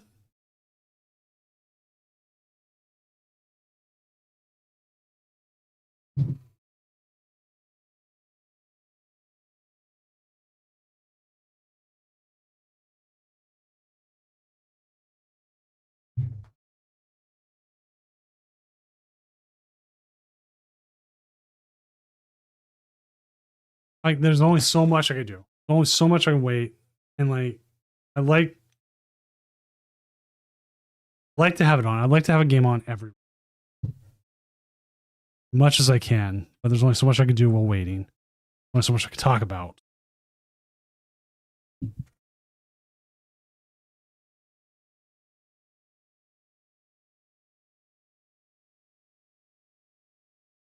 mean, I can put my cat on.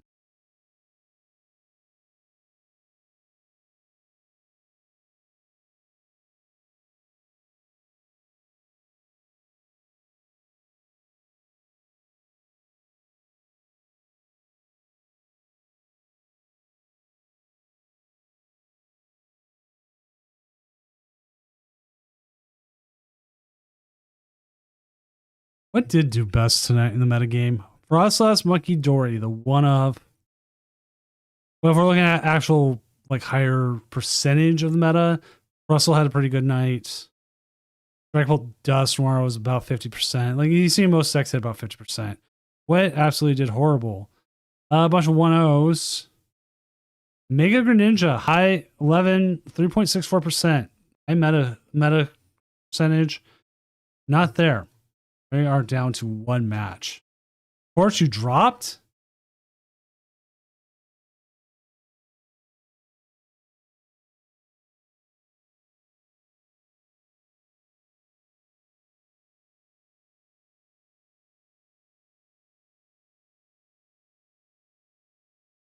Oh man, that some issues.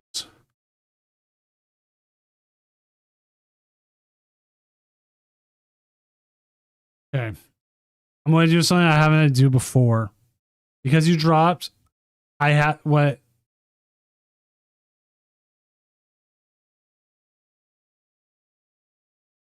This is hard because like you've earned the prizes, but also someone like it's early enough I could.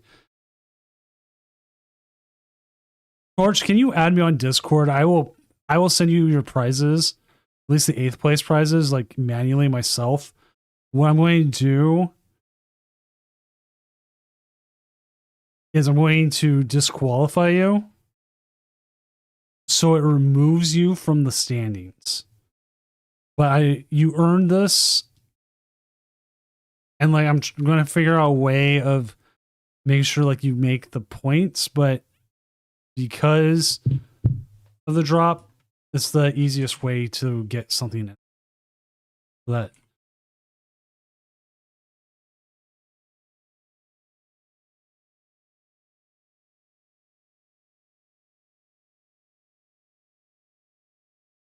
because it's supposed to set up that if you drop beforehand,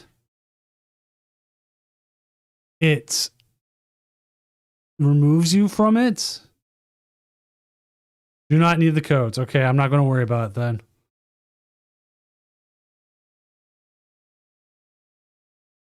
So as you see, it's removed him from the standings now, and everyone moves up. All right, that works. I'll give him to Heracross.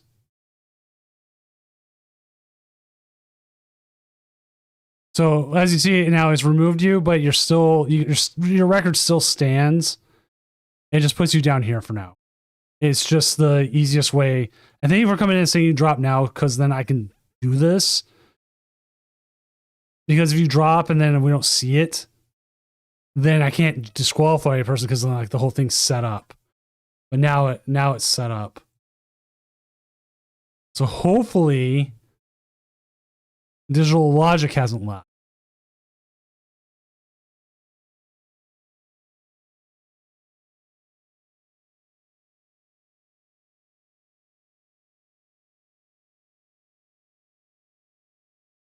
So we'll go ahead end the round here.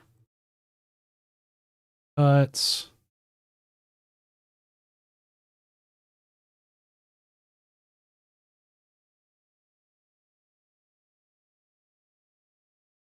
Torch, I could have find someone. There should be someone.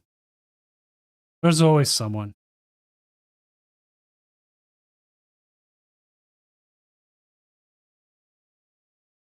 All right, so this is our bracket going in. We got Jones Diaz going up against Digital Logic. Anonymous with the crossover going up against Hops Trevenant. Procedural Petrification with the crossover going up against Arc 84 with Omega Lucario. And Hank the Tank going up against Lizuki.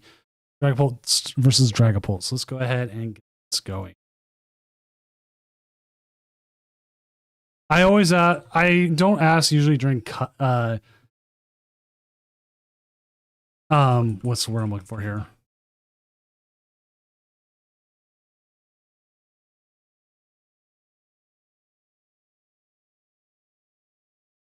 Swiss, because it's a lot easier finding people who does it.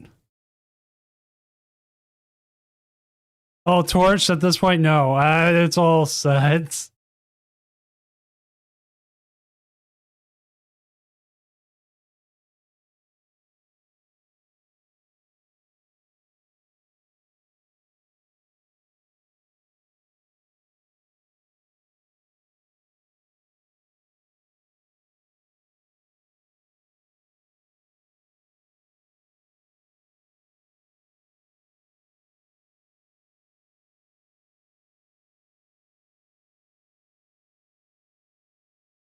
All right, let me see if I can find someone.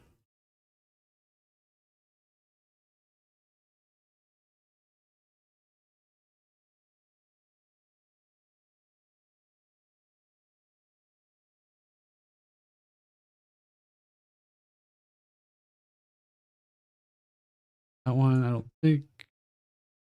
Want. Anonymous. Want. So that's one I Anonymous versus Bleedus.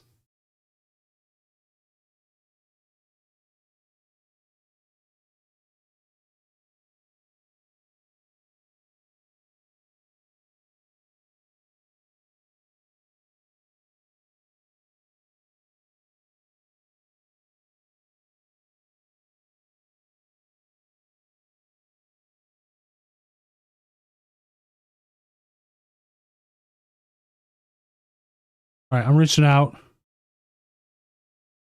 Looks like we got Arc 84. We'll have that matchup at least.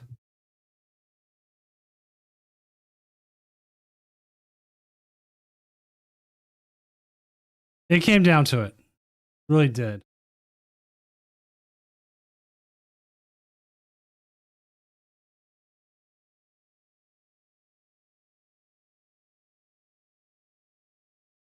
So we for sure have Lucario here going up against Crustle, of all things. Let me get that set up. Going. I will yell at my cat here in a second for being a cat.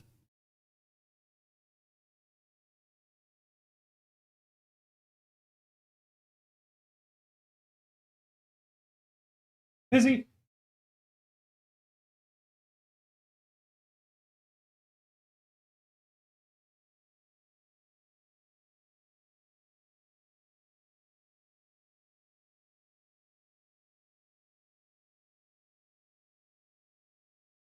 All right, here we go into game one here. We got the Lucario going up against Crustle.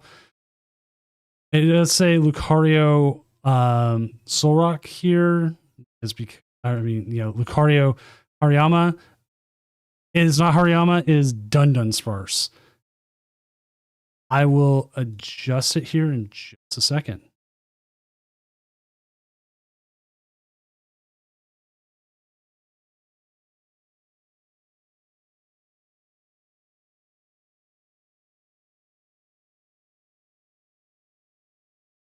I can do a nifty thing where I just cut that out for now. Lucario over. And we'll adjust that back afterwards.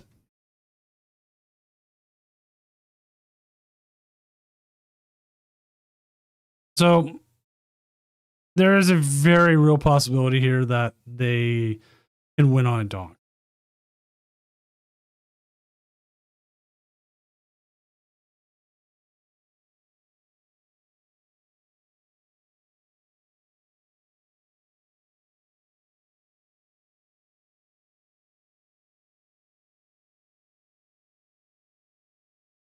Do you see the crushing hammer? We're going to see it knock off there. So they are a little bit more. Pokegear. See what they find. A little determination. Maybe be themselves an energy here so they can use Ascension. Because without Ascension, oh, they got the energy for Ascension. Solrock does have a bunch of power pros. Will it be enough? I think it's not enough to get.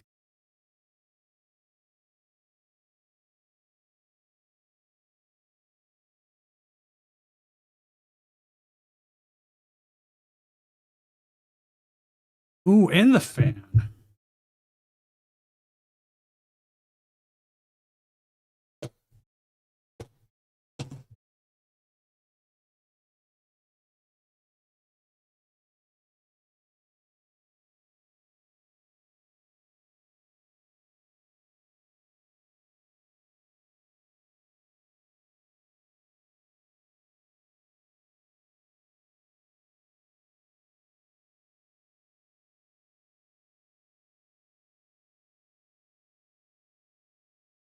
Now, for Arc here, it could become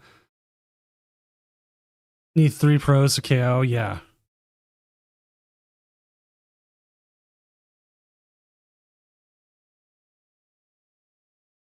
I mean, like 3 of them here would be pretty good.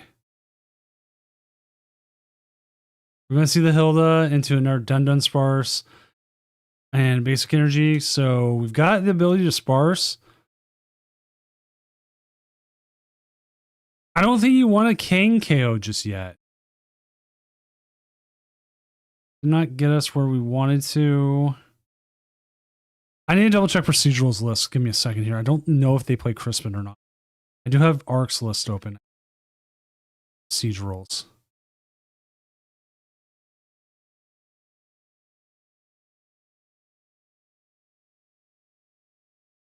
Procedural does not play the Crispin.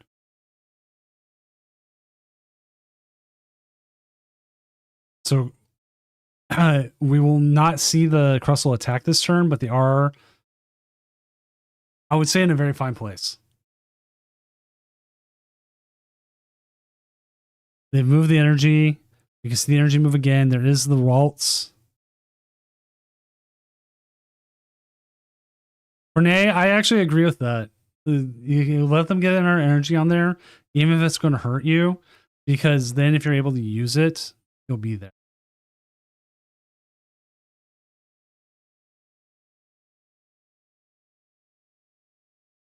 It will be very difficult because it is a possibility they can get a Dun Sparse EX powered up. And if that was able to get powered up, it can hit through the Crustle.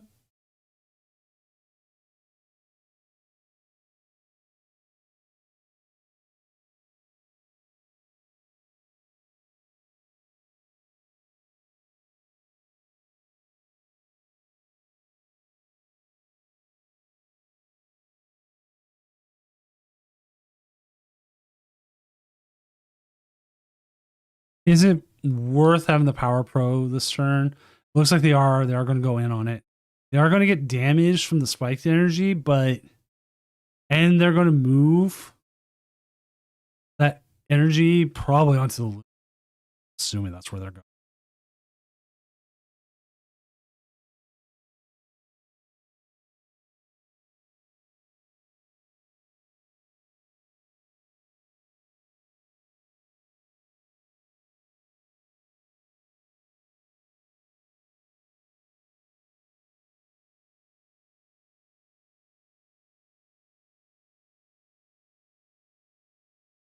There's now 90 on that Dweeble. You'd have to use another Premium Power Pro to get that KO. But it's not.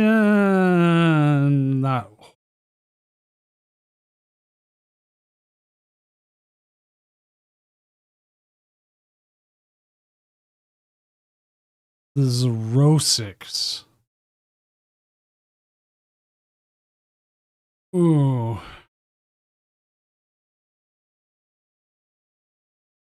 Yeah, the price rating is one-sided. They're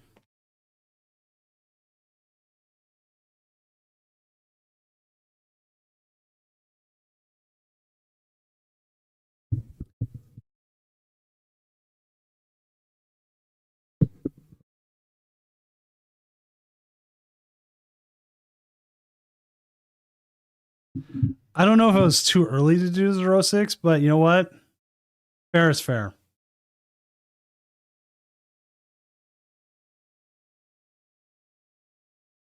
Hey, Heracross, I think I already put you onto day 2 of the Worlds event because you're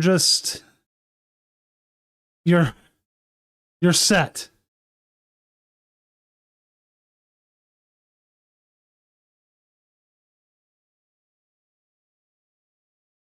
Like, I don't think you don't make it.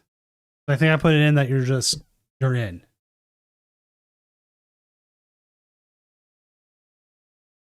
Ooh, got the Power Pro.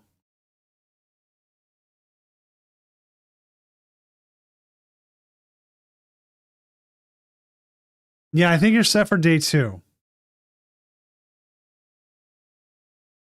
Let me double check real quick.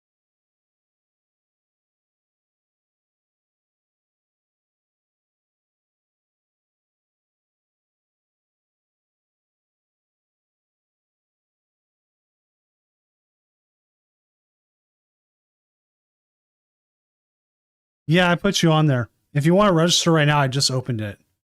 I just making sure. You and Joyful Sandwich are like so far ahead in points. I was like, yeah, we'll throw you in. Like I don't see a world where you get knocked out of top 32.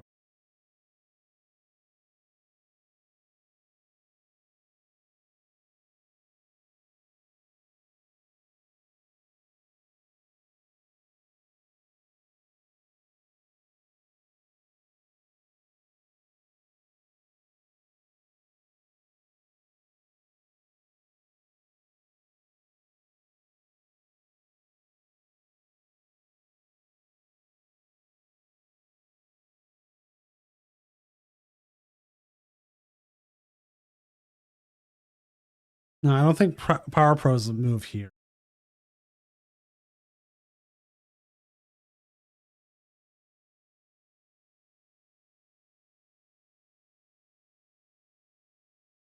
No, Heracross, I understand, man. I'm on seven League Cup finals that I have lost in a row. Trust me, I was like, I took a break. I had like one bad League Cup. I was like, okay, cool, you know, whatever. And then I come back to the next one. I get to the finals and I lose it again. I was like, come on.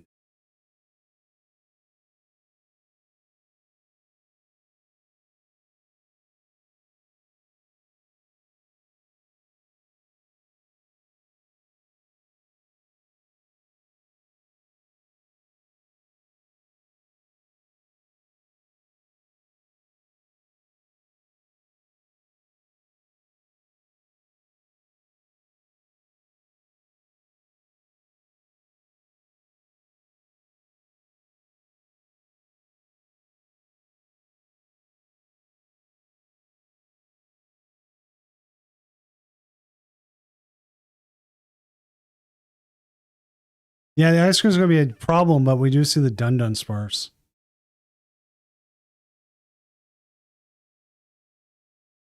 Like, I didn't play a lot of tournaments this year. And part of it was just like, yeah, why didn't we evolve it?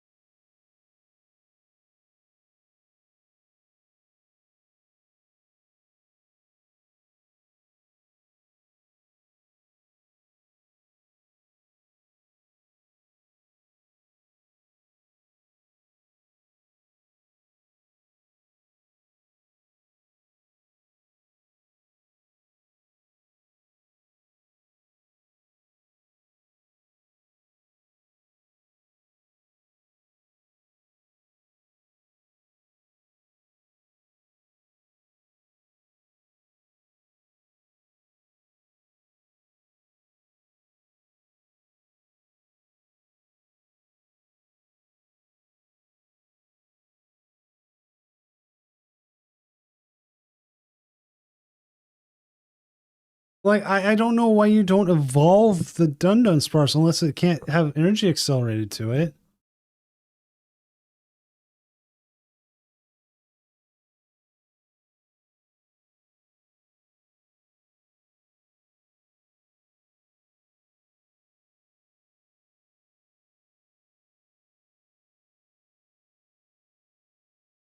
In other matchups, Jones Diaz is up 1-0 over Digital Logic.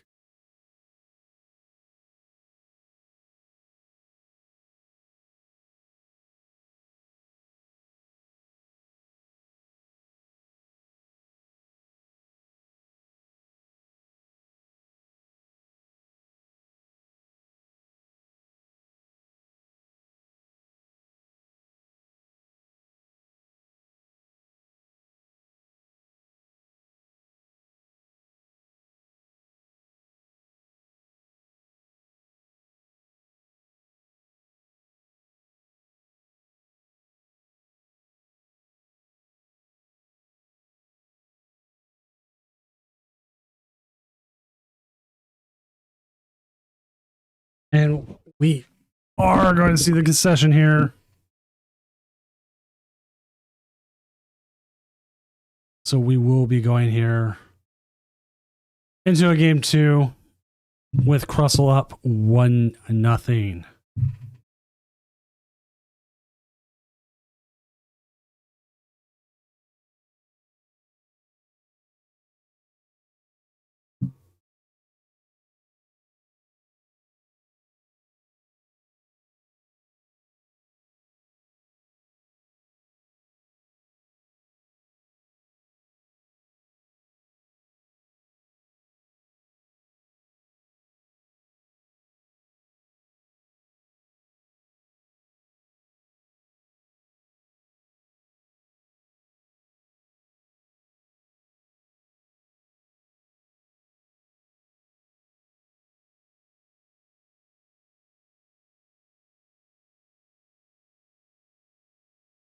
Like, you're gonna get hit into it, but I mean, like, at least you're doing damage.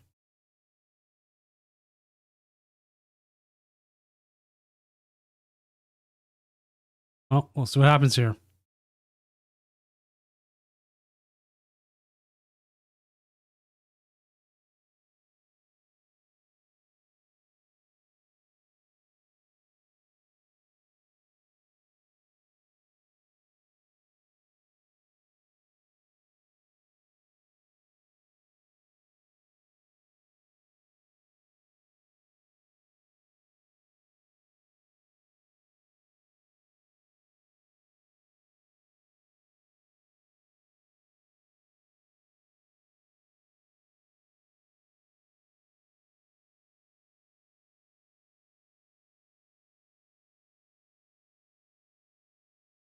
See the setup starting here.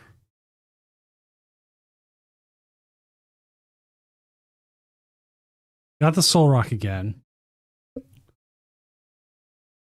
That Zerosix hurt though as well. Like I can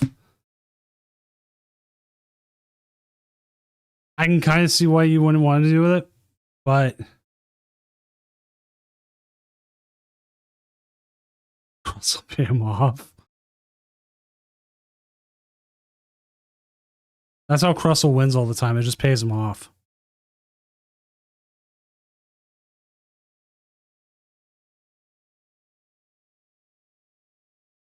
You know what'd be nice here? A boss's orders.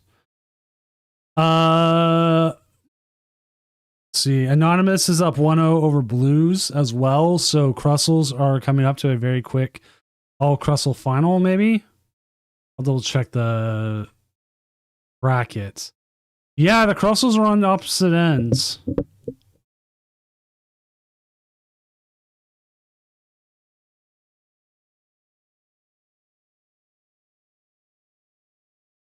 But hey, we got the boss's orders. I'll look away for a second. It'd be nice if we get a boss. Oh, they got it. They got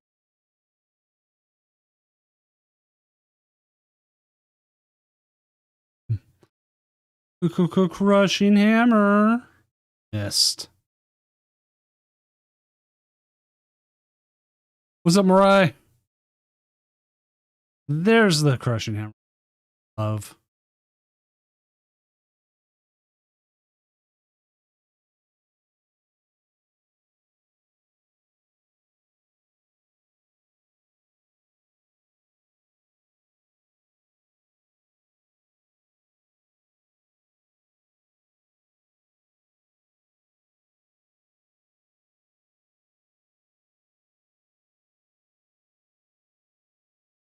Now,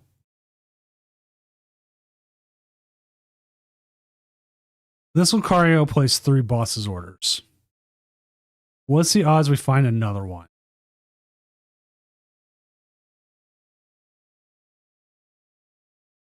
62 card.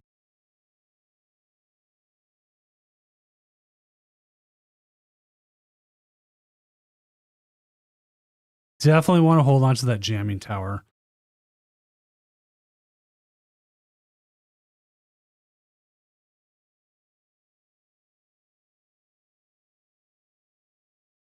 I said at this point you put some damage on there. It's only 70 because sadly you don't hit for weakness, but damage is damage.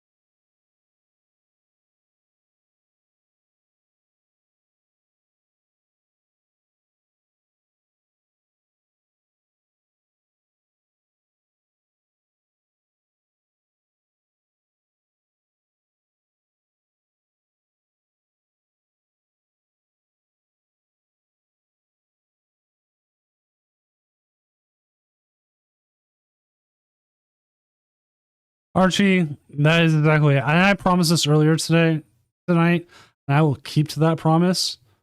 is if it ends up, if we are able to watch all the way to the finals and it ends up as a Crustle mirror, I am turning the stream off. I am not doing a Crustle mirror again.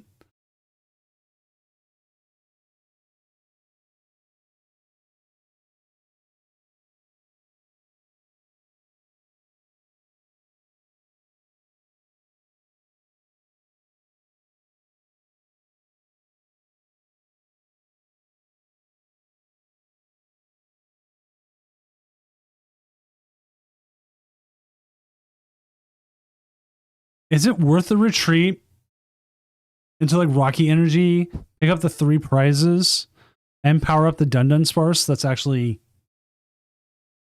you know, Dunsparcey.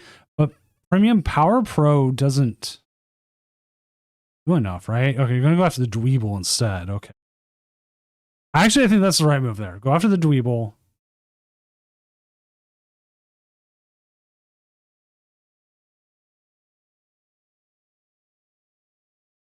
So that's one less Crustle right now to go through.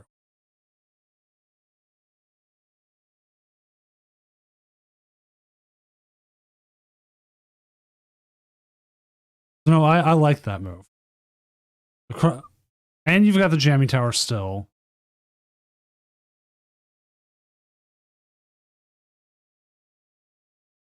You can KO this the Mega Kangaskhan. Yeah, no, I like this setup. I like this.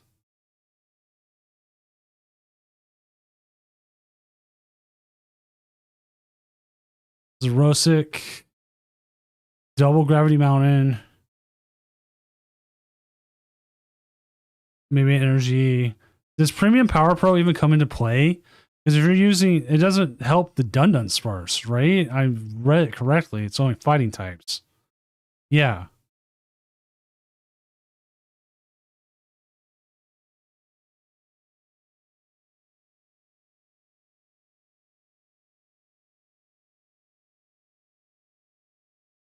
Xerosic didn't feel as deadly this time.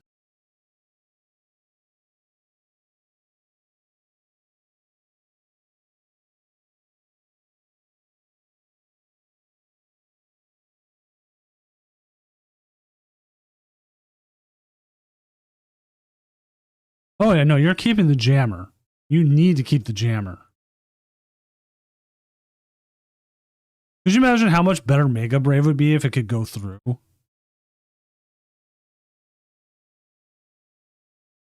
Luzikai, I think is how you say it, is up 1-0 over Hank to Tank. Ooh, my. This is looking pretty good. Crushing Hammer, though. Are sitting on the stretcher, so that's a possibility.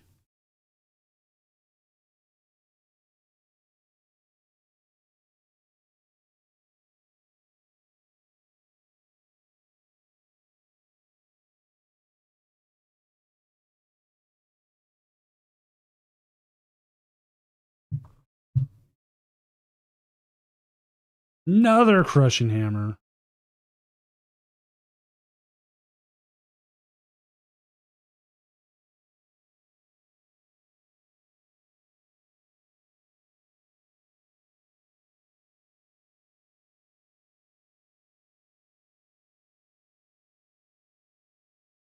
And the boss's orders. Wow. Wowee.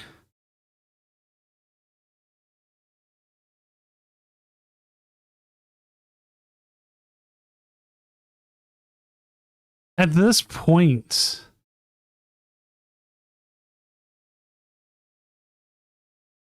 is it better to just let them take the Dunsparce?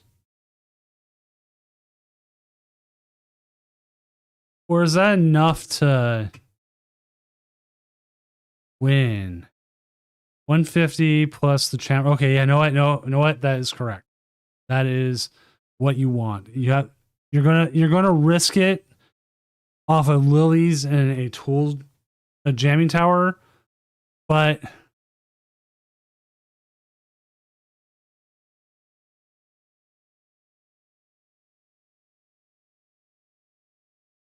If you can hit that.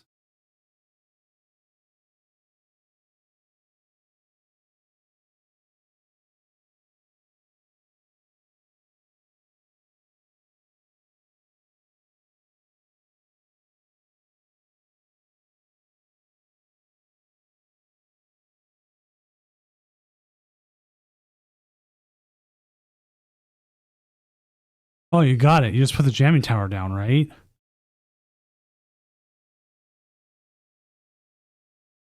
Why didn't they put the jamming tower down?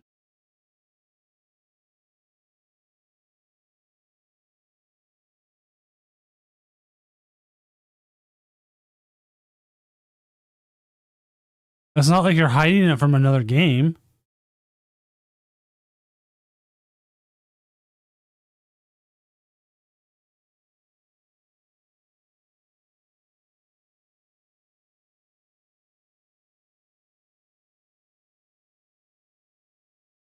Oh, the growing energy.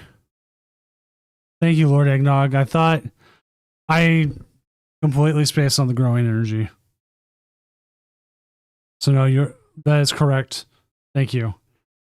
They're going to go after the Dunsparce. Now it's GG because now you drop the tower, then you drop the double power pro.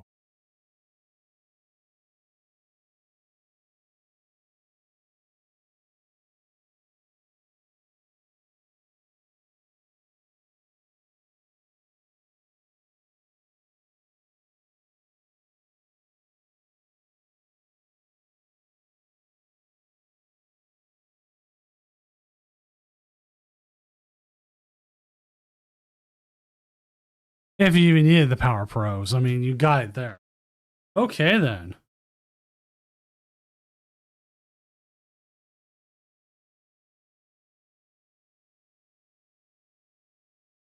Yeah, we know the premium power pro has to be on that.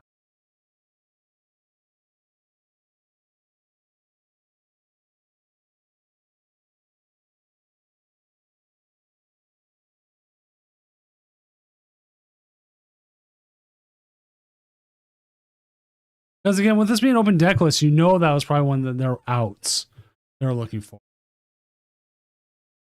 So Jones Diaz and Digital Logic are in game 3.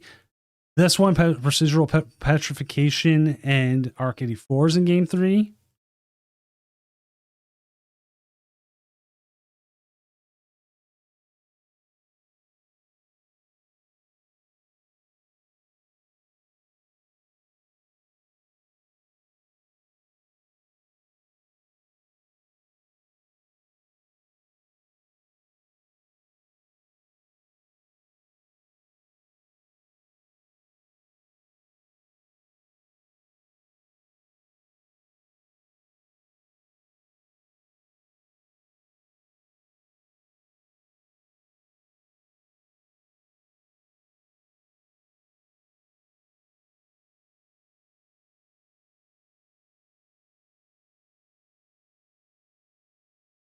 Shaman is a start.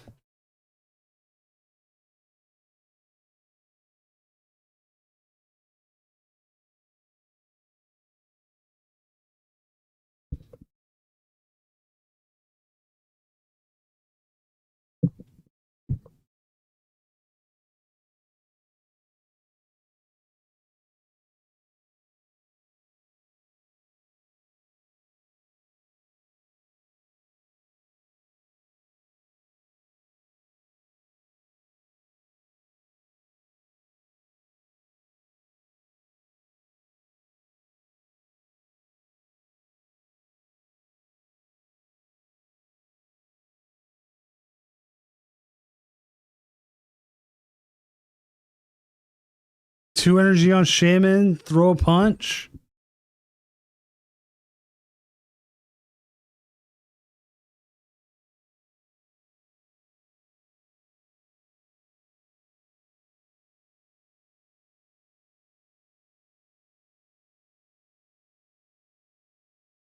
Who says Shaman can't fight? You know?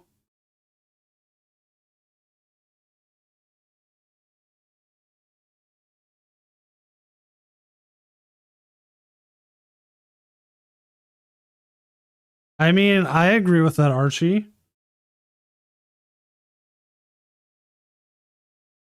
I think the logic's sound.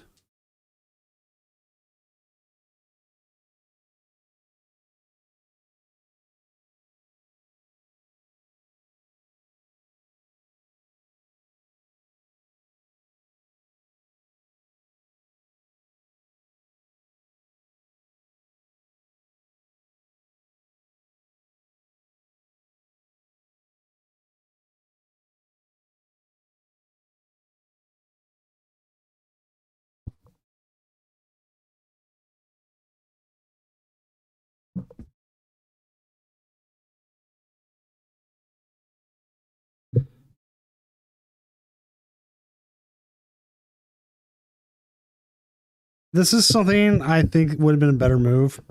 You had the energy array in hand. That would have been to put the energy you wanted on your attacker and then worry about putting the energy onto the shaman. If only.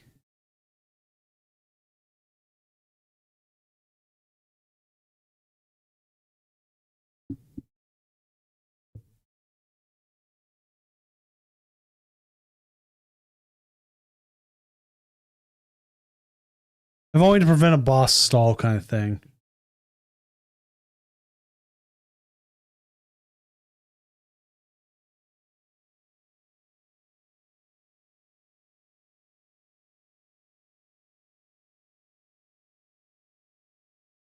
Because yeah, you can get like a free one here.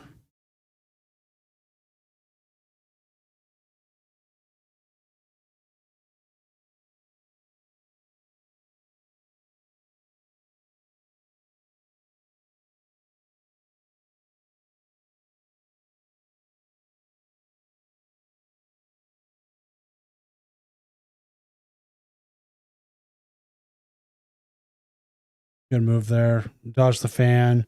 Knock out the dweeble.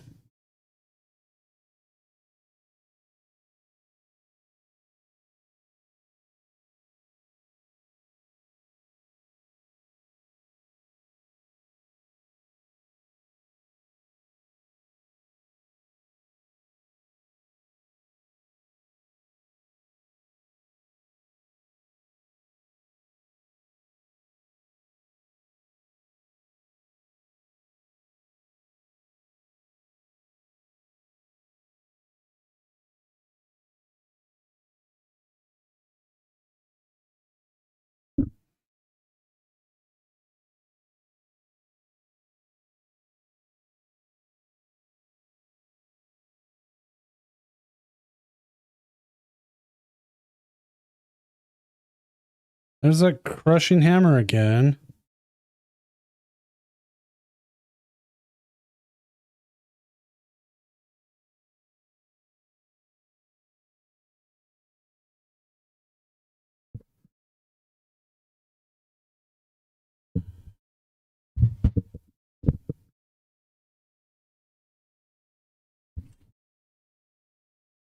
Gazer Beam, you have missed a lot of Crustle. It is Crustle's night again. You must be promised that if we hit a Crustle mirror for the finals, and that's the only way it can happen is in the finals, we are going to end the stream.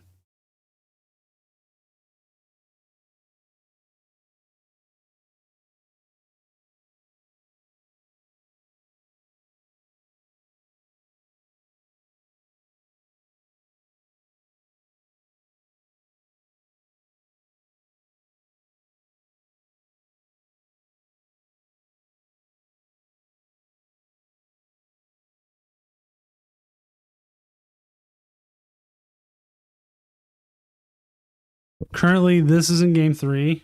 Yeah. We have found out that the Crustle Mirror is the worst matchup you can ever watch. Ever.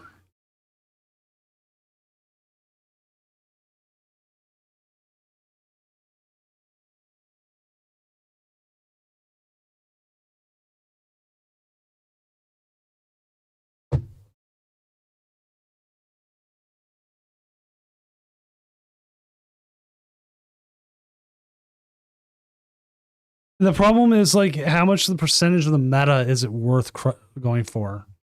Attack for Crustle.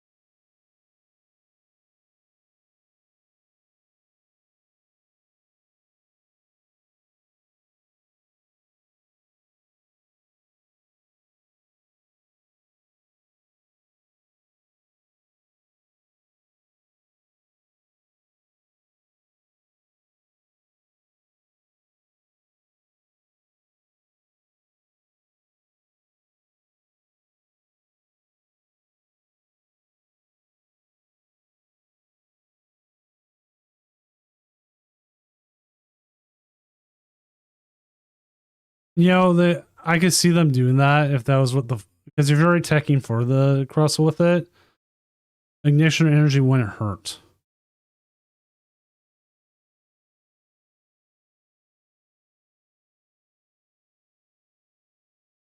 Well, I was just seeing though, energy acceleration isn't a problem.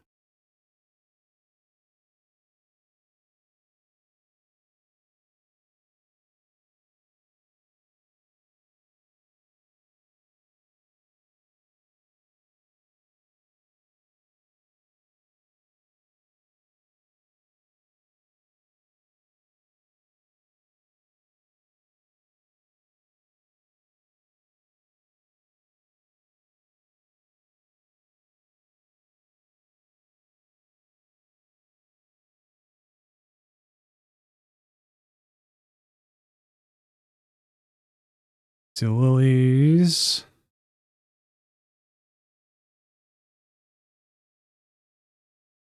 Big issue we are going to run into here is retreating the Lucario.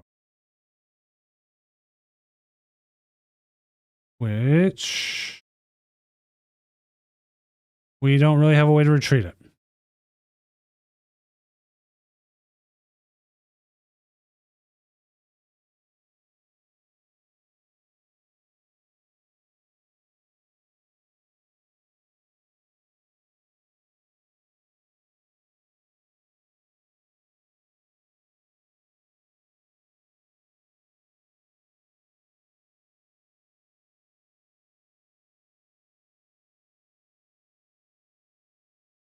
Actually, boss might be a good move here.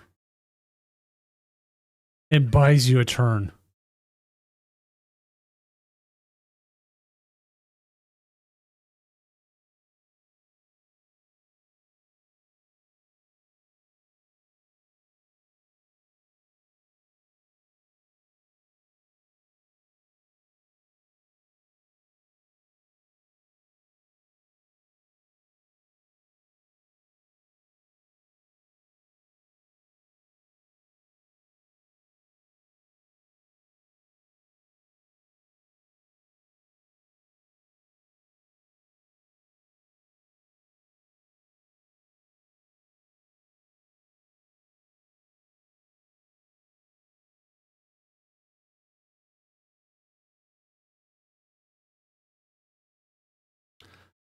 Question is, how many premium power pros do we have left?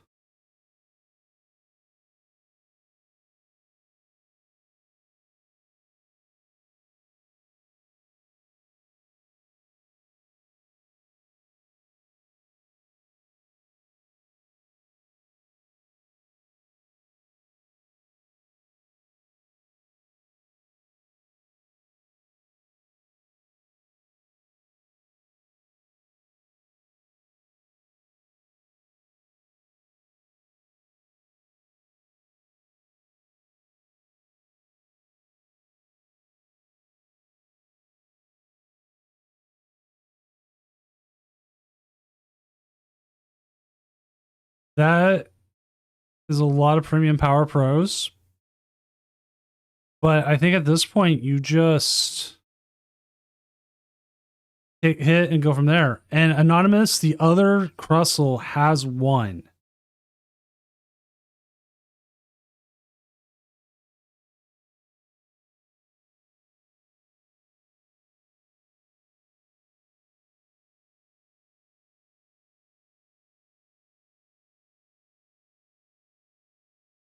I'd say give him the shaman.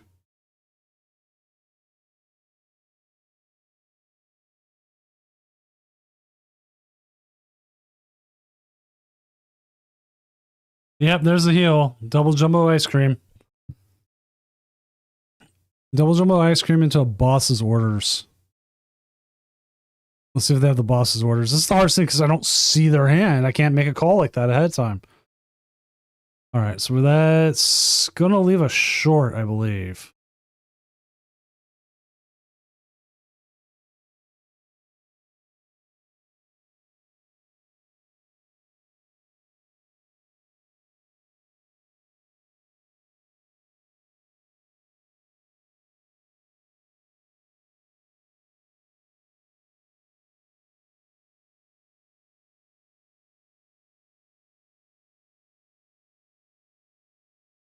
Did he troll saying Dunsparce into the active?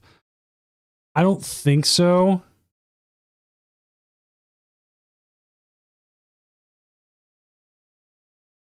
But it did sure feel like it.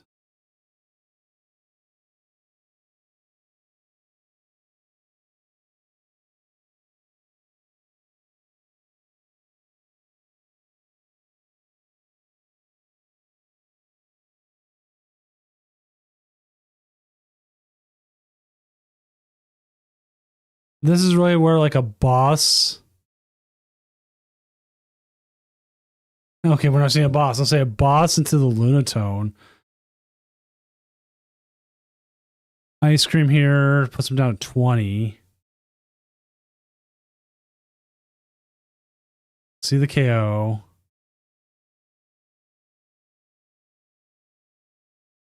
We have another one set here.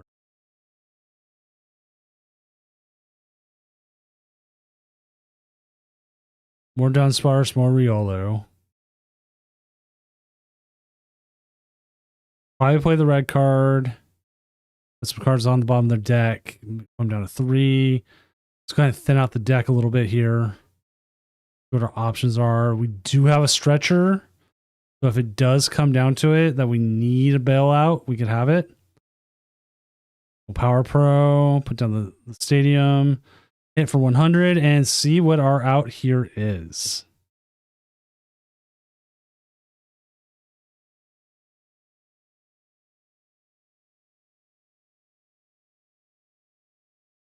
How much does that Riolu do?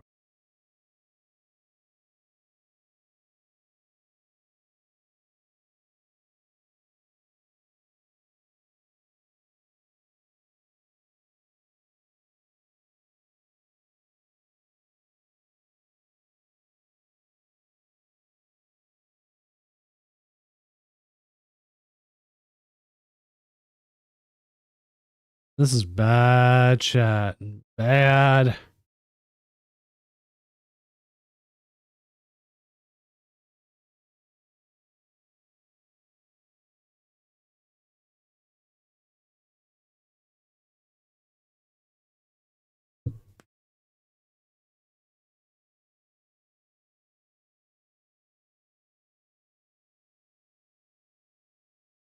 $30 on a coin flip.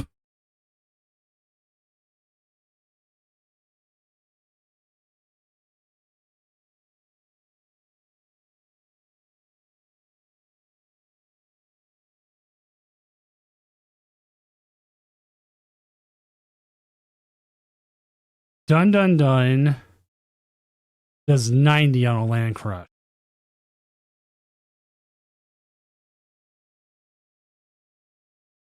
Now the question is, do they have enough?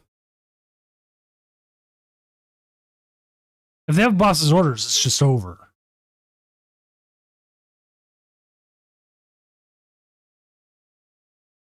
Oh!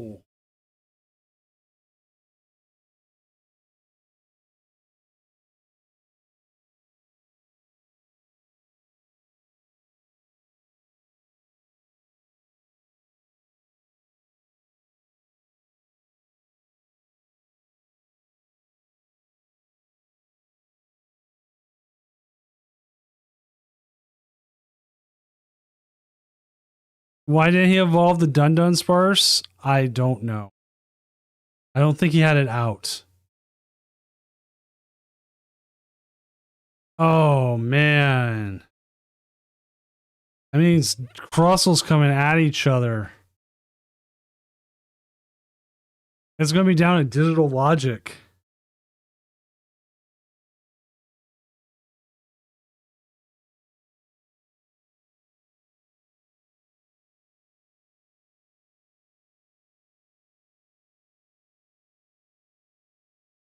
I know Digital Logic can't stream.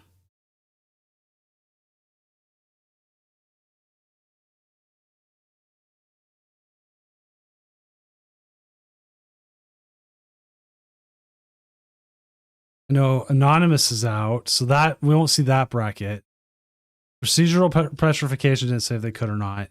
Only ones I didn't ask was Hank the Tank and Lou because I wanted to dodge the Dragapult.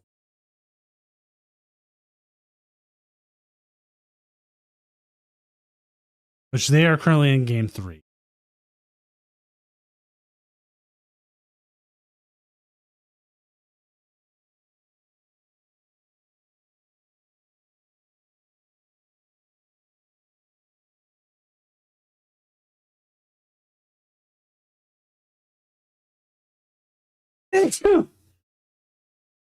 Excuse me.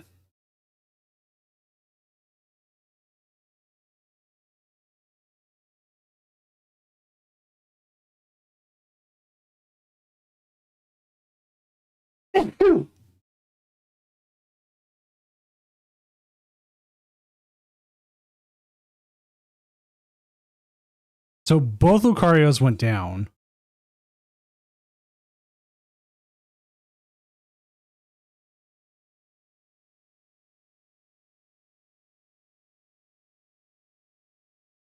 I mean, there's a chance with any deck.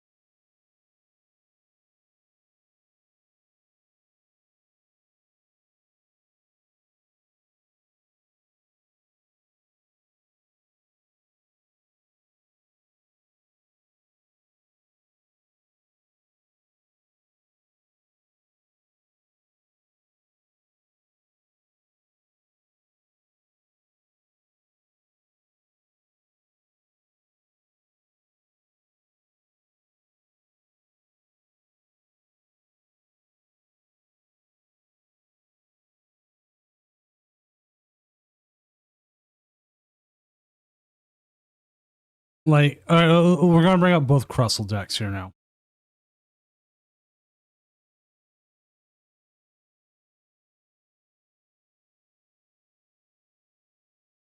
Let's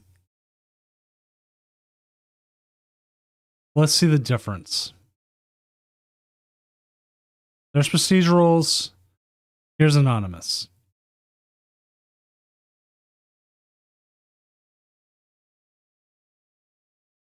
There's his Rosic.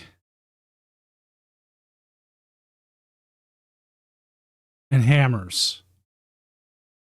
Some of the quickest, easiest ones to see the differences.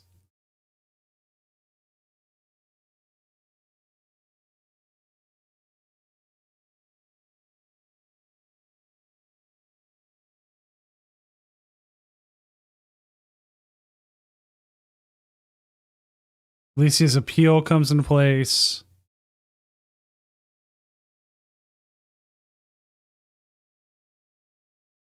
Plenty of ice cream, plenty of Pokegears.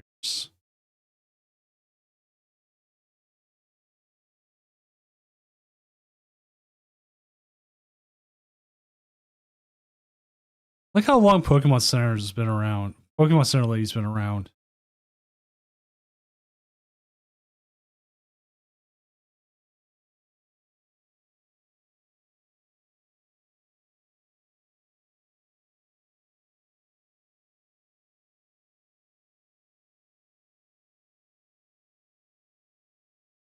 Wait.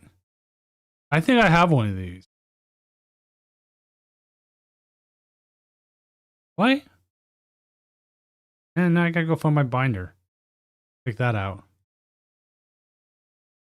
I know I don't have the Flashfire version.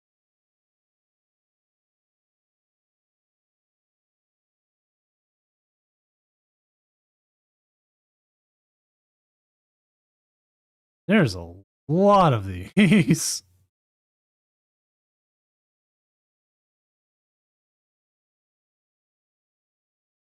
Easily distracted, chat. I apologize.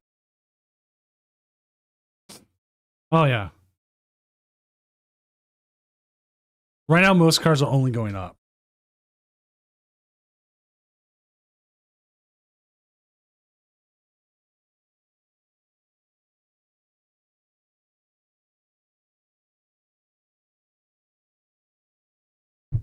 It will get up, but not that high.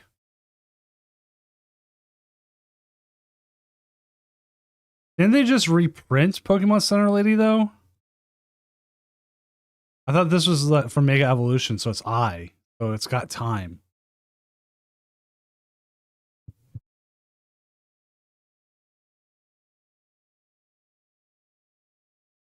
Which is actually kind of cool because it's the version from Sword and Shield. Not Sword and Shield, Scarlet Violet, because you can see the tower in the background and the roads and everything. She's got like those quick stop ones.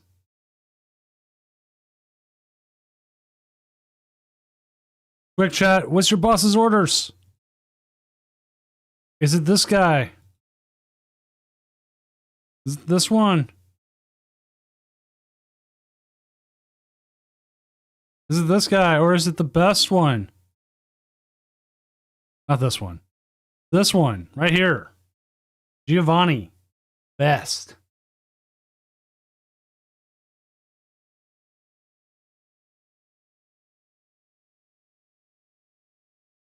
Oh, this one keeps going up in price. I think it's just stabled out. Someday I'll own a playset of 4. Someday.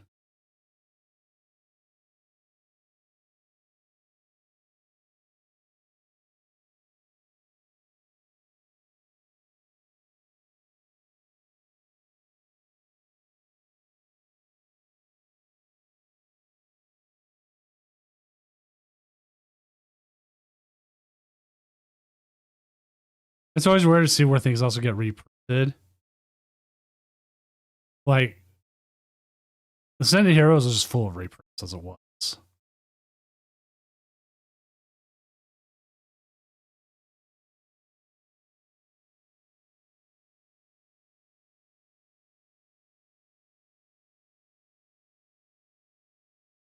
Did you also see here? Shows on the side how much it would cost for a full playset or the full set, and Ascended Heroes is so much higher.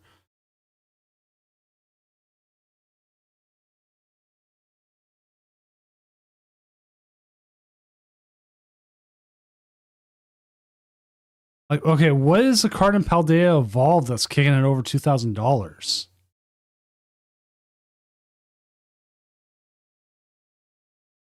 Oh, the Magikarp, probably.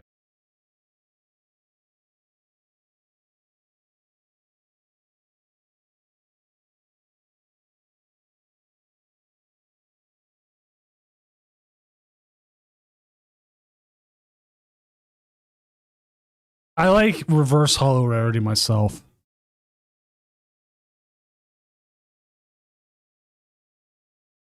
Stellar Crown, only $703. Journey Together, $577 for a complete set.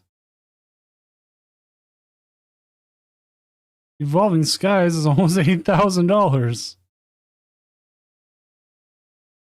And at this point, Team Up has to be one of the highest, right? Yeah.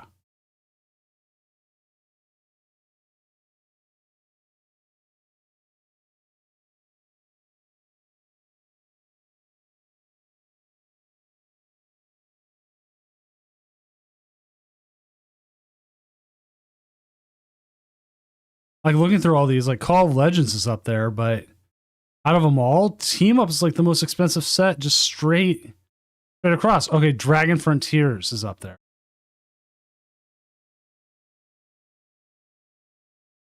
Team Rocket Returns. Okay, that makes sense as well. Now you're in the Wizard of the Coast era. Aquapolis and Skyridge were like such short printed sets. And Expedition wasn't even that much either.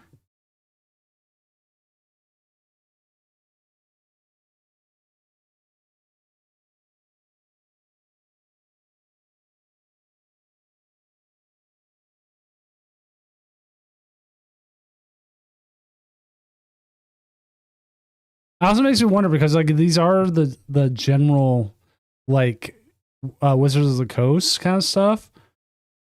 Like base set 1,900. Like is that based off market? Like okay, see the base set Hollow Rare Charizard, right?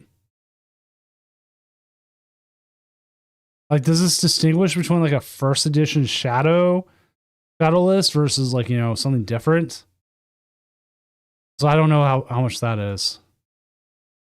Rocket Returns. Torchic Star. Trico Star. Rocket's Mewtwo EX.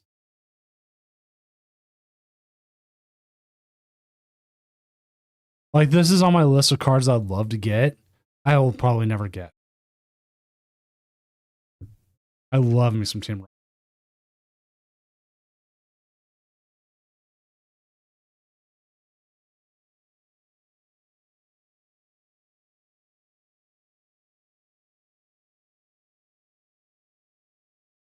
I've always thought Delta Species also would be great. Like seeing it and not have played it. And like Terra type should have been like this, but it wasn't. Like they could have done so much more with Terra types. It was like an afterthought.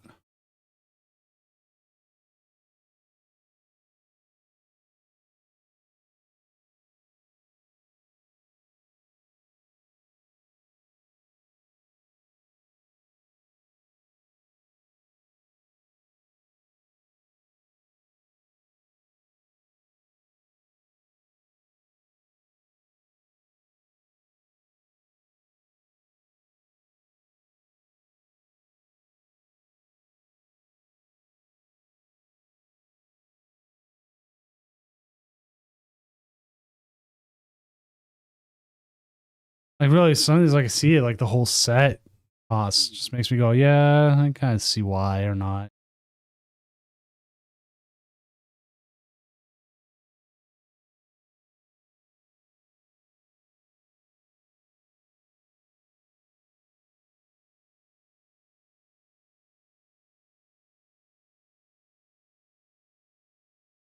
Like this one here, the promos are causing it to go up like high.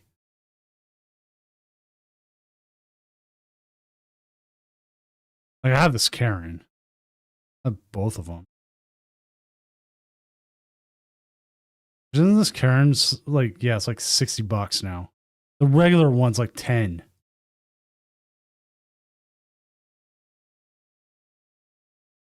Look, it's Beedrill. Yay, Beedrill. Oh, there we go. Looks like the game finished. And Hank the Tank with the Dragapult Blaziken is the one to move on.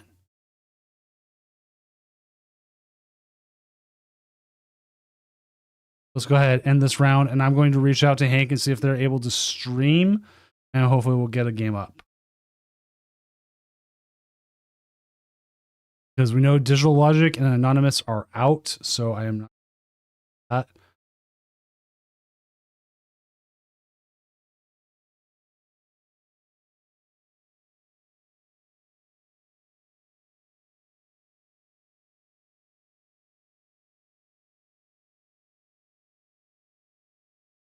So I'll reach out and find out. If they can, great. If not, fine as well.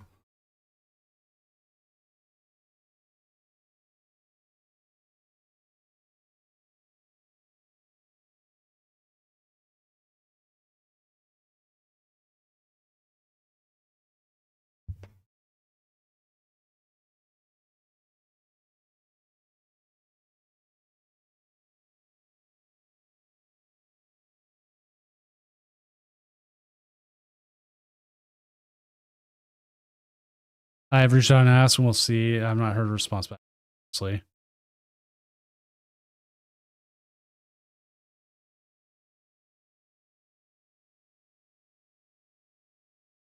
All right. Well, Zessie, at this point, there's not much we can do. All 4 players have said they are unable to. So we're going to have to end up calling it a night kind of early then. Which kind of sucks, but we're also watching all the Crustles being there. There's not much we could do about that. So, chat, we're going to save ourselves from probably the worst mirror in the world if it happens. Crustle versus Crustle. This kind of sucks because this is like the second week in a row this has happened that we've had to end the semifinals for the stream. It happens though.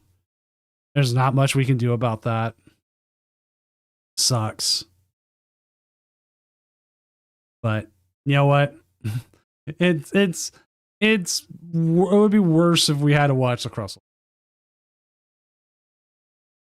I apologize, chat. I'll make it up to you. I'll send you some really cute kitty cats.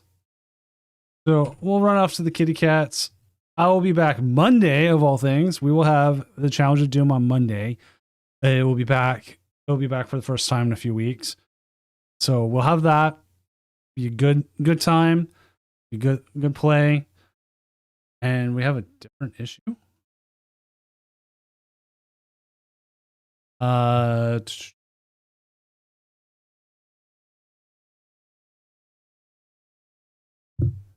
just asking about it. But yeah, sign up for it.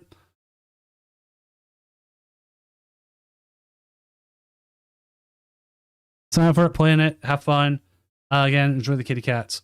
I will see you Monday and have a good rest of your night. And if it's Crustle Funnels, you go all come into the Discord and go, ha, we were saved.